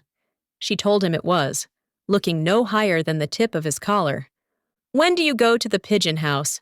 With all due acknowledgement to Ellen. "Day after tomorrow, after the dinner. I shall sleep there." "Ellen, will you very kindly get me a glass of water?" asked Arobin. "The dust in the curtains, if you will pardon me for hinting such a thing, has parched my throat to a crisp." "While Ellen gets the water," said Edna, rising, "I will say goodbye and let you go. I must get rid of this grime, and I have a million things to do and think of." "When shall I see you?" asked Arobin, seeking to detain her, the maid having left the room. "At the dinner, of course. You are invited." "Not before? Not tonight, or tomorrow morning, or tomorrow noon, or night, or the day after morning, or noon? Can't you see yourself, without my telling you, what an eternity it is?" He had followed her into the hall and to the foot of the stairway, looking up at her as she mounted, with her face half turned to him. "Not an instant sooner," she said. But she laughed and looked at him with eyes that at once gave him courage to wait and made it torture to wait. Chapter 30. Though Edna had spoken of the dinner as a very grand affair, it was in truth a very small affair and very select, insomuch as the guests invited were few and were selected with discrimination. She had counted upon an even dozen seating themselves at her round mahogany board, forgetting for the moment that Madame Ratignolle was to the last degree souffrante and unpresentable, and not foreseeing that Madame Lebrun would send 1,000 regrets at the last moment. So there were only 10, after all, which made a cozy, comfortable number. There were Mr. and Mrs. Merriman, a pretty, vivacious little woman in the 30s, her husband, a jovial fellow, something of a shallow pate, who laughed a good deal at other people's witticisms, and had thereby made himself extremely popular. Mrs. Highcamp had accompanied them. Of course, there was Elsie Arobin, and Mademoiselle Rice had consented to come. Edna had sent her a fresh bunch of violets with black lace trimmings for her hair. Monsieur Ratignolle brought himself and his wife's excuses. Victor Lebrun, who happened to be in the city, bent upon relaxation, had accepted with alacrity. There was a Miss Mayblunt, no longer in her teens, who looked at the world through lorgnettes, and with the keenest interest. It was thought and said that she was intellectual. It was suspected of her that she wrote under a nom de guerre. She had come with a gentleman by the name of Gouvernet, connected with one of the daily papers, of whom nothing special could be said, except that he was observant and seemed quiet and inoffensive. Edna herself made the 10th, and at 8:30 they seated themselves at table, Arobin and Monsieur Ratignolle on either side of their hostess. Mrs. Highcamp sat between Arobin and Victor Lebrun. Then came Mrs. Merriman, Mr. Gouvernail, Miss Mayblunt, Mr. Merriman, and Mademoiselle Reyes, next to Monsieur Ratignolle. There was something extremely gorgeous about the appearance of the table, an effect of splendor conveyed by a cover of pale yellow satin under strips of lacework. There were wax candles, in massive brass candelabra, burning softly under yellow silk shades. Full, fragrant roses, yellow and red, abounded. There were silver and gold, as she had said there would be, and crystal, which glittered like the gems which the women wore. The ordinary stiff dining chairs had been discarded for the occasion and replaced by the most commodious and luxurious, which could be collected throughout the house. Mademoiselle Rise, being exceedingly diminutive, was elevated upon cushions, as small children are sometimes hoisted at table upon bulky volumes. "Something new, Edna!" exclaimed Miss Mayblunt, with lorgnette directed toward a magnificent cluster of diamonds that sparkled, that almost sputtered in Edna's hair, just over the center of her forehead. "Quite new. Brand new, in fact. A present from my husband. It arrived this morning from New York.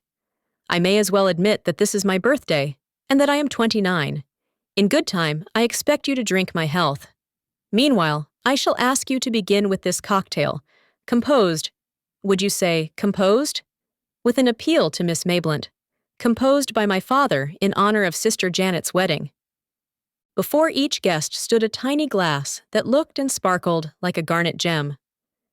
"Then, all things considered," spoke Arabin, "it might not be amiss to start out by drinking the Colonel's health in the cocktail which he composed, on the birthday of the most charming of women, the daughter whom he invented."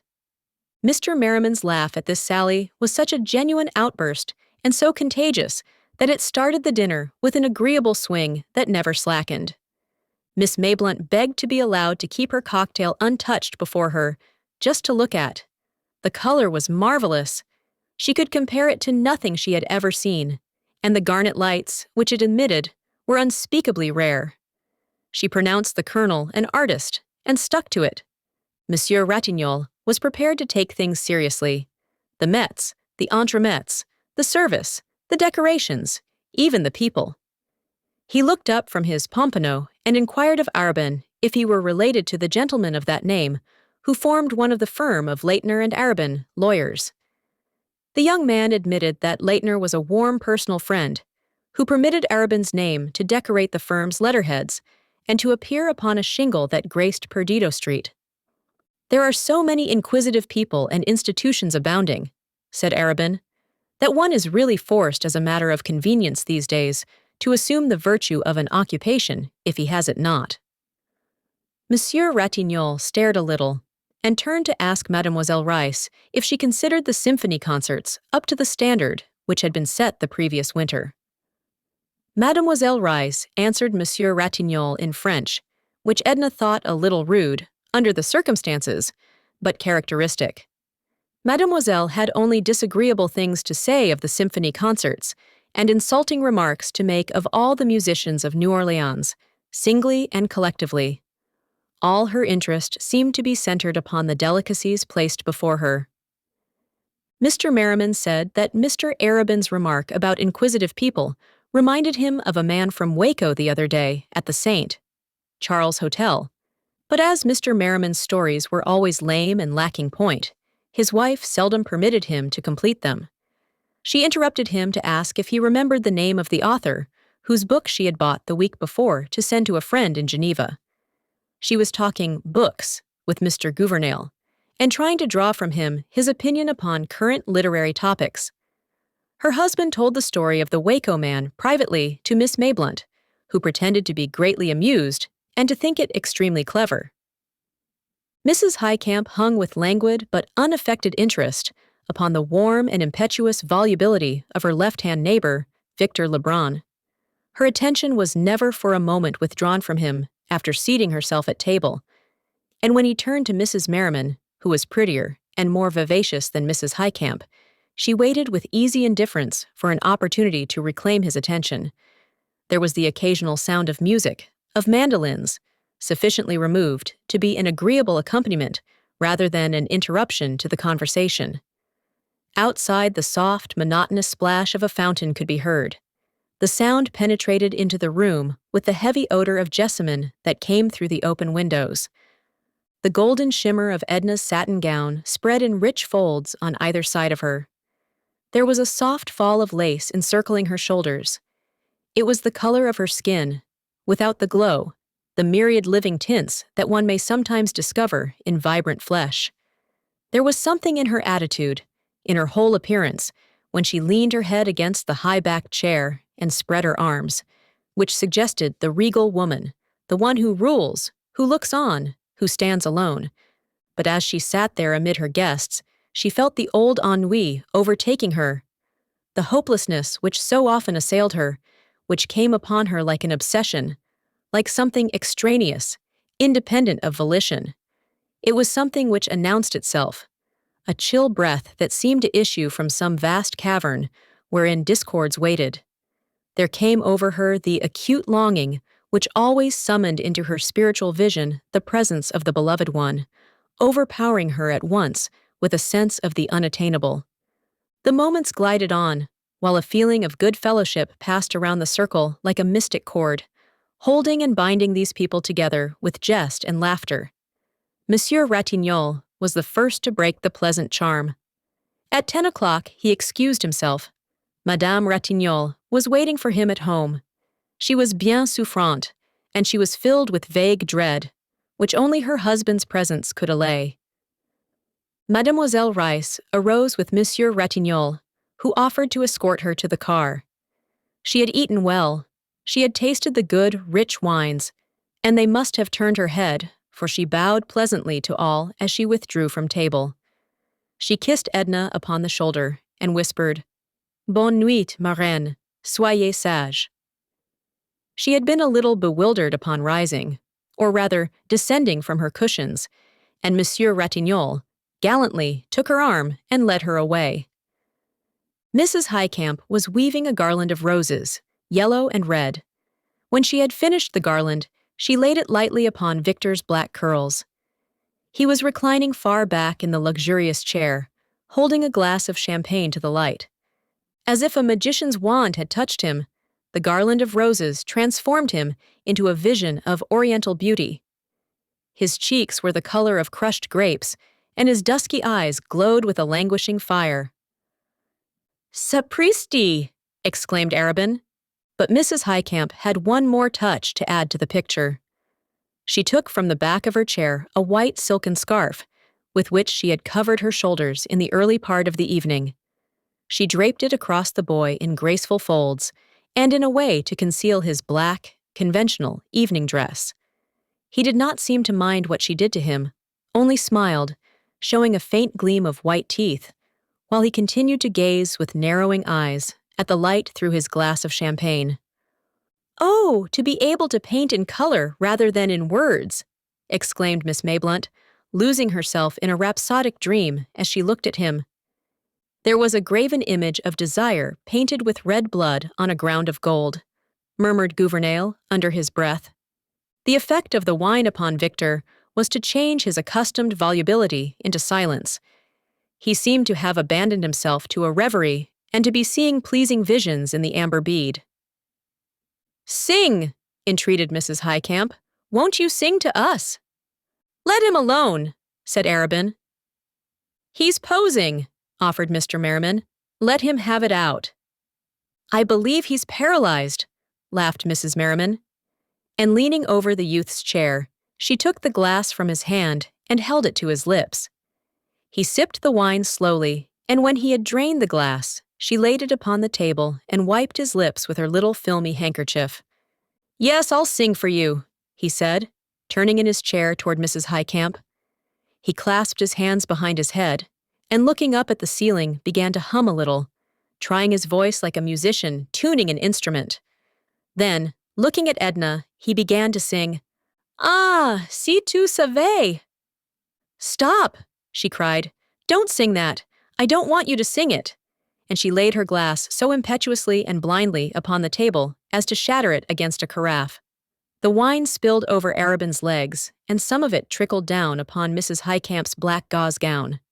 Victor had lost all idea of courtesy, or else he thought his hostess was not in earnest, for he laughed and went on, "Ah, si tu savais ce que tes yeux me disent!" "Oh, you mustn't! You mustn't!" exclaimed Edna, and pushing back her chair, she got up, and going behind him, placed her hand over his mouth. He kissed the soft palm that pressed upon his lips. "No, no, I won't, Mrs. Pontellier. I didn't know you meant it," looking up at her with caressing eyes. The touch of his lips was like a pleasing sting to her hand. She lifted the garland of roses from his head and flung it across the room. "Come, Victor, you've posed long enough. Give Mrs. Highcamp her scarf." Mrs. Highcamp undraped the scarf from about him with her own hands. Miss Mayblunt and Mr. Gouvernail suddenly conceived the notion that it was time to say good night, and Mr. and Mrs. Merriman wondered how it could be so late. Before parting from Victor, Mrs. Highcamp invited him to call upon her daughter, who she knew would be charmed to meet him and talk French and sing French songs with him. Victor expressed his desire and intention to call upon Miss Highcamp at the first opportunity which presented itself. He asked if Arabin were going his way. Arabin was not. The mandolin players had long since stolen away. A profound stillness had fallen upon the broad, beautiful street.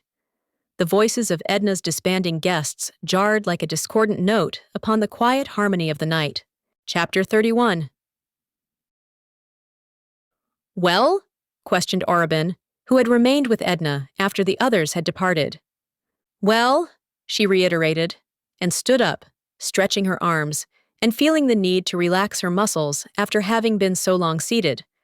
"What next?" he asked. "The servants are all gone. They left when the musicians did. I have dismissed them. The house has to be closed and locked, and I shall trot around to the pigeon house, and shall send Celestine over in the morning to straighten things up." He looked around and began to turn out some of the lights. "What about upstairs?" he inquired. "I think it is all right, but there may be a window or two unlatched. We had better look. You might take a candle and see, and bring me my wrap and hat on the foot of the bed in the middle room." He went up with the light, and Edna began closing doors and windows. She hated to shut in the smoke and the fumes of the wine. Arabin found her cape and hat, which he brought down and helped her to put on. When everything was secured and the lights put out, they left through the front door, Arabin locking it and taking the key, which he carried for Edna. He helped her down the steps. "Will you have a spray of jessamine?" he asked, breaking off a few blossoms as he passed. "No, I don't want anything." She seemed disheartened and had nothing to say. She took his arm, which he offered her, holding up the weight of her satin train with the other hand. She looked down, noticing the black line of his leg moving in and out so close to her against the yellow shimmer of her gown. There was the whistle of a railway train somewhere in the distance, and the midnight bells were ringing. They met no one in their short walk. The pigeon house stood behind a locked gate and a shallow parterre that had been somewhat neglected. There was a small front porch, upon which a long window and the front door opened. The door opened directly into the parlor. There was no side entry. Back in the yard was a room for servants, in which old Celestine had been ensconced. Edna had left a lamp burning low upon the table. She had succeeded in making the room look habitable and homelike. There were some books on the table and a lounge near at hand. On the floor was a fresh matting, covered with a rug or two, and on the walls hung a few tasteful pictures. But the room was filled with flowers. These were a surprise to her. Arabin had sent them and had had Celestine distribute them during Edna's absence. Her bedroom was adjoining, and across a small passage were the dining room and kitchen. Edna seated herself with every appearance of discomfort. "Are you tired?" he asked. "Yes, and chilled, and miserable. I feel as if I had been wound up to a certain pitch, too tight, and something inside of me had snapped." She rested her head against the table upon her bare arm. "You want to rest," he said, "and to be quiet. I'll go. I'll leave you and let you rest." "Yes," she replied. He stood up beside her and smoothed her hair with his soft, magnetic hand. His touch conveyed to her a certain physical comfort. She could have fallen quietly asleep there if he had continued to pass his hand over her hair. He brushed the hair upward from the nape of her neck. "I hope you will feel better and happier in the morning," he said. "You have tried to do too much in the past few days. The dinner was the last straw. You might have dispensed with it." "Yes," she admitted. "It was stupid." "No, it was delightful, but it has worn you out." His hand had strayed to her beautiful shoulders, and he could feel the response of her flesh to his touch. He seated himself beside her and kissed her lightly upon the shoulder. "I thought you were going away," she said in an uneven voice. "I am, after I have said good night." "Good night," she murmured. He did not answer, except to continue to caress her. He did not say good night until she had become supple to his gentle, seductive entreaties. Chapter 32. When Mr. Pontellier learned of his wife's intention to abandon her home and take up her residence elsewhere, he immediately wrote her a letter of unqualified disapproval and remonstrance. She had given reasons which he was unwilling to acknowledge as adequate. He hoped she had not acted upon her rash impulse, and he begged her to consider first, foremost, and above all else, what people would say. He was not dreaming of scandal when he uttered this warning. That was a thing which would never have entered into his mind to consider in connection with his wife's name or his own. He was simply thinking of his financial integrity. It might get noised about that the Pontelliers had met with reverses and were forced to conduct their menage on a humbler scale than heretofore. It might do incalculable mischief to his business prospects. But remembering Edna's whimsical turn of mind of late, and foreseeing that she had immediately acted upon her impetuous determination, he grasped the situation with his usual promptness and handled it with his well-known business tact and cleverness. The same mail which brought to Edna his letter of disapproval carried instructions, the most minute instructions, to a well-known architect concerning the remodeling of his home, changes which he had long contemplated and which he desired carried forward during his temporary absence. Expert and reliable packers and movers were engaged to convey the furniture, carpets, pictures, everything movable, in short, to places of security. And in an incredibly short time, the Pontellier house was turned over to the artisans. There was to be an addition, a small snuggery. There was to be frescoing, and hardwood flooring was to be put into such rooms as had not yet been subjected to this improvement. Furthermore, in one of the daily papers appeared a brief notice to the effect that Mr. and Mrs. Pontellier were contemplating a summer sojourn abroad, and that their handsome residence on Esplanade Street was undergoing sumptuous alterations and would not be ready for occupancy until their return. Mr. Pontellier had saved appearances. Edna admired the skill of his maneuver and avoided any occasion to balk his intentions. When the situation as set forth by Mr. Pontellier was accepted and taken for granted, she was apparently satisfied that it should be so. The pigeon house pleased her. It at once assumed the intimate character of a home, while she herself invested it with a charm which it reflected like a warm glow. There was with her a feeling of having descended in the social scale, with a corresponding sense of having risen in the spiritual. Every step which she took toward relieving herself from obligations added to her strength and expansion as an individual. She began to look with her own eyes, to see and to apprehend the deeper undercurrents of life. No longer was she content to feed upon opinion when her own soul had invited her. After a little while, a few days, in fact, Edna went up and spent a week with her children in Iberville. They were delicious February days, with all the summer's promise hovering in the air.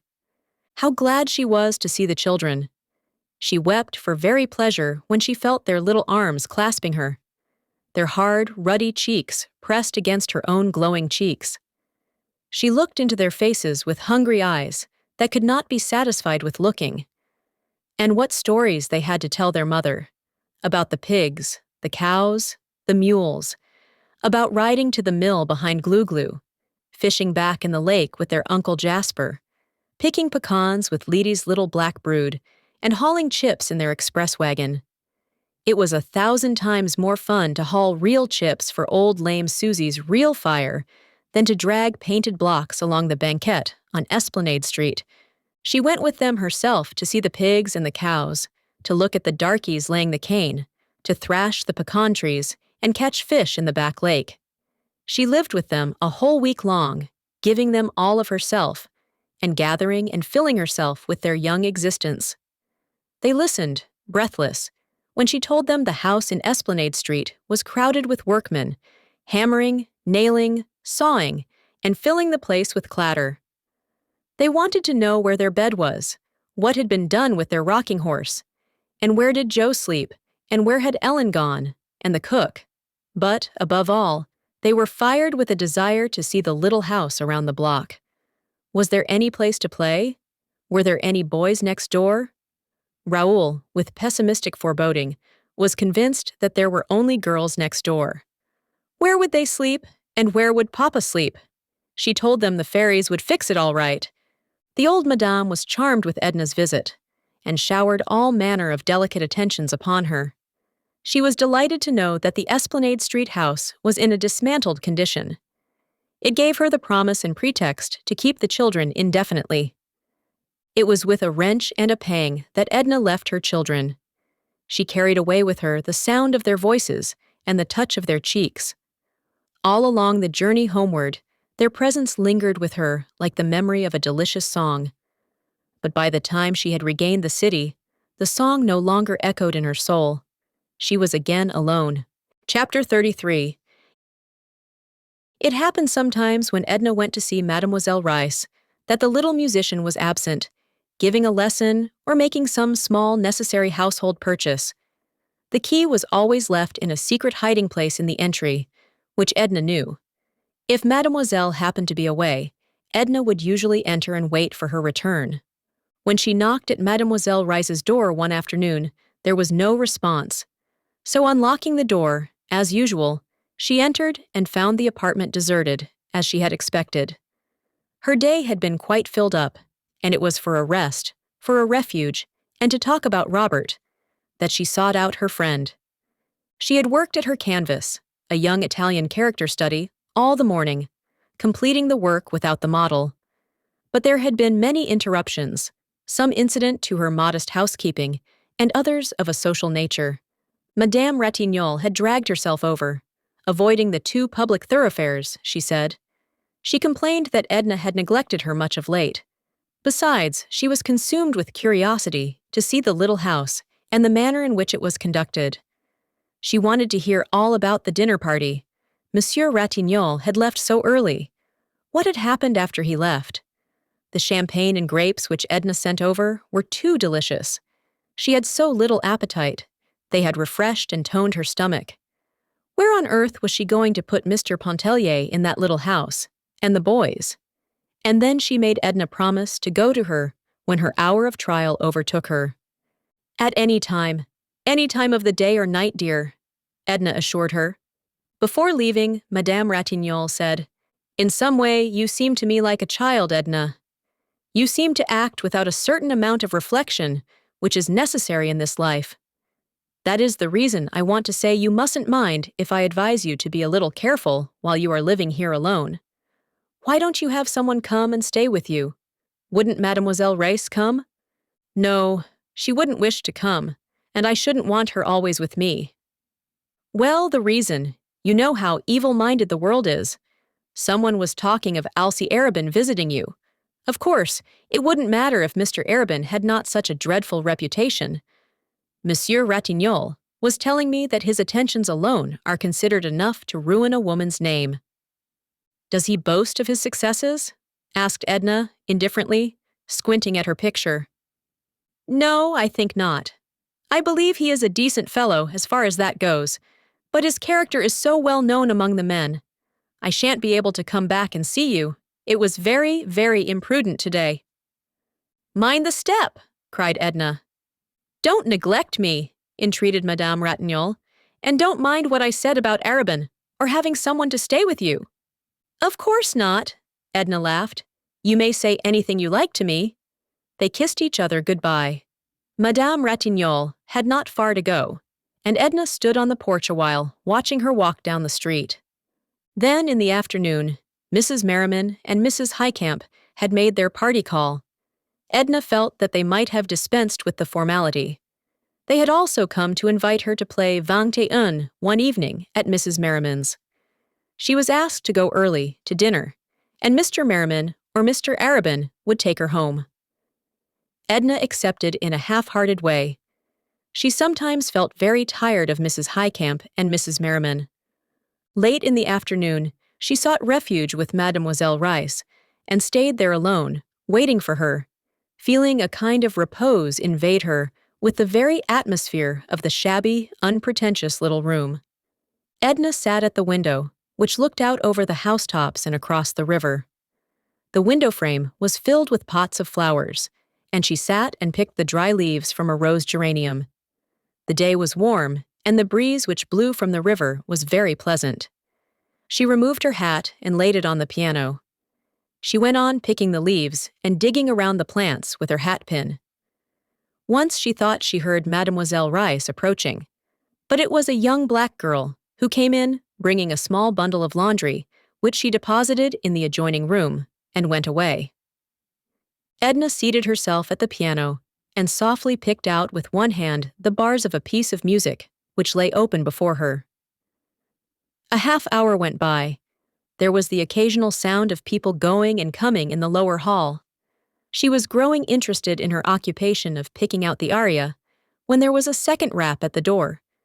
She vaguely wondered what these people did when they found Mademoiselle's door locked. "Come in," she called, turning her face toward the door. And this time, it was Robert Lebrun who presented himself. She attempted to rise.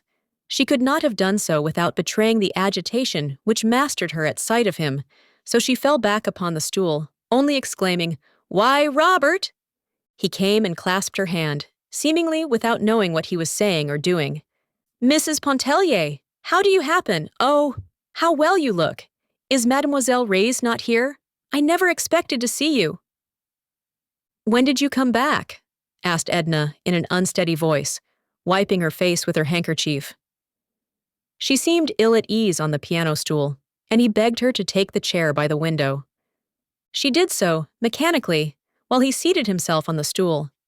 "I returned day before yesterday," he answered, while he leaned his arm on the keys, bringing forth a crash of discordant sound.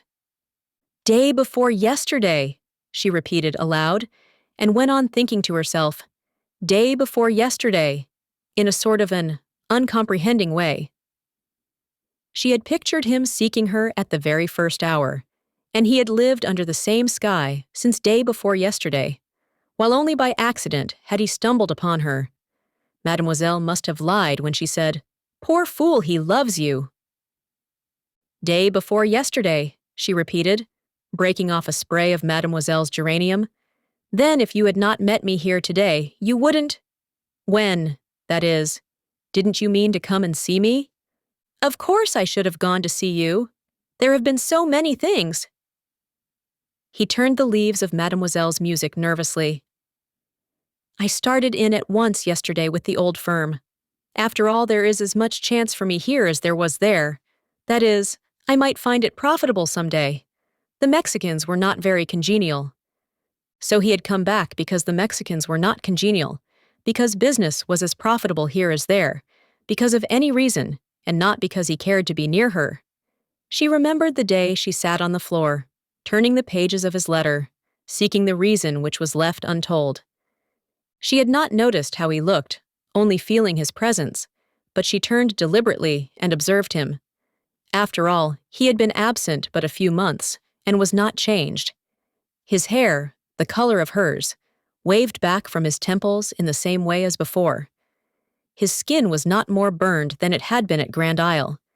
She found in his eyes, when he looked at her for one silent moment, the same tender caress, with an added warmth and entreaty which had not been there before, the same glance which had penetrated to the sleeping places of her soul and awakened them. 100 times Edna had pictured Robert's return and imagined their first meeting. It was usually at her home, whither he had sought her out at once. She always fancied him expressing or betraying in some way his love for her. And here, the reality was that they sat 10 feet apart, she at the window, crushing geranium leaves in her hand and smelling them, he twirling around on the piano stool, saying, "I was very much surprised to hear of Mr. Pontellier's absence. It's a wonder Mademoiselle Reyes did not tell me. And you're moving. Mother told me yesterday. I should think you would have gone to New York with him, or to Iberville with the children, rather than be bothered here with housekeeping. And you are going abroad too, I hear. We shan't have you at Grand Isle next summer. It won't seem— Do you see much of Mademoiselle Reyes? She often spoke of you in the few letters she wrote. Do you remember that you promised to write to me when you went away?" A flush overspread his whole face. I couldn't believe that my letters would be of any interest to you. That is an excuse. It isn't the truth. Edna reached for her hat on the piano. She adjusted it, sticking the hat pin through the heavy coil of hair with some deliberation. Are you not going to wait for Mademoiselle Rise? Asked Robert. No, I have found when she is absent this long, she is liable not to come back till late. She drew on her gloves, and Robert picked up his hat. Won't you wait for her? Asked Edna. Not if you think she will not be back till late, adding, as if suddenly aware of some discourtesy in his speech, and I should miss the pleasure of walking home with you. Edna locked the door and put the key back in its hiding place. They went together, picking their way across muddy streets and sidewalks encumbered with the cheap display of small tradesmen. Part of the distance they rode in the car, and after disembarking, passed the Pontellier mansion, which looked broken and half torn asunder. Robert had never known the house, and looked at it with interest. I never knew you in your home, he remarked. I am glad you did not. Why? She did not answer. They went on around the corner, and it seemed as if her dreams were coming true after all, when he followed her into the little house. You must stay and dine with me, Robert. You see, I am all alone, and it is so long since I have seen you. There is so much I want to ask you. She took off her hat and gloves. He stood irresolute, making some excuse about his mother who expected him. He even muttered something about an engagement. She struck a match and lit the lamp on the table. It was growing dusk. When he saw her face in the lamplight, looking pained, with all the soft lines gone out of it, he threw his hat aside and seated himself. Oh, you know I want to stay if you will let me, he exclaimed. All the softness came back. She laughed and went and put her hand on his shoulder. This is the first moment you have seemed like the old Robert. I'll go tell Celestine. She hurried away to tell Celestine to set an extra place. She even sent her off in search of some added delicacy which she had not thought of for herself. And she recommended great care in dripping the coffee and having the omelet done to a proper turn. When she re-entered, Robert was turning over magazines, sketches, and things that lay upon the table in great disorder. He picked up a photograph and exclaimed, Alcée Arobin! What on earth is his picture doing here? I tried to make a sketch of his head one day, answered Edna, and he thought the photograph might help me. It was at the other house. I thought it had been left there. I must have packed it up with my drawing materials. I should think you would give it back to him if you have finished with it. Oh, I have a great many such photographs. I never think of returning them. They don't amount to anything. Robert kept on looking at the picture. It seems to me. Do you think his head worth drawing? Is he a friend of Mr. Pontellier's? You never said you knew him. He isn't a friend of Mr. Pontellier's. He's a friend of mine. I always knew him.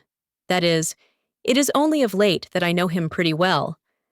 But I'd rather talk about you and know what you have been seeing and doing and feeling out there in Mexico. Robert threw aside the picture. I've been seeing the waves and the white beach of Grand Isle, the quiet, grassy street of the Cheniere, the old fort at Grande Terre. I've been working like a machine and feeling like a lost soul. There was nothing interesting. She leaned her head upon her hand to shade her eyes from the light. And what have you been seeing and doing and feeling all these days? He asked. I've been seeing the waves and the white beach of Grand Isle, the quiet, grassy street of the Cheniere Caminada, the old sunny fort at Grande Terre. I've been working with a little more comprehension than a machine, and still feeling like a lost soul. There was nothing interesting. Mrs. Pontellier, you are cruel, he said with feeling, closing his eyes and resting his head back in his chair. They remained in silence till old Celestine announced dinner. Chapter 34. The dining room was very small. Edna's round mahogany would have almost filled it. As it was, there was but a step or two from the little table to the kitchen, to the mantel, the small buffet, and the side door that opened out on the narrow brick-paved yard. A certain degree of ceremony settled upon them with the announcement of dinner. There was no return to personalities. Robert related incidents of his sojourn in Mexico, and Edna talked of events likely to interest him, which had occurred during his absence. The dinner was of ordinary quality, except for the few delicacies which she had sent out to purchase. Old Celestine, with a bandana tignon twisted about her head, hobbled in and out, taking a personal interest in everything, and she lingered occasionally to talk patois with Robert, whom she had known as a boy. He went out to a neighboring cigar stand to purchase cigarette papers, and when he came back, he found that Celestine had served the black coffee in the parlor. "Perhaps I shouldn't have come back," he said. "When you're tired of me, tell me to go." "You never tire me.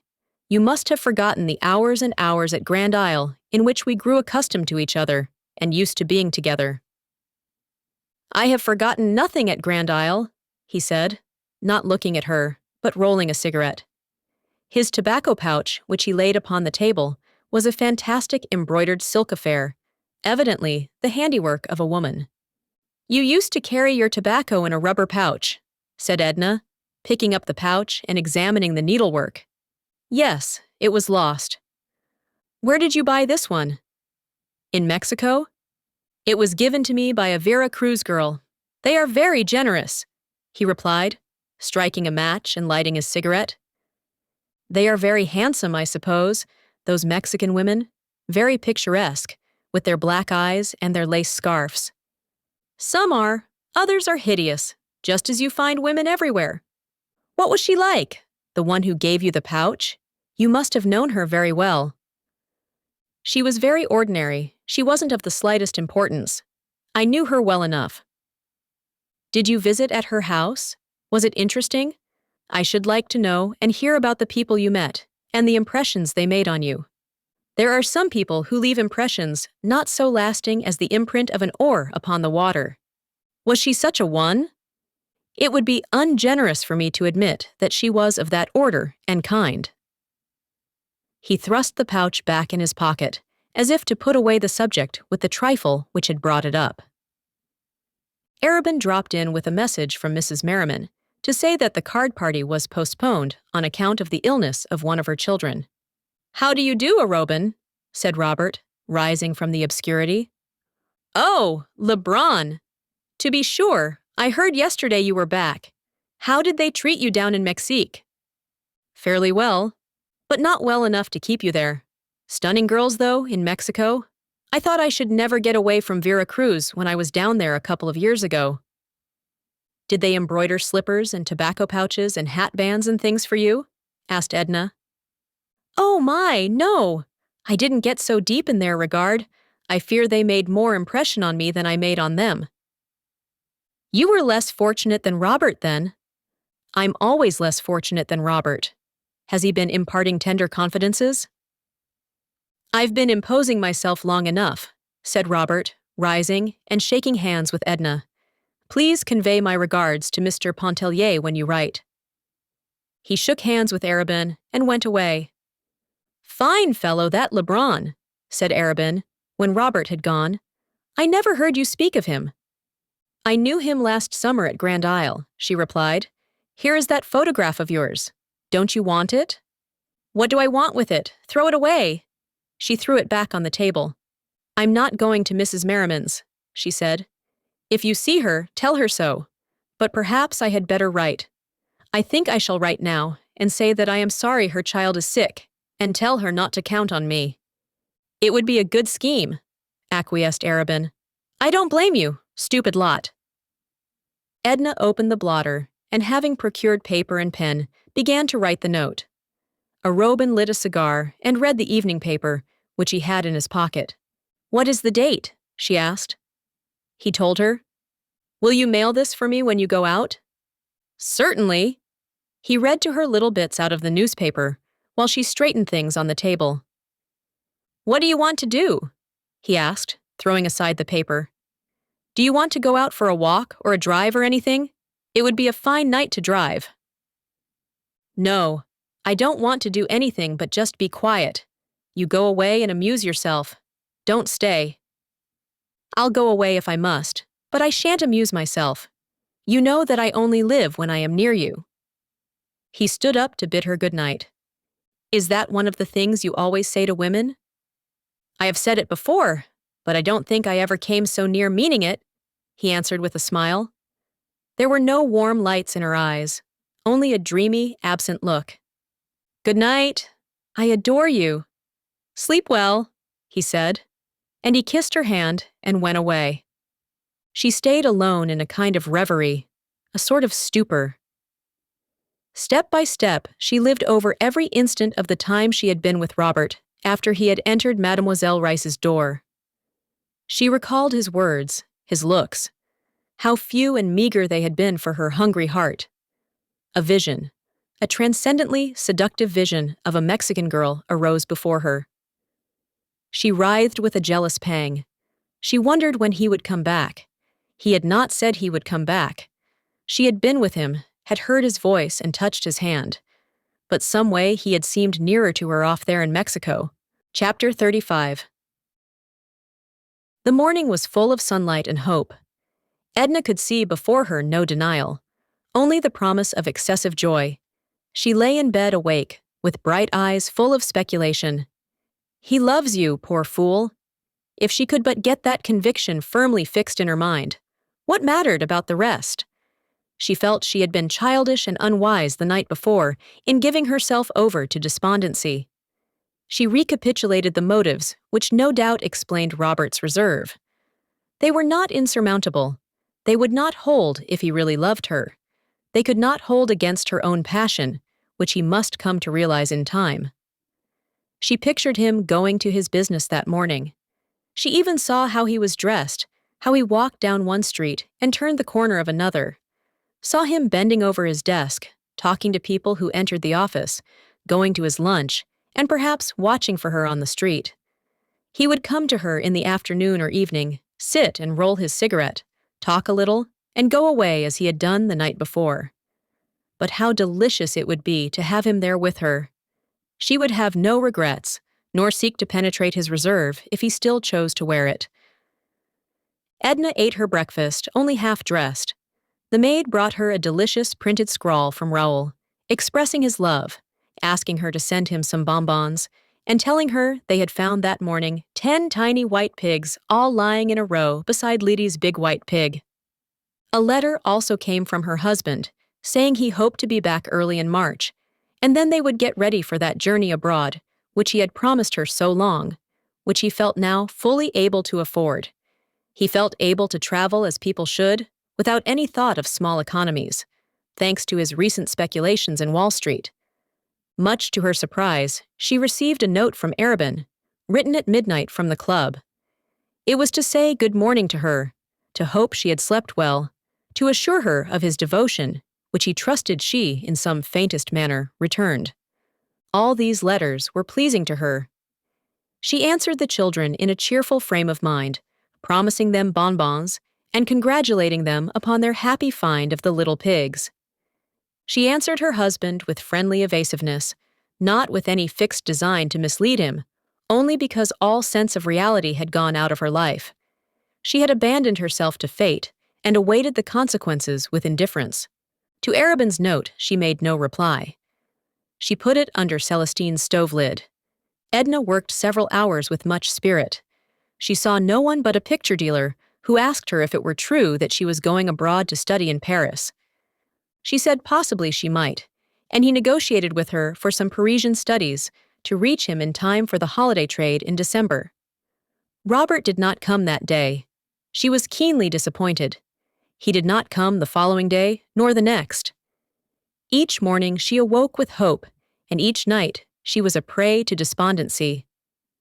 She was tempted to seek him out, but far from yielding to the impulse, she avoided any occasion which might throw her in his way.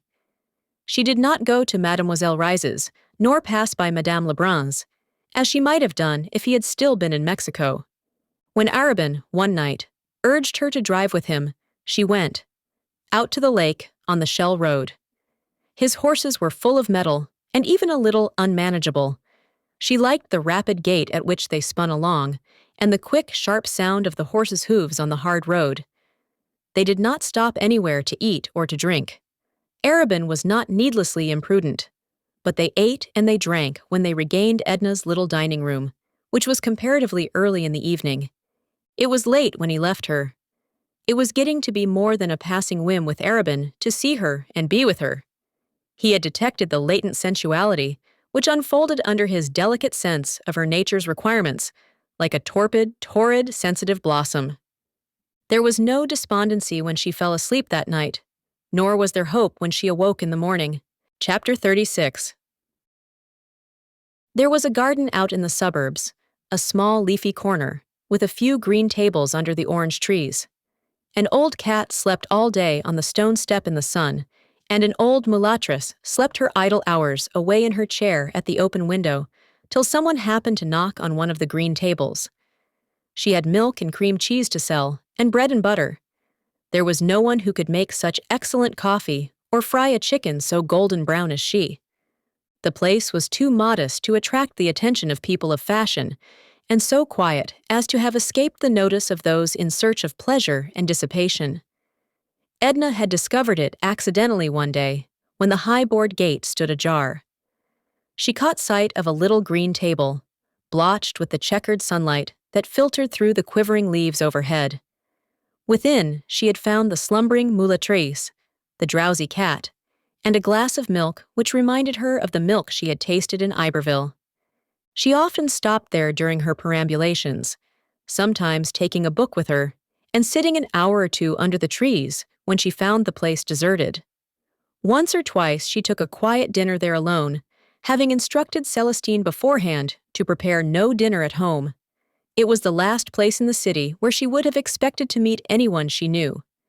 Still, she was not astonished when, as she was partaking of a modest dinner late in the afternoon, looking into an open book, stroking the cat, which had made friends with her, she was not greatly astonished to see Robert come in at the tall garden gate.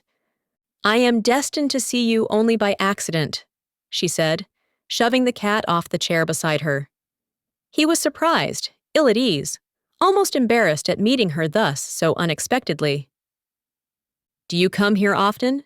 he asked. "I almost live here," she said. "I used to drop in very often for a cup of Katich's good coffee. This is the first time since I came back." "She'll bring you a plate, and you will share my dinner. There's always enough for 2, even 3. Edna had intended to be indifferent, and as reserved as he when she met him. She had reached the determination by a laborious train of reasoning, incident to one of her despondent moods. But her resolve melted when she saw him before designing Providence had led him into her path. "Why have you kept away from me, Robert?" she asked, closing the book that lay open upon the table. "Why are you so personal, Mrs. Pontellier? Why do you force me to idiotic subterfuges?" he exclaimed with sudden warmth. "I suppose there's no use telling you I've been very busy, or that I've been sick, or that I've been to see you and not found you at home. Please let me off with any one of these excuses." "You are the embodiment of selfishness," she said. "You save yourself something, I don't know what, but there is some selfish motive, and in sparing yourself, you never consider for a moment what I think, or how I feel your neglect and indifference. I suppose this is what you would call unwomanly, but I have got into a habit of expressing myself. It doesn't matter to me, and you may think me unwomanly if you like.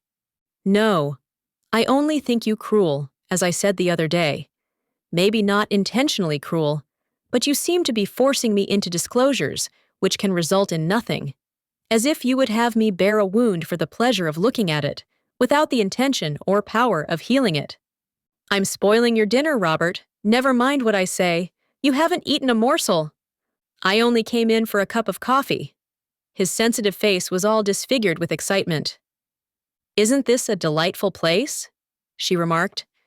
"I am so glad it has never actually been discovered. It is so quiet, so sweet here. Do you notice there is scarcely a sound to be heard? It's so out of the way, and a good walk from the car. However, I don't mind walking. I always feel so sorry for women who don't like to walk.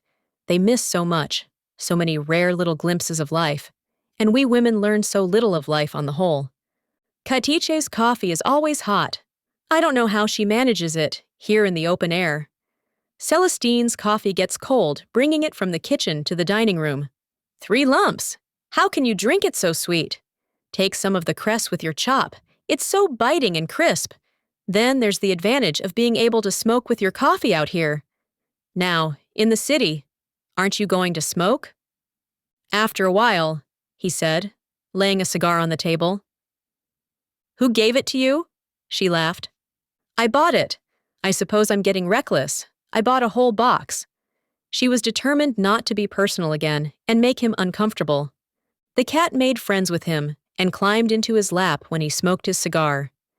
He stroked her silky fur and talked a little about her. He looked at Edna's book, which he had read, and he told her the end, to save her the trouble of wading through it, he said. Again he accompanied her back to her home, and it was after dusk when they reached the little pigeon house. She did not ask him to remain, which he was grateful for, as it permitted him to stay without the discomfort of blundering through an excuse which he had no intention of considering. He helped her to light the lamp. Then she went into her room to take off her hat and to bathe her face and hands. When she came back, Robert was not examining the pictures and magazines as before. He sat off in the shadow, leaning his head back on the chair as if in a reverie. Edna lingered a moment beside the table, arranging the books there. Then she went across the room to where he sat. She bent over the arm of his chair and called his name. Robert, she said, are you asleep? No, he answered, looking up at her. She leaned over and kissed him, a soft, cool, delicate kiss, whose voluptuous sting penetrated his whole being. Then she moved away from him. He followed and took her in his arms, just holding her close to him. She put her hand up to his face and pressed his cheek against her own. The action was full of love and tenderness. He sought her lips again. Then he drew her down upon the sofa beside him and held her hand in both of his. Now you know, he said.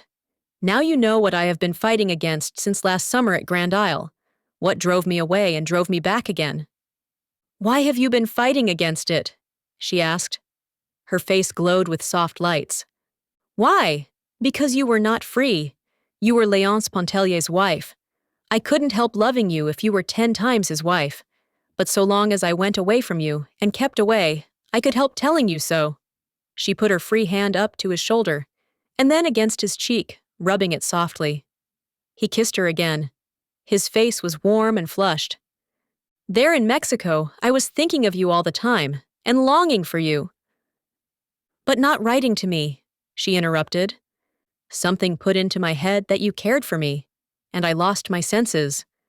I forgot everything but a wild dream of your some way becoming my wife. Your wife! Religion, loyalty, everything would give way if only you cared. Then you must have forgotten that I was Léonce Pontellier's wife. Oh, I was demented, dreaming of wild, impossible things, recalling men who had set their wives free. We have heard of such things. Yes, we have heard of such things. I came back full of vague, mad intentions, and when you got here, you never came near me. She was still caressing his cheek. I realized what a cur I was to dream of such a thing, even if you had been willing. She took his face between her hands and looked into it as if she would never withdraw her eyes more. She kissed him on the forehead, the eyes, the cheeks, and the lips.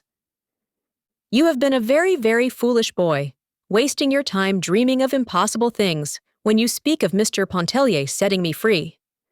I am no longer one of Mr. Pontellier's possessions to dispose of or not. I give myself where I choose.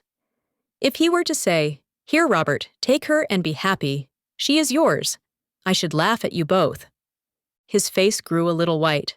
What do you mean? He asked. There was a knock at the door.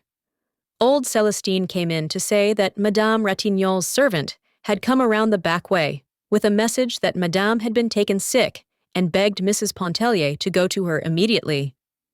Yes, yes, said Edna, rising. I promised. Tell her yes, to wait for me. I'll go back with her. Let me walk over with you, offered Robert. No, she said. I will go with the servant." She went into her room to put on her hat, and when she came in again, she sat once more upon the sofa beside him. He had not stirred. She put her arms about his neck. "Goodbye, my sweet Robert. Tell me goodbye." He kissed her with a degree of passion which had not before entered into his caress, and strained her to him. "I love you," she whispered. "Only you. No one but you. It was you who awoke me last summer out of a lifelong stupid dream. Oh, you have made me so unhappy with your indifference. Oh, I have suffered, suffered. Now you are here, we shall love each other, my Robert. We shall be everything to each other. Nothing else in the world is of any consequence. I must go to my friend, but you will wait for me? No matter how late, you will wait for me, Robert." "Don't go, don't go." "Oh, Edna, stay with me," he pleaded. "Why should you go? Stay with me, stay with me. I shall come back as soon as I can. I shall find you here." She buried her face in his neck and said goodbye again.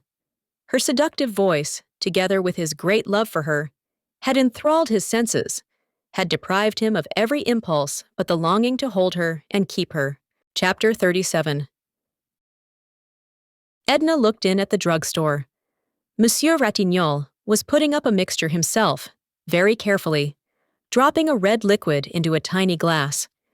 He was grateful to Edna for having come. Her presence would be a comfort to his wife. Madame Ratignolle's sister, who had always been with her at such trying times, had not been able to come up from the plantation, and Adele had been inconsolable until Mrs. Pontellier so kindly promised to come to her. The nurse had been with them at night for the past week, as she lived a great distance away, and Dr. Mandelet had been coming and going all the afternoon. They were then looking for him any moment. Edna hastened upstairs by a private stairway that led from the rear of the store to the apartments above. The children were all sleeping in a back room. Madame Ratignolle was in the salon, whither she had strayed in her suffering impatience. She sat on the sofa, clad in an ample white peignoir, holding a handkerchief tight in her hand with a nervous clutch. Her face was drawn and pinched, her sweet blue eyes haggard and unnatural. All her beautiful hair had been drawn back and plaited. It lay in a long braid on the sofa pillow, coiled like a golden serpent. The nurse, a comfortable-looking griff woman in white apron and cap, was urging her to return to her bedroom. "There is no use, there is no use," she said at once to Edna. "We must get rid of Mandelet. He is getting too old and careless. He said he would be here at 7:30. Now it must be 8. See what time it is, Josephine." The woman was possessed of a cheerful nature and refused to take any situation too seriously, especially a situation with which she was so familiar. She urged Madame to have courage and patience, but Madame only set her teeth hard into her under lip, and Edna saw the sweat gather in beads on her white forehead. After a moment or two, she uttered a profound sigh and wiped her face with the handkerchief rolled in a ball. She appeared exhausted.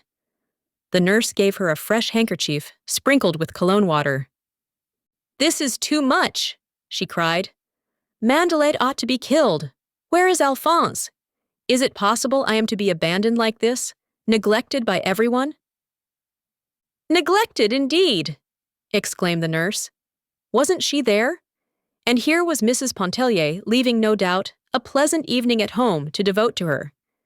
And wasn't Monsieur Ratignolle coming that very instant through the hall? And Josephine was quite sure she had heard Dr. Mandelet's coupe. Yes, there it was, down at the door. Adele consented to go back to her room. She sat on the edge of a little low couch next to her bed. Dr. Mandelet paid no attention to Madame Ratignolle's upbraidings. He was accustomed to them at such times, and was too well convinced of her loyalty to doubt it. He was glad to see Edna, and wanted her to go with him into the salon and entertain him. But Madame Ratignolle would not consent that Edna should leave her for an instant.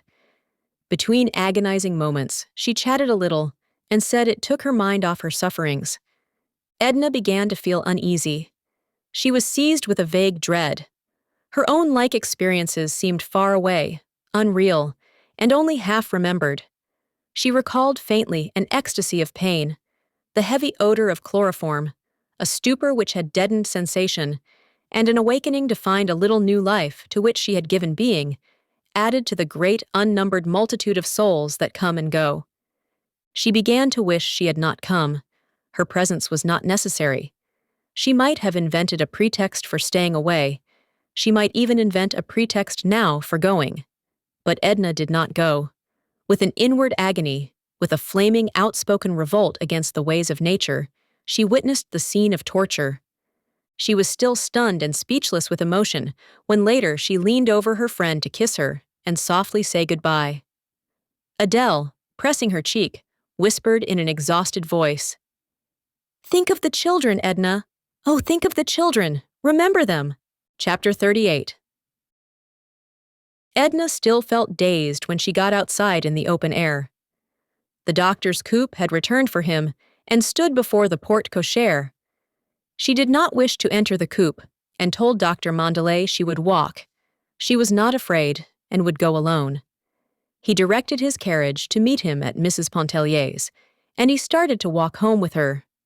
Up, away up, over the narrow street between the tall houses, the stars were blazing. The air was mild and caressing, but cool with the breath of spring in the night. They walked slowly, the doctor with a heavy, measured tread, and his hands behind him. Edna, in an absent-minded way, as she had walked one night at Grand Isle, as if her thoughts had gone ahead of her and she was striving to overtake them. "You shouldn't have been there, Mrs. Pontellier," he said. "That was no place for you. Adele is full of whims at such times. There were a dozen women she might have had with her, unimpressionable women. I felt that it was cruel, cruel. You shouldn't have gone." "Oh, well," she answered indifferently. "I don't know that it matters after all. One has to think of the children sometime or other. The sooner the better." "When is Leonce coming back?" "Quite soon, sometime in March." "And you are going abroad?" "Perhaps." "No, I am not going. I'm not going to be forced into doing things. I don't want to go abroad. I want to be let alone. Nobody has any right, except children perhaps. And even then, it seems to me, or it did seem." She felt that her speech was voicing the incoherency of her thoughts, and stopped abruptly. "The trouble is," sighed the doctor, grasping her meaning intuitively, "that youth is given up to illusions. It seems to be a provision of nature, a decoy to secure mothers for the race. And nature takes no account of moral consequences, of arbitrary conditions which we create, and which we feel obliged to maintain at any cost." "Yes," she said. "The years that are gone seem like dreams, if one might go on sleeping and dreaming. But to wake up and find, oh, well, perhaps it is better to wake up after all, even to suffer, rather than to remain a dupe to illusions all one's life." "It seems to me, my dear child," said the doctor at parting, holding her hand, "you seem to me to be in trouble. I'm not going to ask for your confidence. I will only say that if ever you feel moved to give it to me, perhaps I might help you. I know I would understand. And I tell you there are not many who would. Not many, my dear. Some way I don't feel moved to speak of things that trouble me. Don't think I am ungrateful or that I don't appreciate your sympathy. There are periods of despondency and suffering which take possession of me. But I don't want anything but my own way. That is wanting a good deal, of course, when you have to trample upon the lives, the hearts, the prejudices of others. But no matter. Still, I shouldn't want to trample upon the little lives. Oh, I don't know what I'm saying, doctor. Good night. Don't blame me for anything. Yes, I will blame you if you don't come and see me soon. We will talk of things you never have dreamt of talking about before. It will do us both good. I don't want you to blame yourself, whatever comes. Good night, my child." She let herself in at the gate, but instead of entering, she sat upon the step of the porch. The night was quiet and soothing. All the tearing emotion of the last few hours seemed to fall away from her like a somber, uncomfortable garment, which she had but to loosen to be rid of. She went back to that hour before Adele had sent for her, and her senses kindled afresh in thinking of Robert's words, the pressure of his arms, and the feeling of his lips upon her own. She could picture at that moment no greater bliss on earth than possession of the beloved one. His expression of love had already given him to her in part. When she thought that he was there at hand, waiting for her, she grew numb with the intoxication of expectancy. It was so late. He would be asleep, perhaps. She would awaken him with a kiss. She hoped he would be asleep that she might arouse him with her caresses. Still, she remembered Adele's voice whispering, "Think of the children. Think of them." She meant to think of them. That determination had driven into her soul like a death wound. But not tonight. Tomorrow would be time to think of everything. Robert was not waiting for her in the little parlor. He was nowhere at hand. The house was empty, but he had scrawled on a piece of paper that lay in the lamplight, "I love you. Goodbye. Because I love you." Edna grew faint when she read the words. She went and sat on the sofa. Then she stretched herself out there, never uttering a sound. She did not sleep. She did not go to bed. The lamp sputtered and went out.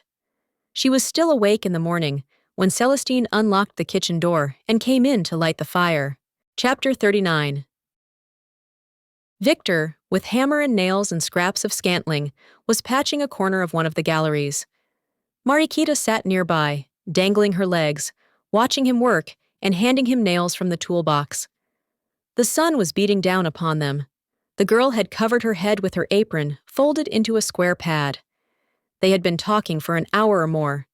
She was never tired of hearing Victor describe the dinner at Mrs. Pontellier's. He exaggerated every detail, making it appear a veritable Lucullian feast. The flowers were in tubs, he said. The champagne was quaffed from huge golden goblets. Venus rising from the foam could have presented no more entrancing a spectacle than Mrs. Pontellier, blazing with beauty and diamonds at the head of the board, while the other women were all of them youthful houris, possessed of incomparable charms. She got it into her head that Victor was in love with Mrs. Pontellier, and he gave her evasive answers, framed so as to confirm her belief. She grew sullen and cried a little, threatening to go off and leave him to his fine ladies. There were a dozen men crazy about her at the Cheniere, and since it was the fashion to be in love with married people, why, she could run away any time she liked to, New Orleans with Selina's husband. Selina's husband was a fool, a coward, and a pig, and to prove it to her, Victor intended to hammer his head into a jelly the next time he encountered him. This assurance was very consoling to Mariquita. She dried her eyes and grew cheerful at the prospect. They were still talking of the dinner and the allurements of city life when Mrs. Pontellier herself slipped around the corner of the house. The two youngsters stayed dumb with amazement before what they considered to be an apparition, but it was really she in flesh and blood, looking tired and a little travel-stained. "I walked up from the wharf," she said, "and heard the hammering. I supposed it was you, mending the porch. It's a good thing. I was always tripping over those loose planks last summer. How dreary and deserted everything looks." It took Victor some little time to comprehend that she had come in Beaudelet's lugger, that she had come alone, and for no purpose but to rest. "There's nothing fixed up yet, you see. I'll give you my room. It's the only place." "Any corner will do," she assured him.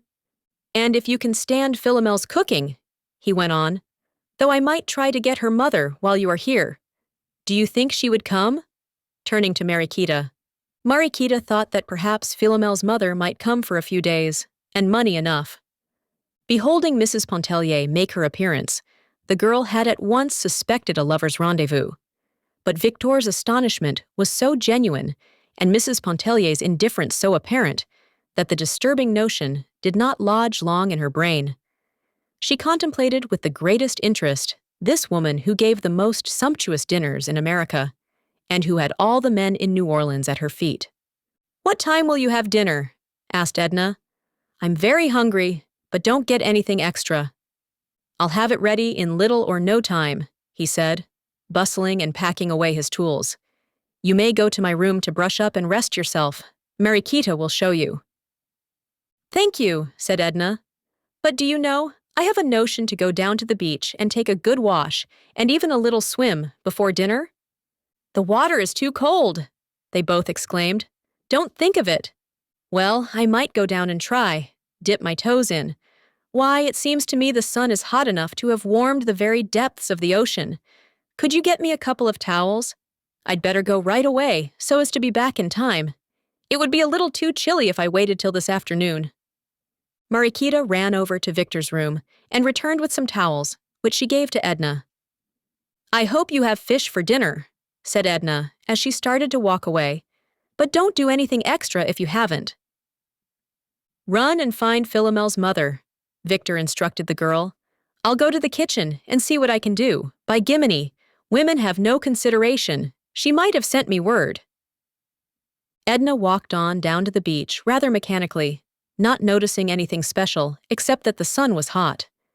She was not dwelling upon any particular train of thought.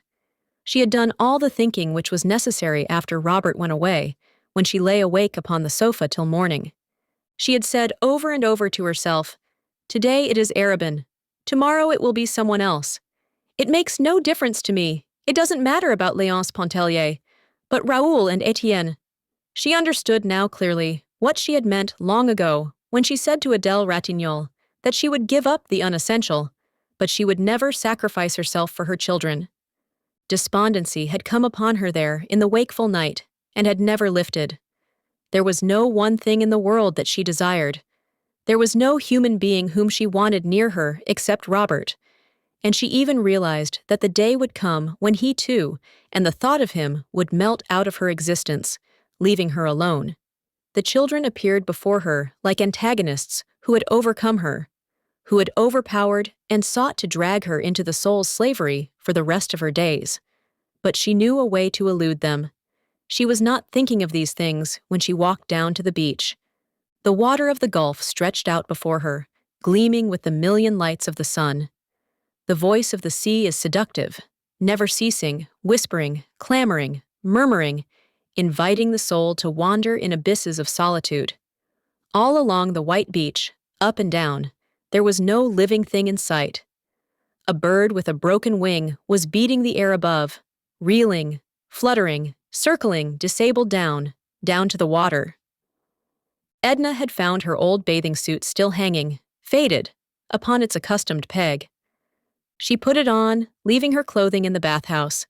But when she was there beside the sea, absolutely alone, she cast the unpleasant, pricking garments from her, and for the first time in her life, she stood naked in the open air, at the mercy of the sun, the breeze that beat upon her, and the waves that invited her. How strange and awful it seemed to stand naked under the sky. How delicious! She felt like some newborn creature, opening its eyes in a familiar world that it had never known. The foamy wavelets curled up to her white feet and coiled like serpents about her ankles. She walked out. The water was chill, but she walked on. The water was deep, but she lifted her white body and reached out with a long, sweeping stroke. The touch of the sea is sensuous, enfolding the body in its soft, close embrace. She went on and on. She remembered the night she swam far out, and recalled the terror that seized her at the fear of being unable to regain the shore. She did not look back now, but went on and on, thinking of the bluegrass meadow that she had traversed when a little child, believing that it had no beginning and no end. Her arms and legs were growing tired. She thought of Léonce and the children. They were a part of her life, but they need not have thought that they could possess her body and soul. How Mademoiselle Rise would have laughed, perhaps sneered, if she knew. "And you call yourself an artist? What pretensions, madame! The artist must possess the courageous soul that dares and defies." Exhaustion was pressing upon and overpowering her. "Goodbye, because I love you." He did not know. He did not understand. He would never understand. Perhaps Dr. Mandelert would have understood if she had seen him, but it was too late. The shore was far behind her, and her strength was gone. She looked into the distance, and the old terror flamed up for an instant, then sank again. Edna heard her father's voice and her sister Margaret's. She heard the barking of an old dog that was chained to the sycamore tree. The spurs of the cavalry officer clanged as he walked across the porch. There was the hum of bees, and the musky odor of pinks filled the air. Part 2. Selected Short Stories. Beyond the Bayou. The bayou curved like a crescent around the point of land on which La Fole's cabin stood. Between the stream and the hut lay a big abandoned field where cattle were pastured when the bayou supplied them with water enough. Through the woods that spread back into unknown regions, the woman had drawn an imaginary line, and past this circle she never stepped. This was the form of her only mania. She was now a large, gaunt black woman, past 35.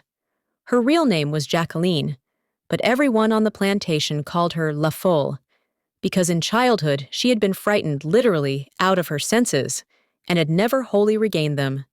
It was when there had been skirmishing and sharpshooting all day in the woods. Evening was near when Petite Maître, black with powder and crimson with blood, had staggered into the cabin of Jacqueline's mother, his pursuers close at his heels. The sight had stunned her childish reason.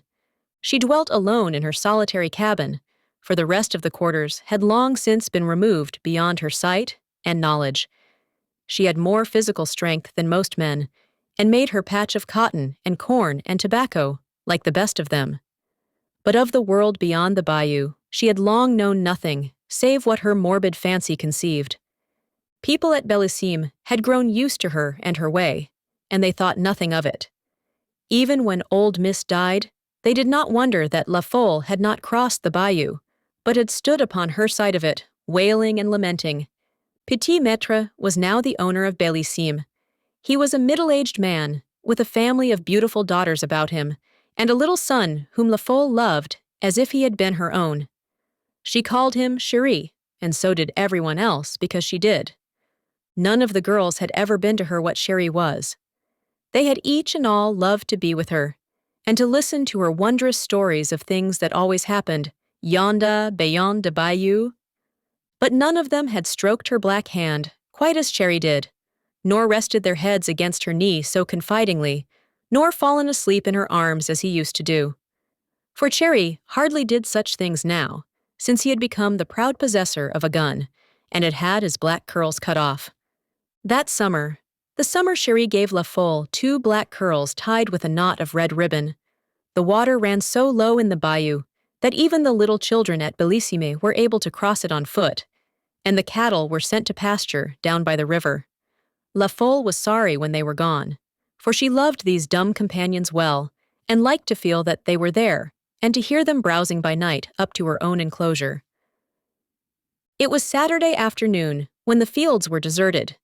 The men had flocked to a neighboring village to do their week's trading, and the women were occupied with household affairs, La Fole as well as the others. It was then she mended and washed her handful of clothes, scoured her house, and did her baking. In this last employment, she never forgot Chérie. Today she had fashioned croquignoles of the most fantastic and alluring shapes for him. So when she saw the boy come trudging across the old field, with his gleaming little new rifle on his shoulder, she called out gaily to him, "Chérie! Chérie!" But Chérie did not need the summons, for he was coming straight to her. His pockets all bulged out with almonds and raisins, and an orange that he had secured for her from the very fine dinner which had been given that day up at his father's house. He was a sunny-faced youngster of 10. When he had emptied his pockets, La Fole patted his round red cheek, wiped his soiled hands on her apron, and smoothed his hair. Then she watched him as, with his cakes in his hand, he crossed her strip of cotton back of the cabin and disappeared into the wood. He had boasted of the things he was going to do with his gun out there. "You think they got plenty deer in the wood, La Fole?" he had inquired, with the calculating air of an experienced hunter. "Non, non," the woman laughed. "Don't you look for no deer, Chérie, dat's too big. But you bring La Fole one good fat squirrel for her dinner tomorrow, and she go and be satisfy." "One squirrel ain't a bite. I'll bring you mo'n one, La Fole," he had boasted pompously as he went away. When the woman, an hour later, heard the report of the boy's rifle close to the wood's edge, She would have thought nothing of it if a sharp cry of distress had not followed the sound. She withdrew her arms from the tub of suds in which they had been plunged, dried them upon her apron, and as quickly as her trembling limbs would bear her, hurried to the spot whence the ominous report had come. It was as she feared. There she found Cherie stretched upon the ground, with his rifle beside him. He moaned piteously. "I'm dead, La Folle! I'm dead! I'm gone!" "Non, non!" she exclaimed resolutely as she knelt beside him. "Put you arm round La Folle's neck, Cherie! Dat's nuttin'! Dat goin' be nuttin'!" She lifted him in her powerful arms. Cherie had carried his gun muzzle downward. He had stumbled. He did not know how. He only knew that he had a ball lodged somewhere in his leg, and he thought that his end was at hand. Now, with his head upon the woman's shoulder, he moaned and wept with pain and fright. "Oh, La Folle, it hurts so bad. I can't stand it, La Folle. Don't cry, mon bébé, mon chéri." The woman spoke soothingly as she covered the ground with long strides. "La Folle goin' mind you. Dr. Bonfil's goin'. Come make mon chéri well again." She had reached the abandoned field. As she crossed it with her precious burden, she looked constantly and restlessly from side to side. A terrible fear was upon her, the fear of the world beyond the bayou, the morbid and insane dread she had been under since childhood. When she was at the bayou's edge, she stood there and shouted for help as if a life depended upon it. "Oh, petit maître, venez donc, au secours, au secours!" No voice responded. Cherie's hot tears were scalding her neck. She called for each and every one upon the place, and still no answer came. She shouted, she wailed, but whether her voice remained unheard or unheeded, no reply came to her frenzied cries. And all the while Cherie moaned and wept and entreated to be taken home to his mother. La Folle gave a last despairing look around her. Extreme terror was upon her. She clasped the child close against her breast, where he could feel her heart beat like a muffled hammer. Then, shutting her eyes, she ran suddenly down the shallow bank of the bayou and never stopped till she had climbed the opposite shore. She stood there quivering an instant as she opened her eyes. Then she plunged into the footpath through the trees. She spoke no more to Cherie, but muttered constantly, "Bon Dieu, ayez pitié La Folle! Bon Dieu, ayez pitié moi!" Instinct seemed to guide her. When the pathway spread clear and smooth enough before her, she again closed her eyes tightly against the sight of that unknown and terrifying world. A child, playing in some weeds, caught sight of her as she neared the quarters. The little one uttered a cry of dismay. "La Folle!" she screamed in her piercing treble. "La Folle done crossed de byre!" Quickly the cry passed down the line of cabins. "Yonda! La Folle done crossed de bayou!" Children, old men, old women, young ones with infants in their arms, flocked to doors and windows to see this awe-inspiring spectacle. Most of them shuddered with superstitious dread of what it might portend. "She totin' Cherie!" some of them shouted. Some of the more daring gathered about her and followed at her heels, only to fall back with new terror when she turned her distorted face upon them. Her eyes were bloodshot, and the saliva had gathered in a white foam on her black lips. Someone had run ahead of her to where Petit Maître sat with his family and guests upon the gallery.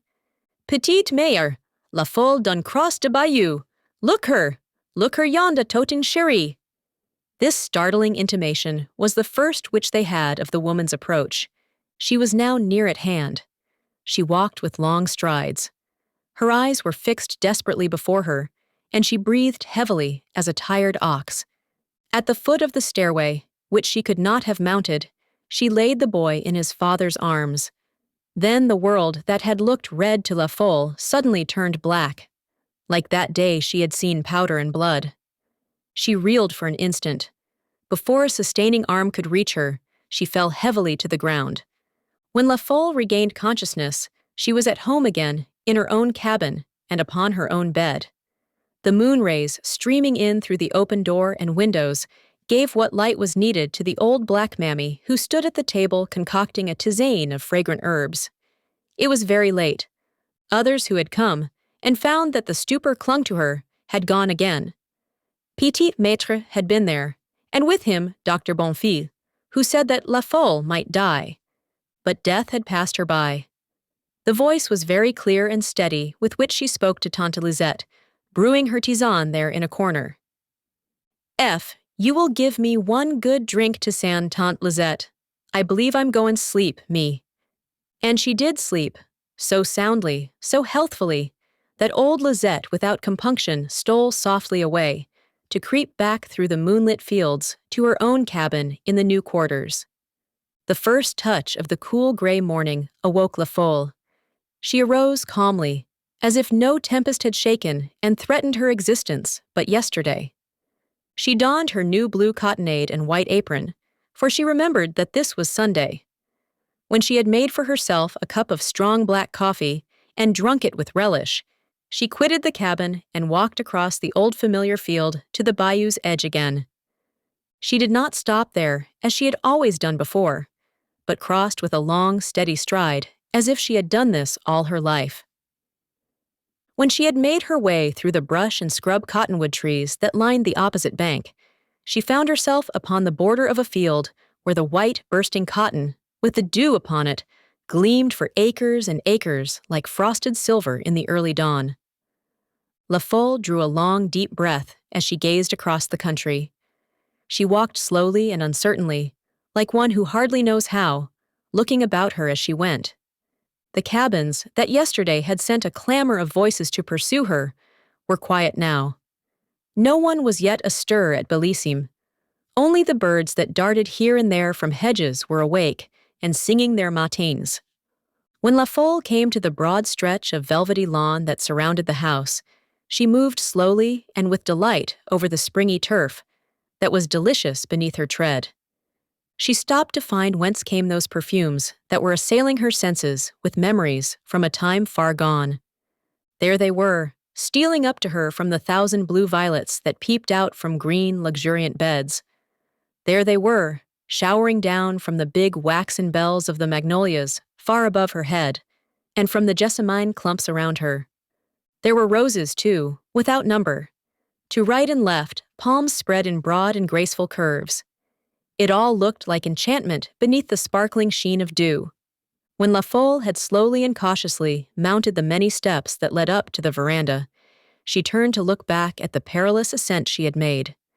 Then she caught sight of the river, bending like a silver bow at the foot of Bellissime. Exultation possessed her soul. La Folle rapped softly upon a door near at hand. Chérí's mother soon cautiously opened it. Quickly and cleverly, she dissembled the astonishment she felt at seeing La Folle. "Ah, La Folle, is it you so early?" "Oui, madame. I come ex how my po lila Chéri does, mon in." "He is feeling easier, thank you, La Folle. Dr. Bonfils says it will be nothing serious. He's sleeping now. Will you come back when he awakes?" "Non, madame. I'm going wait here till Chéri wake up." La Folle seated herself upon the topmost step of the veranda. A look of wonder and deep content crept into her face as she watched for the first time the sun rise upon the new, the beautiful world beyond the bayou. Mama Pelagi. First, when the war began, there stood on Côte Joyeuse an imposing mansion of red brick, shaped like the Pantheon. A grove of majestic live oaks surrounded it. 30 years later, only the thick walls were standing, with the dull red brick showing here and there through a matted growth of clinging vines. The huge round pillars were intact, so to some extent was the stone flagging of hall and portico. There had been no home so stately along the whole stretch of Côte Joyeuse. Everyone knew that, as they knew it had cost Philippe Valmet $60,000 to build, away back in 1840. No one was in danger of forgetting that fact, so long as his daughter Pelagi survived. She was a queenly, white-haired woman of 50. Madame Pelagi, they called her, though she was unmarried, as was her sister Pauline, a child in Madame Pelagi's eyes, a child of 35. The two lived alone in a 3-roomed cabin, almost within the shadow of the ruin. They lived for a dream, for Madame Pelagi's dream, which was to rebuild the old home. It would be pitiful to tell how their days were spent to accomplish this end, how the dollars had been saved for 30 years, and the picayunes hoarded, and yet not half enough gathered. But Mayam Pelagi felt sure of 20 years of life before her, and counted upon as many more for her sister. And what could not come to pass in 20, in 40 years? Often, of pleasant afternoons, the two would drink their black coffee, seated upon the stone-flagged portico whose canopy was the blue sky of Louisiana. They loved to sit there in the silence, with only each other and the sheeny, prying lizards for company, talking of the old times and planning for the new, while light breezes stirred the tattered vines high up among the columns where owls nested. "We can never hope to have all just as it was, Pauline," Mom Pelagi would say. "Perhaps the marble pillars of the salon will have to be replaced by wooden ones, and the crystal candelabra left out. Should you be willing, Pauline?" "Oh yes, c'est sûr, I shall be willing." It was always, "Yes, c'est sûr," or "No, c'est sûr," "Just as you please, c'est sûr," with poor little Mademoiselle Pauline. For what did she remember of that old life and that old spender? Only a faint gleam here and there, the half-consciousness of a young, uneventful existence, and then a great crash. That meant the nearness of war, the revolt of slaves, confusion ending in fire and flame, through which she was borne safely in the strong arms of Pelagi and carried to the log cabin, which was still their home. Their brother, Leandre, had known more of it all than Pauline, and not so much as Pelagi. He had left the management of the big plantation with all its memories and traditions to his older sister, and had gone away to dwell in cities. That was many years ago. Now, Leandre's business called him frequently and upon long journeys from home, and his motherless daughter was coming to stay with her aunts at Côte Joyeuse. They talked about it, sipping their coffee on the ruined portico. Mademoiselle Pauline was terribly excited. The flush that throbbed into her pale, nervous face showed it, and she locked her thin fingers in and out incessantly. "But what shall we do with La Petite, Sœur? Where shall we put her? How shall we amuse her?" "Ah, Seigneur." "She will sleep upon a cot in the room next to ours," responded Mom Pelagi, "and live as we do. She knows how we live and why we live. Her father has told her. She knows we have money and could squander it if we chose. Do not fret, Pauline. Let us hope La Petite is a true Valmette." Then Mayam Pelagi rose with stately deliberation and went to saddle her horse, for she had yet to make her last daily round through the fields, and Mademoiselle Pauline threaded her way slowly among the tangled grasses toward the cabin. The coming of La Petite, bringing with her, as she did, the pungent atmosphere of an outside and dimly known world, was a shock to these two, living their dream life. The girl was quite as tall as her Aunt Pelagi, with dark eyes that reflected joy as a still pool reflects the light of stars, and her rounded cheek was tinged like the pink crepe myrtle. Mademoiselle Pauline kissed her and trembled. Ma'am Pelagi looked into her eyes with a searching gaze, which seemed to seek a likeness of the past in the living present. And they made room between them for this young life. Dusra. La Petite had determined upon trying to fit herself to the strange, narrow existence which she knew awaited her at Côte Joyeuse. It went well enough at first. Sometimes she followed Ma'am Pelagi into the fields to note how the cotton was opening, ripe and white, or to count the ears of corn upon the hardy stalks. But oftener she was with her Aunt Pauline, assisting in household offices, chattering of her brief past, or walking with the older woman arm in arm under the trailing moss of the giant oaks. Mademoiselle Pauline's steps grew very buoyant that summer, and her eyes were sometimes as bright as a bird's, unless La Petite were away from her side, when they would lose all other light but one of uneasy expectancy. The girl seemed to love her well in return, and called her endearingly Tantante. But, as the time went by, La Petite became very quiet, not listless, but thoughtful, and slow in her movements. Then her cheeks began to pale, till they were tinged like the creamy plumes of the white crepe myrtle that grew in the ruin. One day, when she sat within its shadow, between her aunts, holding a hand of each, she said, "Tante Pelagi, I must tell you something, you and Tantante." She spoke low, but clearly and firmly. I love you both. Please remember that I love you both. But I must go away from you. I can't live any longer here at Côte Joyeuse. A spasm passed through Mademoiselle Pauline's delicate frame. La Petite could feel the twitch of it in the wiry fingers that were intertwined with her own. Madame Pelagie remained unchanged and motionless. No human eye could penetrate so deep as to see the satisfaction which her soul felt. She said, "What do you mean, Petite? Your father has sent you to us, and I am sure it is his wish that you remain."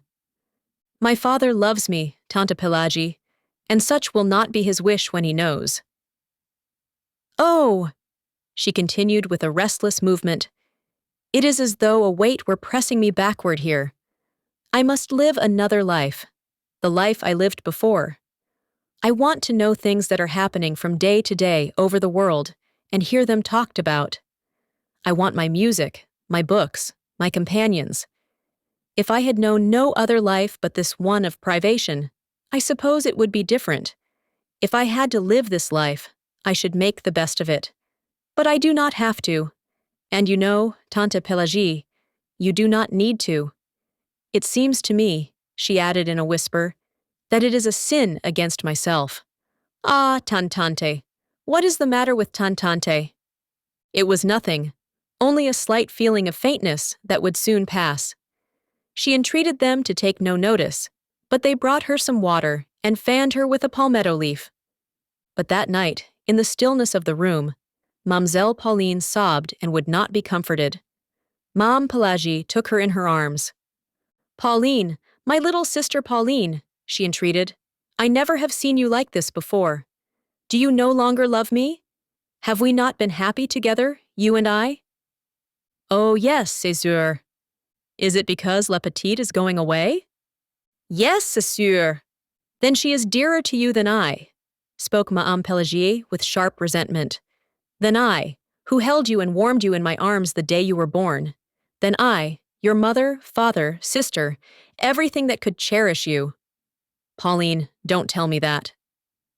Mademoiselle Pauline tried to talk through her sobs. "I can't explain it to you, c'est sûr. I don't understand it myself. I love you as I have always loved you, next to God. But if La Petite goes away, I shall die. I can't understand. Help me, c'est sûr. She seems like a savior, like one who had come and taken me by the hand and was leading me somewhere I want to go." Mame Pelagie had been sitting beside the bed in her peignoir and slippers. She held the hand of her sister, who lay there, and smoothed down the woman's soft brown hair. She said not a word, and the silence was broken only by Mademoiselle Pauline's continued sobs. Once Mame Pelagie arose to mix a drink of orange flower water, which she gave to her sister, as she would have offered it to a nervous, fretful child. Almost an hour passed before Mame Pelagie spoke again. Then she said, dash. "Pauline, you must cease that sobbing now, and sleep. You will make yourself ill. La Petite will not go away. Do you hear me? Do you understand? She will stay, I promise you." Mademoiselle Pauline could not clearly comprehend, but she had great faith in the word of her sister, and soothed by the promise and the touch of Mame Pelagie's strong, gentle hand, she fell asleep. Mundram. Mame Pelagie, when she saw that her sister slept, arose noiselessly and stepped outside upon the low-roofed narrow gallery.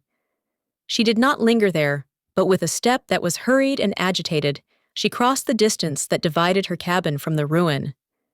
The night was not a dark one, for the sky was clear and the moon resplendent. But light or dark would have made no difference to Mame Pelagie. It was not the first time she had stolen away to the ruin at night-time, when the whole plantation slept. But she never before had been there with a heart so nearly broken. She was going there for the last time to dream her dreams, to see the visions that hitherto had crowded her days and nights, and to bid them farewell. There was the first of them, awaiting her upon the very portal, a robust old white-haired man, chiding her for returning home so late. There are guests to be entertained. Does she not know it? Guests from the city and from the near plantations. Yes, she knows it is late. She had been abroad with Felix, and they did not notice how the time was speeding. Felix is there. He will explain it all. He is there beside her, but she does not want to hear what he will tell her father. Madame Pelagi had sunk upon the bench where she and her sister so often came to sit.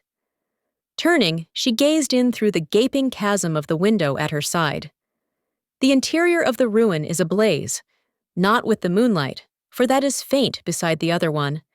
The sparkle from the crystal candelabra, which Negroes, moving noiselessly and respectfully about, are lighting one after the other.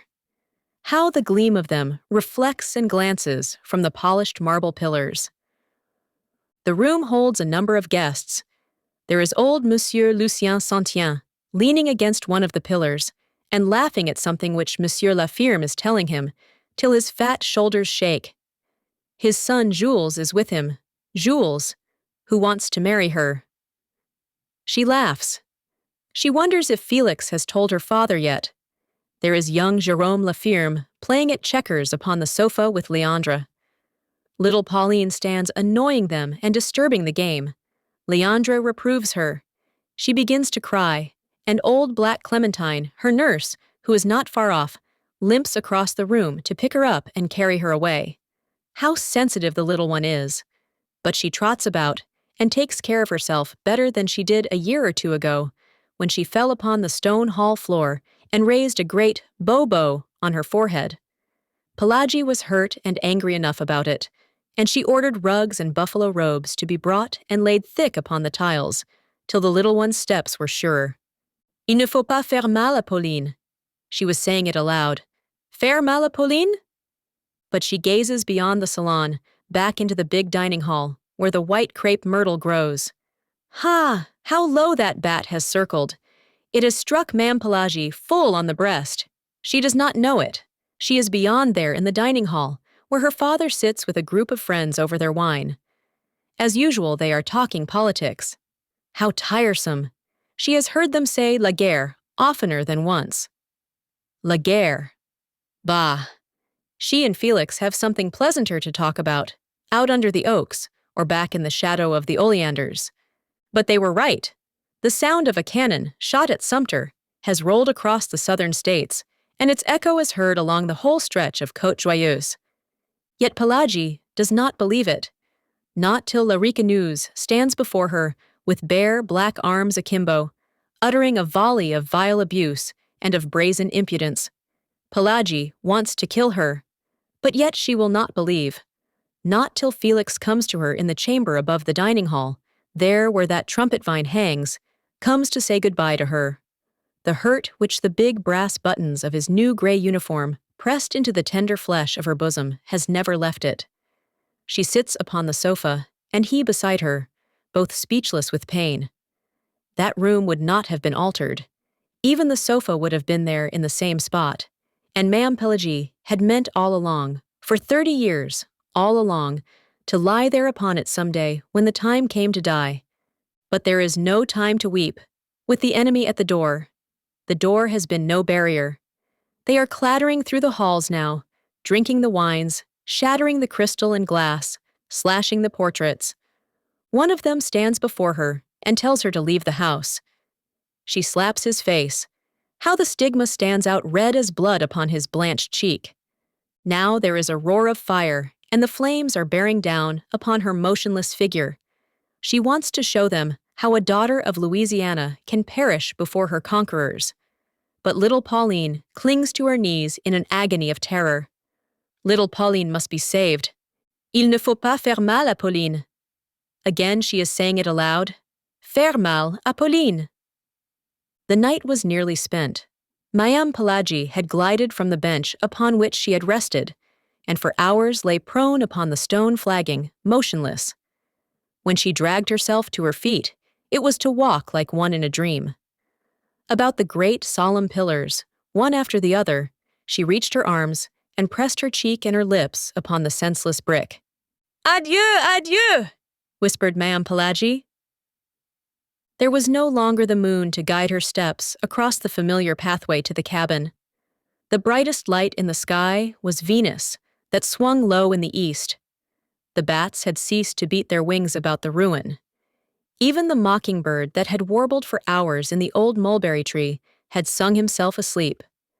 That darkest hour before the day was mantling the earth.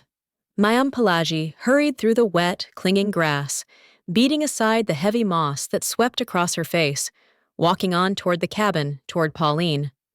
Not once did she look back upon the ruin that brooded like a huge monster, a black spot in the darkness that enveloped it. Non gavadu. Little more than a year later, the transformation which the old Valmette place had undergone was the talk and wonder of Côte Joyeuse. One would have looked in vain for the ruin. It was no longer there. Neither was the log cabin. But out in the open, where the sun shone upon it and the breezes blew about it, was a shapely structure fashioned from woods that the forests of the state had furnished. It rested upon a solid foundation of brick. Upon a corner of the pleasant gallery sat Leandre, smoking his afternoon cigar, and chatting with neighbors who had called. This was to be his pied-à-terre now, the home where his sisters and his daughter dwelt. The laughter of young people was heard out under the trees, and within the house where La Petite was playing upon the piano. With the enthusiasm of a young artist, she drew from the keys strains that seemed marvelously beautiful to Mademoiselle Pauline, who stood enraptured near her. Mademoiselle Pauline had been touched by the recreation of Valmette. Her cheek was as full and almost as flushed as La Petite's. The years were falling away from her. Mme. Pelagi had been conversing with her brother and his friends. Then she turned and walked away, stopping to listen a while to the music which La Petite was making. But it was only for a moment. She went on around the curve of the veranda, where she found herself alone. She stayed there, erect, holding to the banister rail and looking out calmly in the distance across the fields. She was dressed in black, with the white kerchief she always wore folded across her bosom. Her thick, glossy hair rose like a silver diadem from her brow. In her deep, dark eyes smoldered the light of fires that would never flame. She had grown very old. Years instead of months seemed to have passed over her since the night she bade farewell to her visions. Poor Mme. Pelagi! How could it be different? While the outward pressure of a young and joyous existence had forced her footsteps into the light, her soul had stayed in the shadow of the ruin. Désirée's baby. As the day was pleasant, Madame Valmont drove over to L'Abri to see Désirée and the baby. It made her laugh to think of Désirée with a baby. Why, it seemed but yesterday that Désirée was little more than a baby herself. When Monsieur, in riding through the gateway of Valmont, had found her lying asleep in the shadow of the big stone pillar. The little one awoke in his arms and began to cry for Dada. That was as much as she could do or say. Some people thought she might have strayed there of her own accord, for she was of the toddling age. The prevailing belief was that she had been purposely left by a party of Texans, whose canvas-covered wagon, late in the day, had crossed the ferry that Coton Maïs kept, just below the plantation. In time, Madame Valmont abandoned every speculation but the one that Désirée had been sent to her by a beneficent providence to be the child of her affection, seeing that she was without child of the flesh. For the girl grew to be beautiful and gentle, affectionate and sincere, the idol of Valmont. It was no wonder, when she stood one day against the stone pillar in whose shadow she had lain asleep 18 years before, that Armand Aubigny, riding by and seeing her there, had fallen in love with her. That was the way all the Aubigny fell in love, as if struck by a pistol shot. The wonder was that he had not loved her before, for he had known her since his father brought him home from Paris, a boy of 8, after his mother died there. The passion that awoke in him that day, when he saw her at the gate, swept along like an avalanche, or like a prairie fire, or like anything that drives headlong over all obstacles. Monsieur Valmont grew practical, and wanted things well considered, that is, the girl's obscure origin. Armand looked into her eyes and did not care. He was reminded that she was nameless. What did it matter about a name when he could give her one of the oldest and proudest in Louisiana? He ordered the corbeille from Paris, and contained himself with what patience he could until it arrived, Then they were married. Madame Valmond had not seen Désirée and the baby for 4 weeks. When she reached L'Abri, she shuddered at the first sight of it, as she always did. It was a sad-looking place, which for many years had not known the gentle presence of a mistress, old Monsieur Aubigny having married and buried his wife in France, and she having loved her own land too well ever to leave it. The roof came down steep and black like a cowl, reaching out beyond the wide galleries that encircled the yellow stuccoed house. Big, solemn oaks grew close to it, and their thick-leaved, far-reaching branches shadowed it like a pall. Young Aubigny's rule was a strict one, too, and under it his Negroes had forgotten how to be gay, as they had been during the old master's easygoing and indulgent lifetime. The young mother was recovering slowly, and lay full length, in her soft white muslins and laces, upon a couch. The baby was beside her, upon her arm, where he had fallen asleep, at her breast. The yellow nursewoman sat beside a window fanning herself. Madame Valmond bent her portly figure over Désirée and kissed her, holding her an instant tenderly in her arms. Then she turned to the child. "This is not the baby!" she exclaimed in startled tones. French was the language spoken at Valmond in those days. "I knew you would be astonished," laughed Désirée, "at the way he has grown. The little cochon de lait.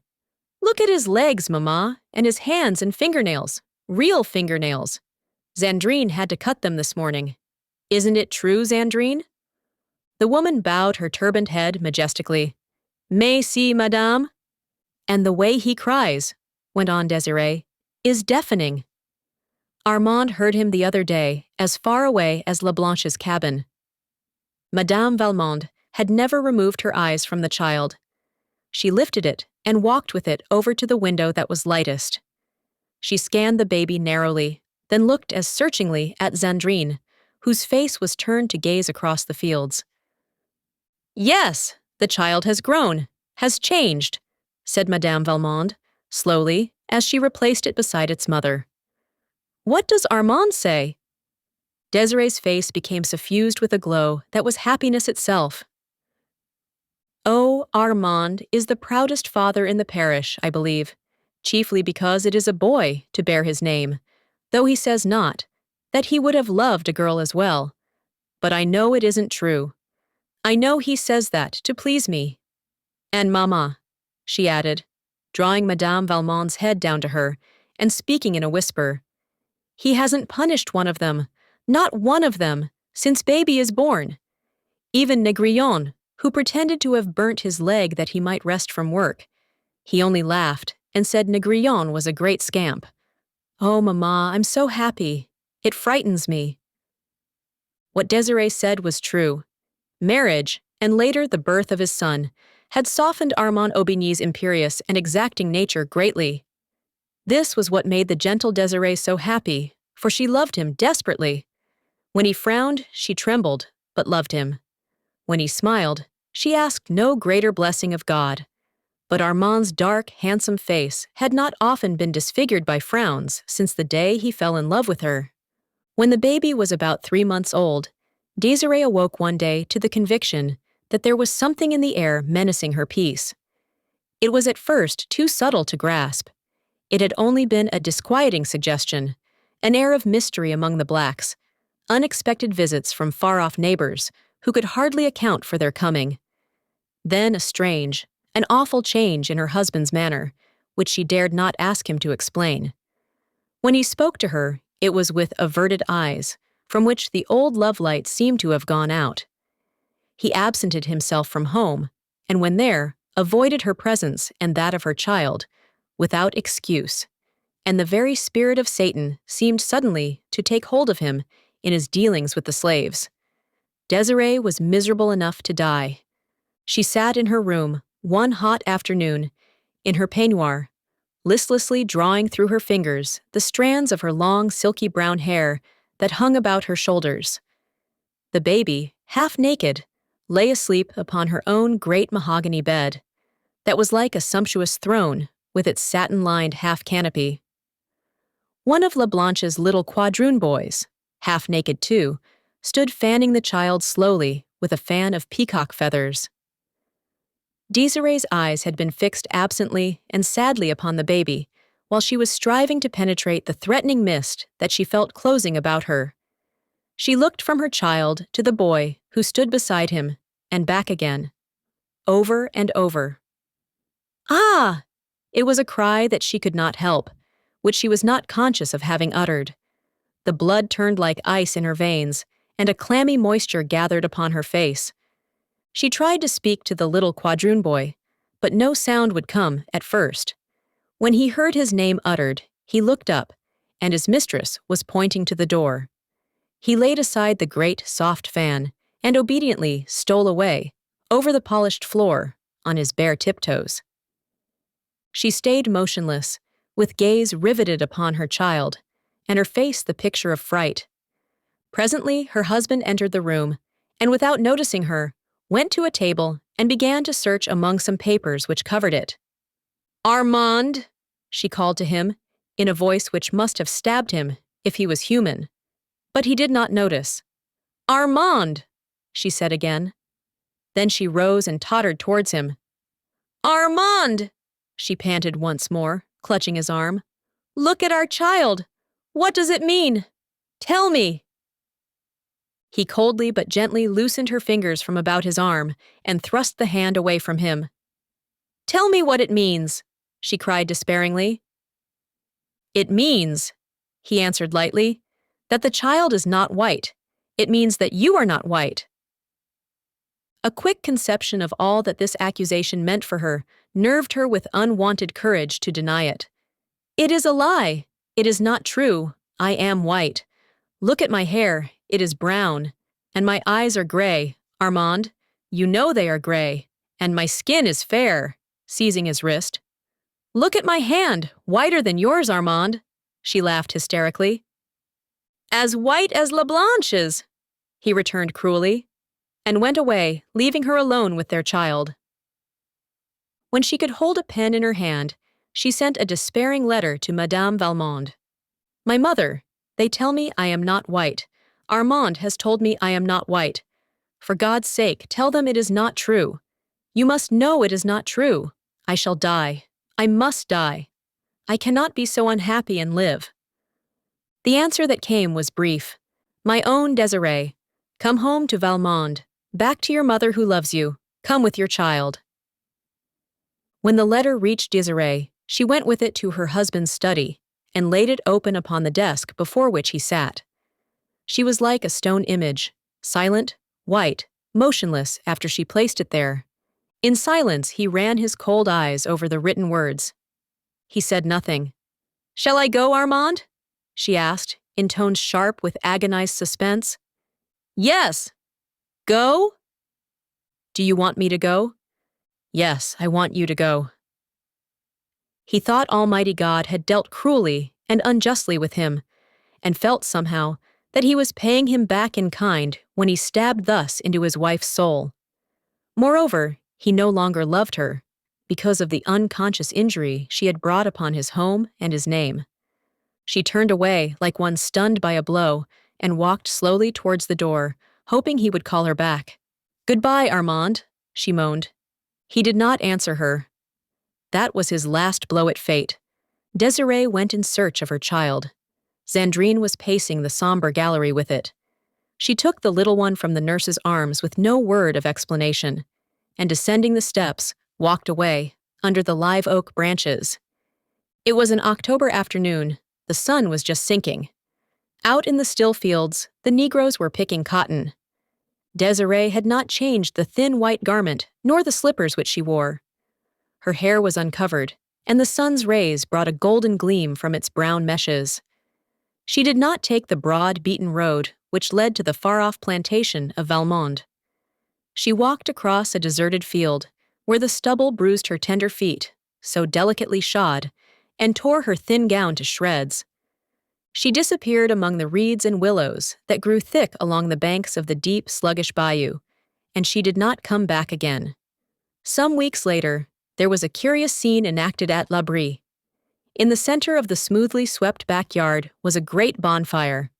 Armand Aubigny sat in the wide hallway that commanded a view of the spectacle, and it was he who dealt out to a half-dozen Negroes the material which kept this fire ablaze. A graceful cradle of willow, with all its dainty furbishings, was laid upon the pyre, which had already been fed with the richness of a priceless layette. Then there were silk gowns, and velvet and satin ones added to these, laces too, and embroideries, bonnets and gloves, for the corbeille had been of rare quality. The last thing to go was a tiny bundle of letters, innocent little scribblings that Desiree had sent to him during the days of their espousal. There was the remnant of one back in the drawer from which he took them, but it was not Desiree's. It was part of an old letter from his mother to his father. He read it. She was thanking God for the blessing of her husband's love. But above all, she wrote, "Night and day, I thank the good God for having so arranged our lives that our dear Armand will never know that his mother, who adores him, belongs to the race that is cursed with the brand of slavery. A respectable woman." Mrs. Baroda was a little provoked to learn that her husband expected his friend, Gouvernail, up to spend a week or two on the plantation. They had entertained a good deal during the winter.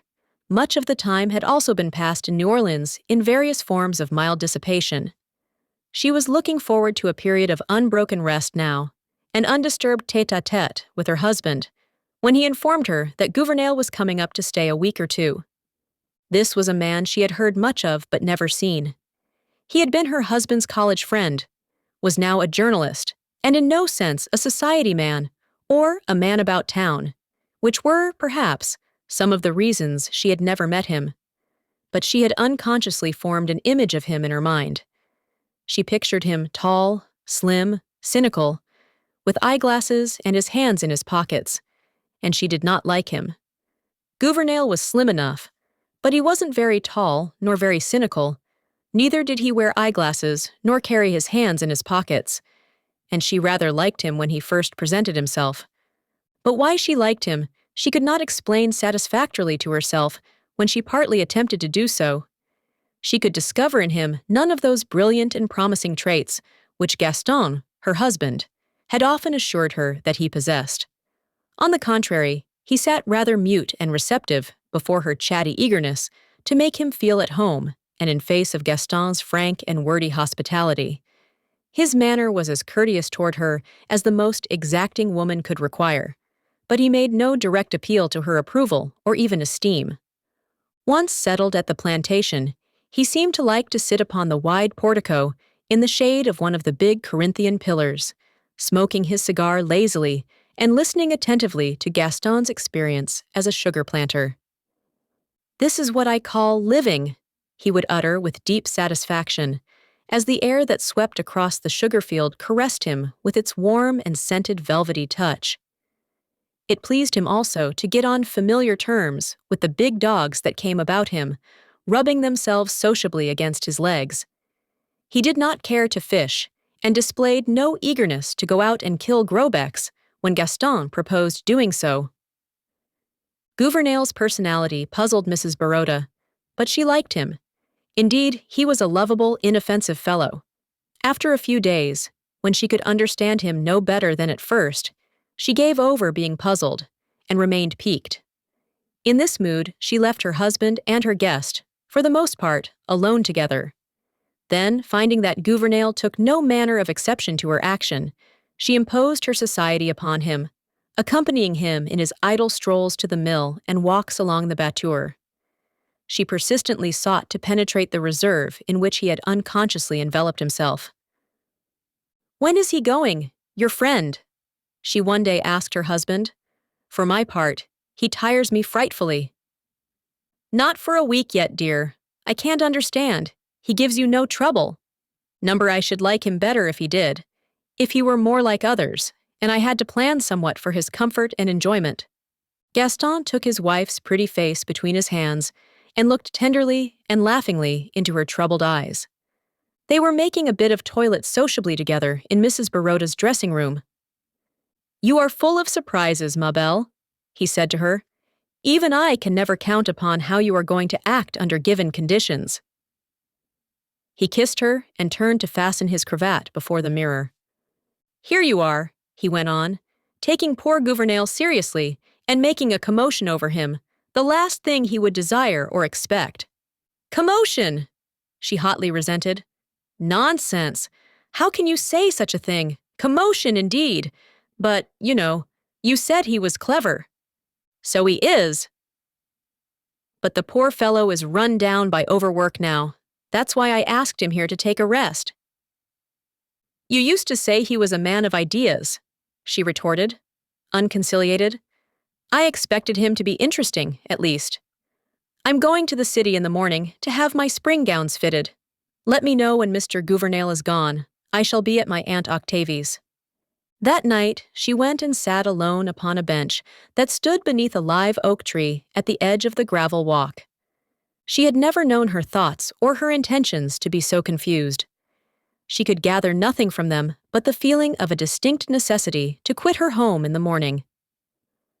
Mrs. Baroda heard footsteps crunching the gravel, but could discern in the darkness only the approaching red point of a lighted cigar.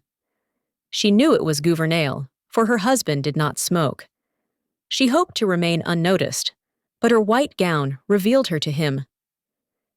He threw away his cigar and seated himself upon the bench beside her, without a suspicion that she might object to his presence. Your husband told me to bring this to you, Mrs. Baroda, he said, handing her a filmy white scarf with which she sometimes enveloped her head and shoulders. She accepted the scarf from him with a murmur of thanks and let it lie in her lap. He made some commonplace observation upon the baneful effect of the night air at the season. Then, as his gaze reached out into the darkness, he murmured, half to himself, Night of south winds, night of the large few stars, still nodding, night. She made no reply to this apostrophe to the night, which, indeed, was not addressed to her.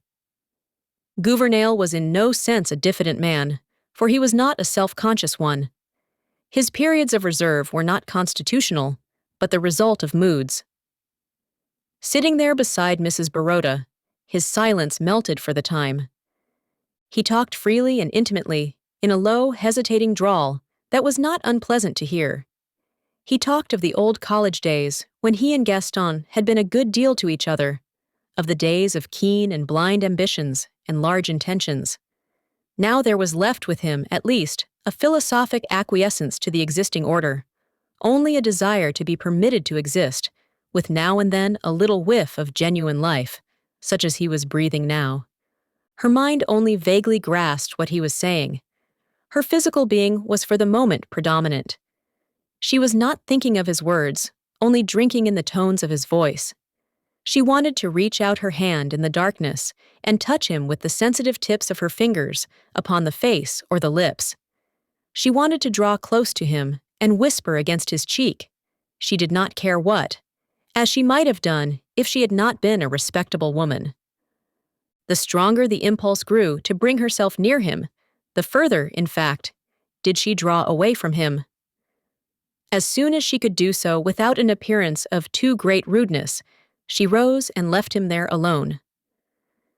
Before she reached the house, Gouvernail had lighted a fresh cigar and ended his apostrophe to the night.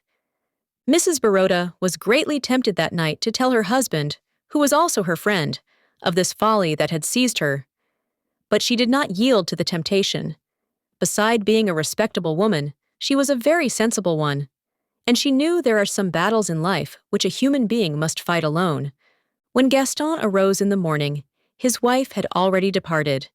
She had taken an early morning train to the city. She did not return till Gouvernail was gone from under her roof. There was some talk of having him back during the summer that followed. That is, Gaston greatly desired it, but this desire yielded to his wife's strenuous opposition. However, before the year ended, she proposed, wholly from herself, to have Gouvernail visit them again. Her husband was surprised and delighted with the suggestion coming from her. I am glad, cher amie, to know that you have finally overcome your dislike for him. Truly, he did not deserve it. Oh, she told him laughingly, after pressing a long, tender kiss upon his lips, I have overcome everything. You will see. This time I shall be very nice to him. The kiss. It was still quite light out of doors, but inside, with the curtains drawn and the smoldering fire sending out a dim, uncertain glow, the room was full of deep shadows. Brantain sat in one of these shadows. It had overtaken him, and he did not mind. The obscurity lent him courage to keep his eyes fastened as ardently as he liked upon the girl who sat in the firelight. She was very handsome, with a certain fine, rich coloring that belongs to the healthy brune type. She was quite composed, as she idly stroked the satiny coat of the cat that lay curled in her lap, and she occasionally sent a slow glance into the shadow where her companion sat. They were talking low, of indifferent things, which plainly were not the things that occupied their thoughts. She knew that he loved her, a frank, blustering fellow, without guile enough to conceal his feelings, and no desire to do so. For 2 weeks past, he had sought her society eagerly and persistently. She was confidently waiting for him to declare himself, and she meant to accept him. The rather insignificant and unattractive Brantain was enormously rich, and she liked and required the entourage which wealth could give her. During one of the pauses between their talk of the last tea and the next reception, the door opened and a young man entered, whom Brantain knew quite well. The girl turned her face toward him. A stride or two brought him to her side, and bending over her chair, before she could suspect his intention, for she did not realize that he had not seen her visitor, he pressed an ardent, lingering kiss upon her lips. Brantain slowly arose. So did the girl arise, but quickly, and the newcomer stood between them, a little amusement and some defiance struggling with the confusion in his face. "I believe," stammered Brantain, "I see that I have stayed too long. I had no idea. That is, I must wish you goodbye." He was clutching his hat with both hands, and probably did not perceive that she was extending her hand to him. Her presence of mind had not completely deserted her, but she could not have trusted herself to speak. "Hang me if I saw him sitting there, Natty. I know it's deuced awkward for you, but I hope you'll forgive me this once, this very first break. Why, what's the matter?" "Don't touch me, don't come near me," she returned angrily. "What do you mean by entering the house without ringing?" "I came in with your brother, as I often do," he answered coldly, in self-justification. "We came in the side way. He went upstairs, and I came in here hoping to find you. The explanation is simple enough, and ought to satisfy you that the misadventure was unavoidable. But do say that you forgive me, Natalie," he entreated, softening. "Forgive you? You don't know what you are talking about. Let me pass. It depends upon a good deal whether I ever forgive you." At that next reception, which she and Brantain had been talking about, she approached the young man with a delicious frankness of manner when she saw him there. "Will you let me speak to you a moment or two, Mr. Brantain?" she asked, with an engaging but perturbed smile. He seemed extremely unhappy, but when she took his arm and walked away with him, seeking a retired corner, a ray of hope mingled with the almost comical misery of his expression. She was apparently very outspoken. "Perhaps I should not have sought this interview, Mr. Brantain, but oh, I have been very uncomfortable, almost miserable since that little encounter the other afternoon. When I thought how you might have misinterpreted it, and believed things, hope was plainly gaining the ascendancy over misery in Brantain's round, guileless face. Of course, I know it is nothing to you, but for my own sake, I do want you to understand that Mr. Harvey is an intimate friend of long standing. Why, we have always been like cousins, like brother and sister, I may say. He is my brother's most intimate associate, and often fancies that he is entitled to the same privileges as the family. Oh, I know it is absurd, uncalled for, to tell you this. Undignified, even." She was almost weeping. "But it makes so much difference to me what you think of me." Her voice had grown very low and agitated. The misery had all disappeared from Brantain's face. "Then you do really care what I think, Miss Natalie?" "May I call you Miss Natalie?" They turned into a long, dim corridor that was lined on either side with tall, graceful plants. They walked slowly to the very end of it. When they turned to retrace their steps, Branton's face was radiant, and hers was triumphant. Harvey was among the guests at the wedding, and he sought her out in a rare moment when she stood alone. "Your husband," he said, smiling, "has sent me over to kiss you." A quick blush suffused her face and round polished throat. "I suppose it's natural for a man to feel and act generously on an occasion of this kind. He tells me he doesn't want his marriage to interrupt wholly that pleasant intimacy which has existed between you and me. I don't know what you've been telling him," with an insolent smile, "but he has sent me here to kiss you." She felt like a chess player who, by the clever handling of his pieces, sees the game taking the course intended. Her eyes were bright and tender, with a smile as they glanced up into his, and her lips looked hungry for the kiss which they invited. "But, you know," he went on quietly, "I didn't tell him so. It would have seemed ungrateful. But I can tell you, I've stopped kissing women. It's dangerous." Well, she had Brantain and his million left. A person can't have everything in this world, and it was a little unreasonable of her to expect it. A pair of silk stockings. Little Mrs. Summers, one day, found herself the unexpected possessor of $15. It seemed to her a very large amount of money, and the way in which it stuffed and bulged her worn old porte-monnaie gave her a feeling of importance, such as she had not enjoyed for years. The question of investment was one that occupied her greatly. For a day or two, she walked about apparently in a dreamy state, but really absorbed in speculation and calculation. She did not wish to act hastily, to do anything she might afterward regret. But it was during the still hours of the night, when she lay awake revolving plans in her mind, that she seemed to see her way clearly toward a proper and judicious use of the money. $1 or $2 should be added to the price usually paid for Janie's shoes, which would ensure their lasting an appreciable time longer than they usually did. She would buy so and so many yards of percale for new shirtwaists for the boys and Janie and Mag. She had intended to make the old ones do by skillful patching. Mag should have another gown. She had seen some beautiful patterns, veritable bargains in the shop windows. And still there would be left enough for new stockings, 2 pairs apiece, and what darning that would save for a while. She would get caps for the boys and sailor hats for the girls. The vision of her little brood, looking fresh and dainty and new for once in their lives, excited her and made her restless and wakeful with anticipation. The neighbors sometimes talked of certain better days that little Mrs. Summers had known before she had ever thought of being Mrs. Summers. She herself indulged in no such morbid retrospection. She had no time, no second of time to devote to the past. The needs of the present absorbed her every faculty. A vision of the future, like some dim, gaunt monster, sometimes appalled her, but luckily, tomorrow never comes.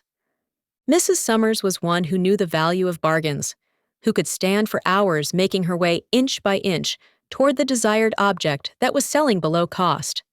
She could elbow her way if need be. She had learned to clutch a piece of goods and hold it and stick to it with persistence and determination till her turn came to be served, no matter when it came. But that day she was a little faint and tired.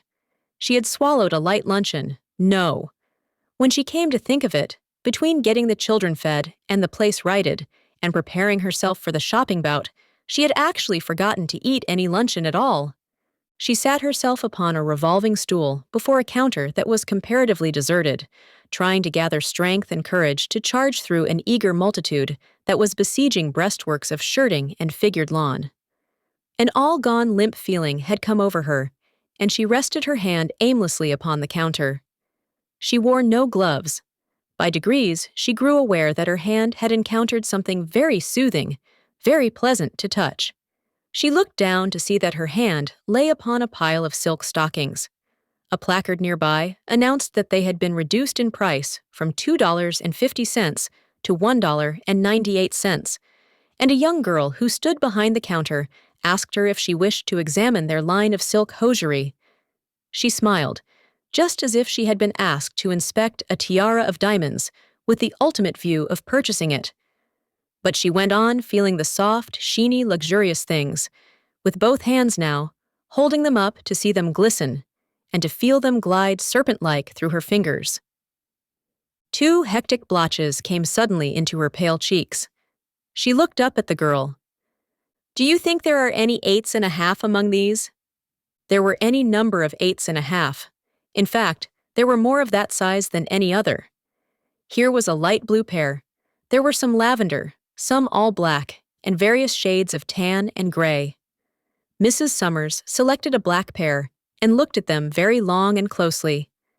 She pretended to be examining their texture, which the clerk assured her was excellent. $1.98, she mused aloud. "Well, I'll take this pair." She handed the girl a $5 bill and waited for her change and for her parcel. What a very small parcel it was! It seemed lost in the depths of her shabby old shopping bag. Mrs. Summers, after that, did not move in the direction of the bargain counter. She took the elevator, which carried her to an upper floor into the region of the ladies' waiting rooms. Here, in a retired corner, she exchanged her cotton stockings for the new silk ones which she had just bought.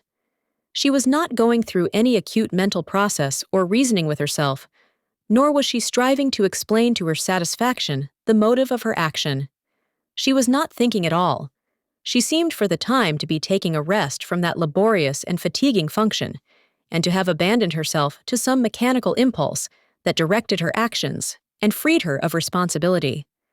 How good was the touch of the raw silk to her flesh! She felt like lying back in the cushioned chair and reveling for a while in the luxury of it. She did for a little while. Then she replaced her shoes, rolled the cotton stockings together, and thrust them into her bag. After doing this, she crossed straight over to the shoe department and took her seat to be fitted. She was fastidious. The clerk could not make her out. He could not reconcile her shoes with her stockings, and she was not too easily pleased.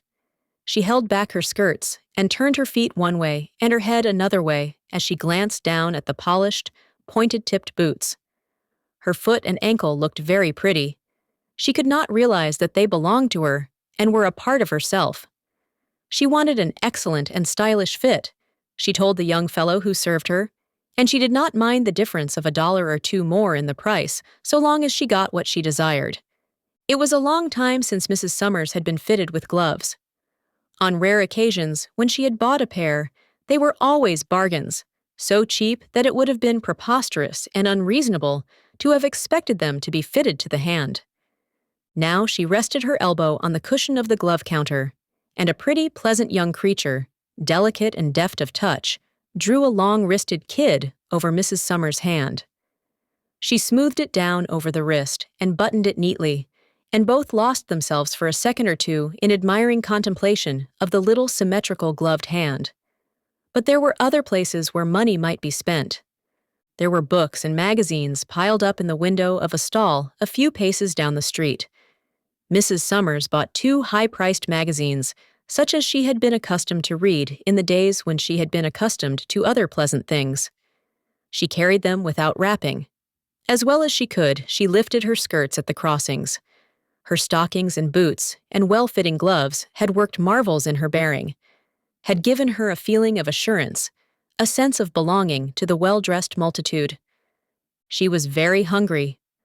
Another time, she would have stilled the cravings for food until reaching her own home, where she would have brewed herself a cup of tea and taken a snack of anything that was available. But the impulse that was guiding her would not suffer her to entertain any such thought. There was a restaurant at the corner. She had never entered its doors. From the outside, she had sometimes caught glimpses of spotless damask and shining crystal, and soft-stepping waiters serving people of fashion. When she entered, her appearance created no surprise, no consternation, as she had half feared it might.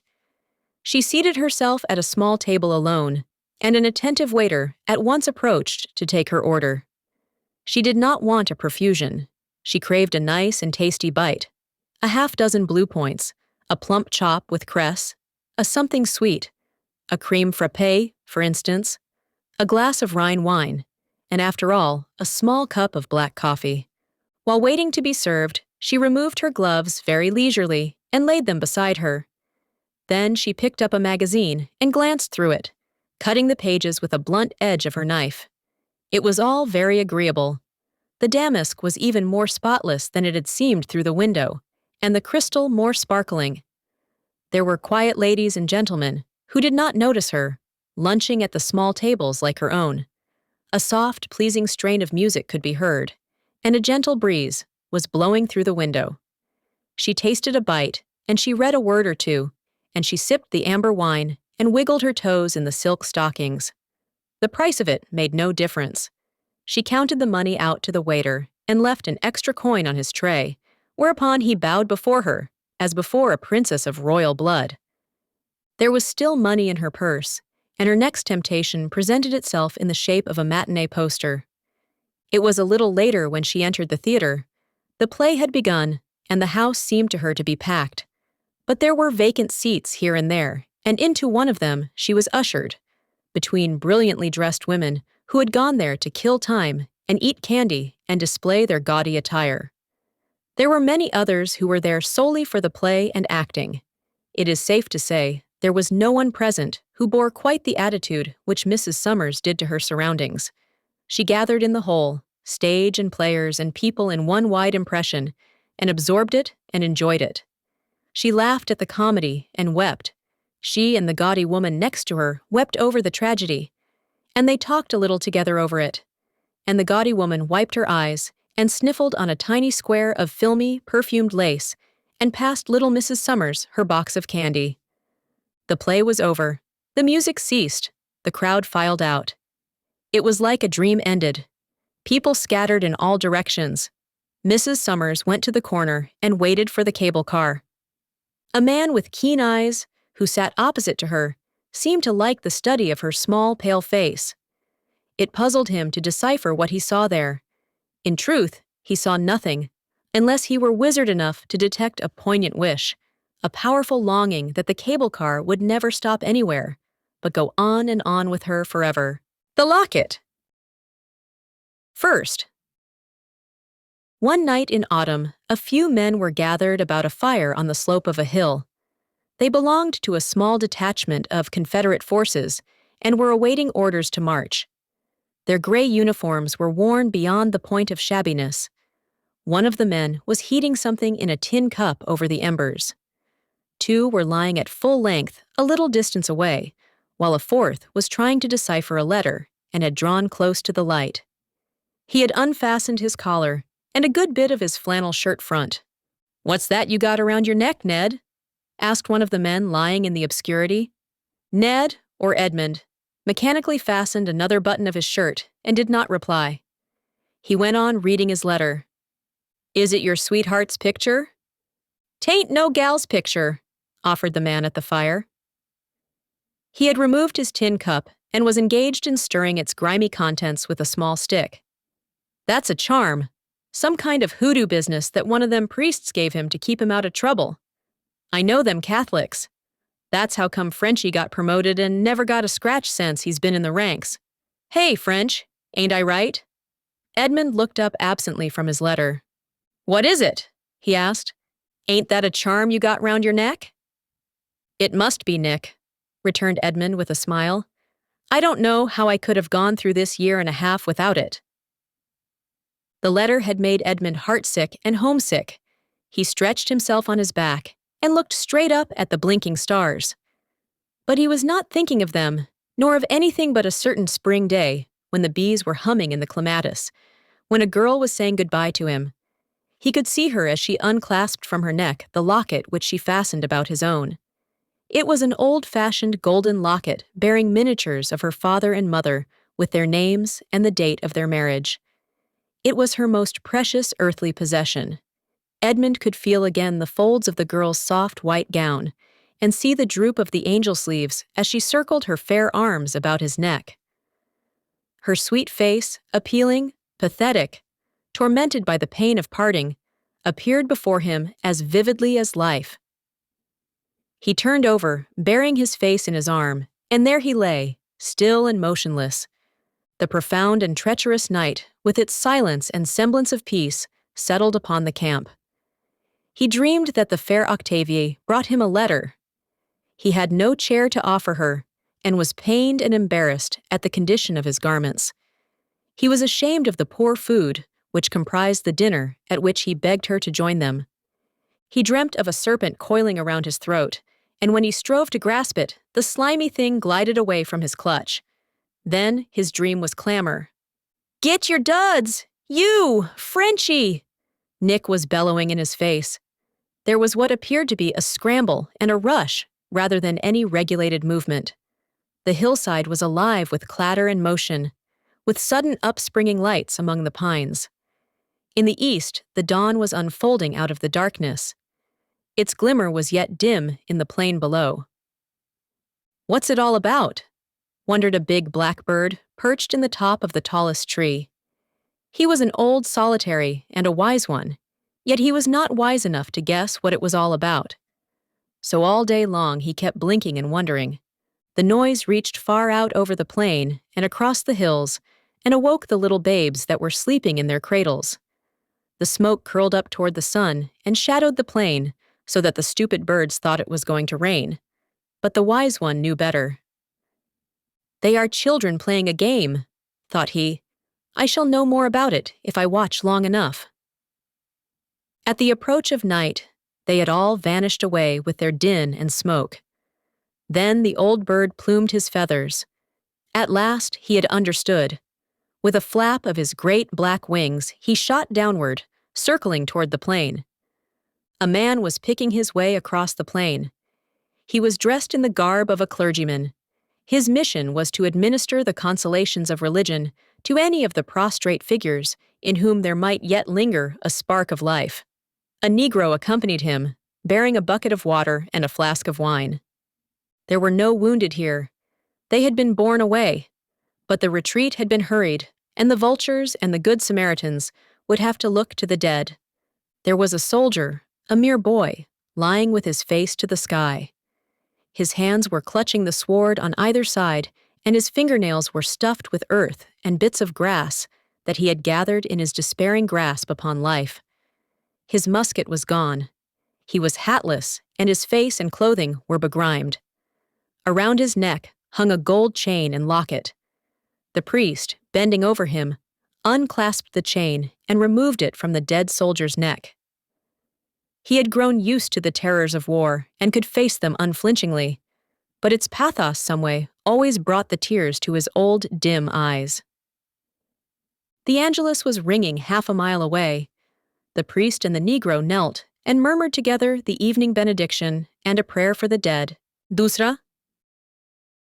The peace and beauty of a spring day had descended upon the earth like a benediction. Along the leafy road, which skirted a narrow, tortuous stream in central Louisiana, rumbled an old-fashioned cabriolet, much the worse for hard and rough usage over country roads and lanes. The fat, black horses went in a slow, measured trot, notwithstanding constant urging on the part of the fat, black coachman. Within the vehicle were seated the fair Octavie and her old friend and neighbor, Judge Pillier, who had come to take her for a morning drive. Octavie wore a plain black dress, severe in its simplicity. A narrow belt held it at the waist, and the sleeves were gathered into close-fitting wristbands. She had discarded her hoop skirt and appeared not unlike a nun. Beneath the folds of her bodice nestled the old locket. She never displayed it now.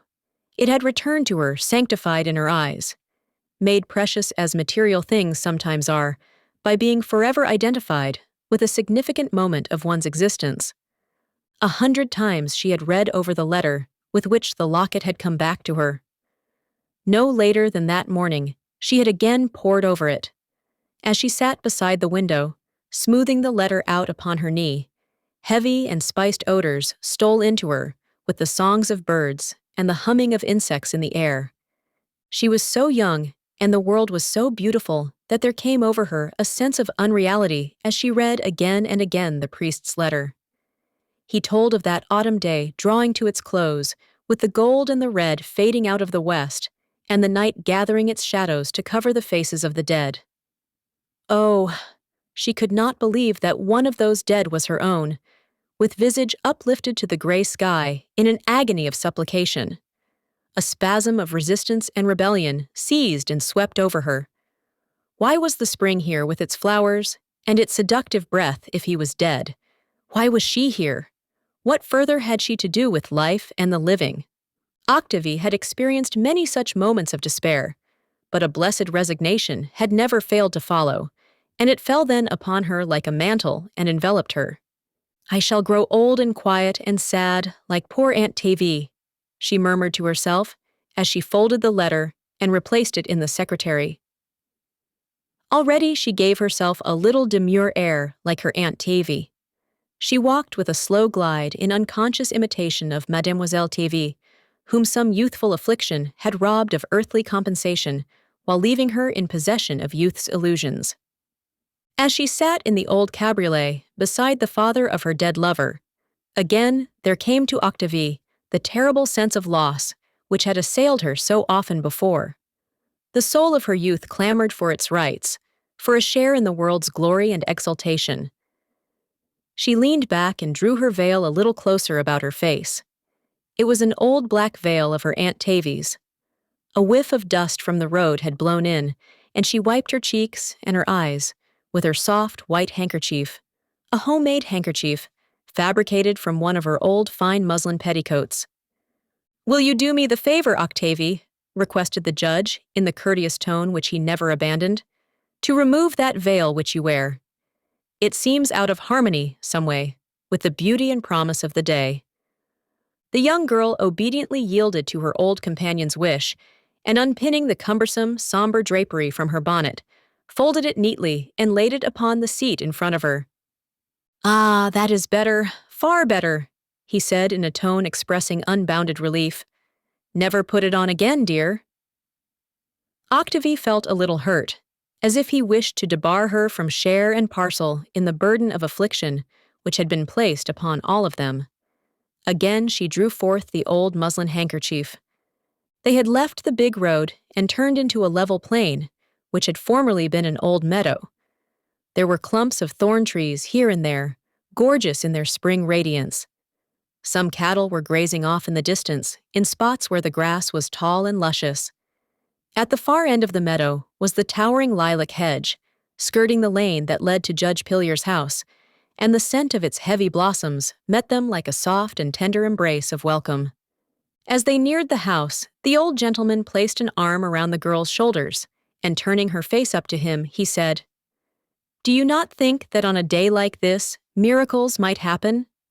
When the whole earth is vibrant with life, does it not seem to you, Octavie, that heaven might for once relent and give us back our dead?" He spoke very low, advisedly, and impressively. In his voice was an old quaver, which was not habitual, and there was agitation in every line of his visage. She gazed at him with eyes that were full of supplication and a certain terror of joy. They had been driving through the lane with the towering hedge on one side and the open meadow on the other. The horses had somewhat quickened their lazy pace. As they turned into the avenue leading to the house, a whole choir of feathered songsters fluted a sudden torrent of melodious greeting from their leafy hiding places. Octavie felt as if she had passed into a stage of existence which was like a dream, more poignant and real than life. There was the old gray house with its sloping eaves. Amid the blur of green, and dimly, she saw familiar faces and heard voices as if they came from far across the fields. And Edmund was holding her dead Edmund, her living Edmund, and she felt the beating of his heart against her and the agonizing rapture of his kisses striving to awake her. It was as if the spirit of life and the awakening spring had given back the soul to her youth and bade her rejoice. It was many hours later that Octavie drew the locket from her bosom and looked at Edmund with a questioning appeal in her glance. "It was the night before an engagement," he said. "In the hurry of the encounter and the retreat next day, I never missed it till the fight was over. I thought of course I had lost it in the heat of the struggle, but it was stolen." "Stolen," she shuddered, and thought of the dead soldier with his face uplifted to the sky in an agony of supplication. Edmund said nothing, but he thought of his messmate, the one who had lain far back in the shadow, the one who had said nothing, a reflection. Some people are born with a vital and responsive energy, It not only enables them to keep abreast of the times, it qualifies them to furnish in their own personality a good bit of the motive power to the mad pace. They are fortunate beings. They do not need to apprehend the significance of things. They do not grow weary nor misstep, nor do they fall out of rank and sink by the wayside to be left contemplating the moving procession. Ah, that moving procession that has left me by the roadside. Its fantastic colors are more brilliant and beautiful than the sun on the undulating waters. What matter if souls and bodies are failing beneath the feet of the ever-pressing multitude? It moves with the majestic rhythm of the spheres. Its discordant clashes sweep upward in one harmonious tone that blends with the music of other worlds to complete God's orchestra. It is greater than the stars, that moving procession of human energy, greater than the palpitating earth and the things growing thereon. Oh, I could weep at being left by the wayside, left with the grass and the clouds and a few dumb animals. True, I feel at home in the society of these symbols of life's immutability. In the procession, I should feel the crushing feet, the clashing discords, the ruthless hands and stifling breath. I could not hear the rhythm of the march. Salve, ye dumb hearts, let us be still and wait by the roadside.